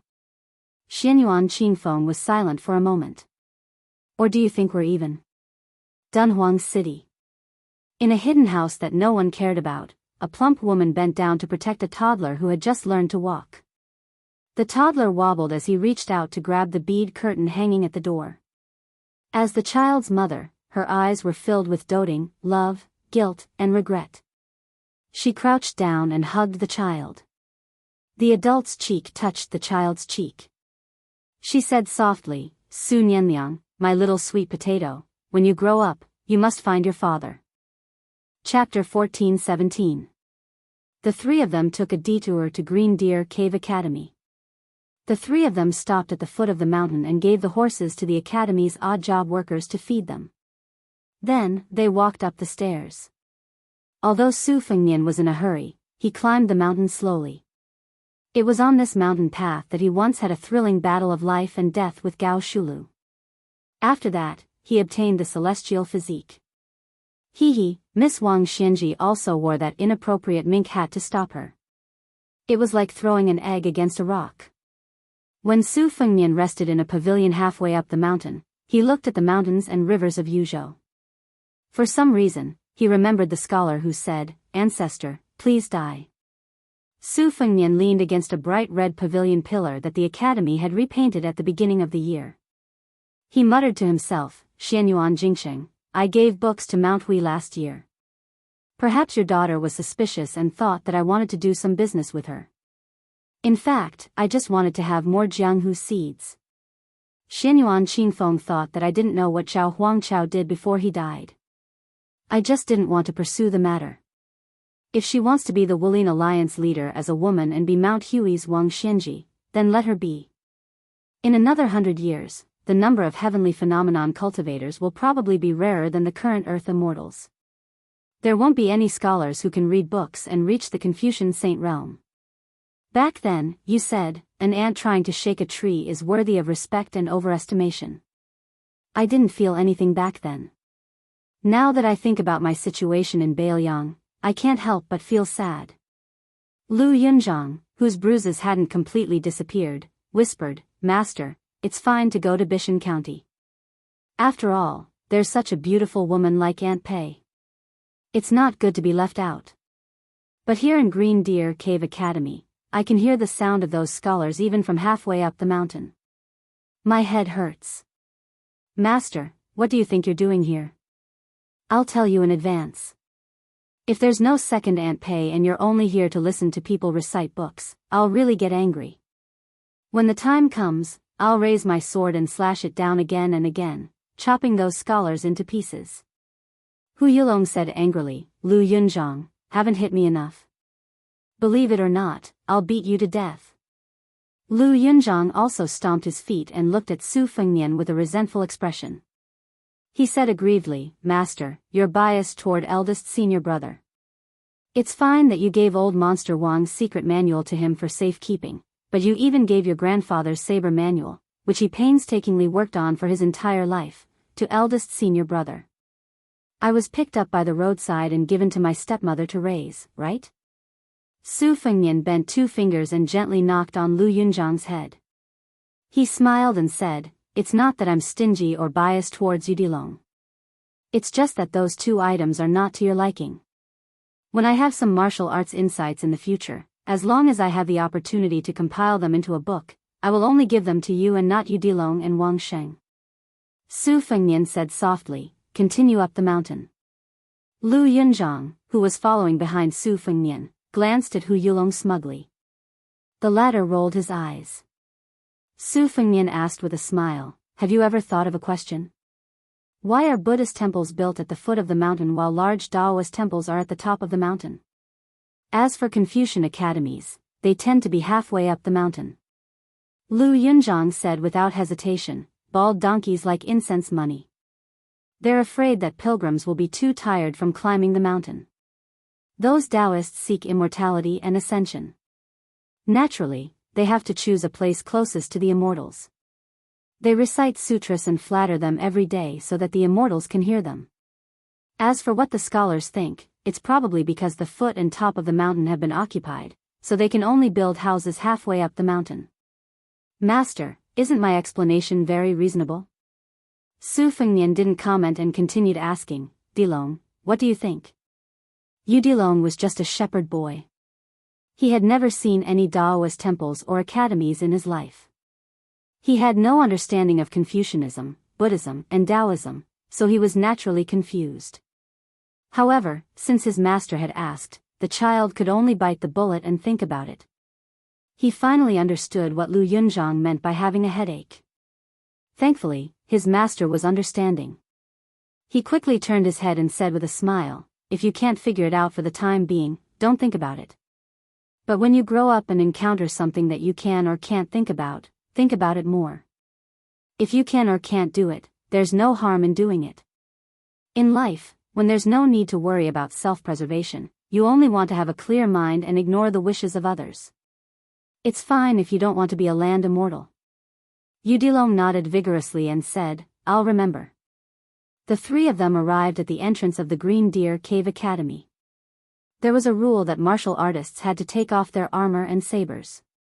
Of course, it was set by Su Fengnian himself. However, Yudilong was unwilling to take off the big saber, and Lu Yunzhang was also unwilling to part with the long saber he nicknamed Big-Footed Wife. The 2 of them could only wait in the open square outside the academy. Su Fengnian took off the Bailiang saber from his waist and placed it in a large bamboo basket placed on both sides of the entrance. There were already 6 or 7 luxurious long swords with beautiful sword tassels inside. Now, Bailiang didn't allow private individuals to carry sabers. Otherwise, they would be thrown into prison by the roaming cavalry. There was no mercy. Otherwise, Su Fengnian estimated that there would be 6 or 7 Bailiang sabers inlaid with pearls and jade in the basket. The Liang Imperial Court didn't forbid academies from all over the world. Shangyin Academy was the most famous, private school in the world. However, the Zhao clan didn't support it. The founders of the academies were mostly local famous scholars and scholars. Very few local officials were appointed as mountain elders or cave masters.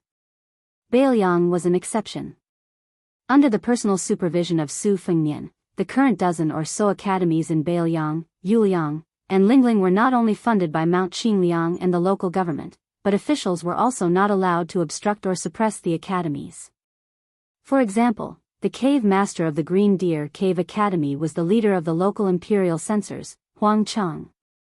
Although these academies were the Pure Land established by Su Fengnian, the northwest vassal king, those scholars didn't care about the milk is the mother. When the war in Yuzhou was urgent, especially when the two cities of Crouching Bao and Shuguang were conquered, the academy's curses and criticisms were the loudest. Then it more or less spread to the common people and people's hearts wavered. Not only did the meritorious generals like Yan Wenluan hate this, even the Yuzhou provincial governor Hu Kuei and the Liangzhou provincial governor Tian Peifang, who was born as a scholar, both expressed their concerns to Deputy Administrator Song Dongming. However, the insightful people, like Administrator Li Gongdan, knew that the direction of the academies depended on how the king of Bailiang would decide. Of course, most of the local officials in Bailiang felt that these embroidered pillows who dared to embarrass the king of Bailiang would not have a good ending. Especially when Yuan Dao and Wan Qi made contributions outside the gourd mouth and eased the war in Yuzhou, they all felt that it was time to kill the chicken to warn the monkey and kill the evil wind and rain. Then, Su Fengnian walked into the Green Deer Cave Academy, which was full of books. Because he had only met Huang Chang and the others at the gate of the academy, and there were many foreign scholars in the academy, no one in the Xanadu recognized him. They only thought that he was a Bailiang aristocratic family who came to the academy to study. Su Fengnian entered a library. The lectures in the academy were mainly about Confucian classics, history books, poetry, and literature, and sometimes about current politics. Today's lecture was hosted by a great Confucian scholar. The library was spacious, and there were more than 100 futons on the ground for the scholars to sit on. However, there were still not enough futons, so Su Fengnian, who entered from the back door, could only sit casually at the back. The great Confucian scholar, who was only a juror in the imperial examinations, was explaining the art of making. It was a little suspicious that a 9th-level master was wantonly commenting on a grandmaster of martial arts. However, after Su Fengnian listened carefully for a moment, he still felt that he had benefited a lot, especially when it came to guessing questions. The scholars of Liangdi were going to the capital to take the imperial examinations in the spring. Perhaps there would be a few more people who could pass the imperial examinations. Ever since Su Shao, Bailiang had turned a blind eye to the scholars flowing out of the capital. From Yan Jieshi to Yao Baifeng entering the capital to take up a post, Su Shao did not purposely make things difficult for them. Su Fengnian was also happy to see Sun Yin succeed. The reason was simple. Li Shan had once made an analogy. When a baby bird grew up, it would feed its mother, let alone a human. At the time, the youth His Royal Highness was still puzzled. Li Shan smiled and said that perhaps only 1 or 2 of the 10 people would be grateful to Bailiang, but that was enough. If the 10 people were confined in Bailiang and cut off their path to fame and official career, then 8 or 9 of them would harbor hatred towards Bailiang.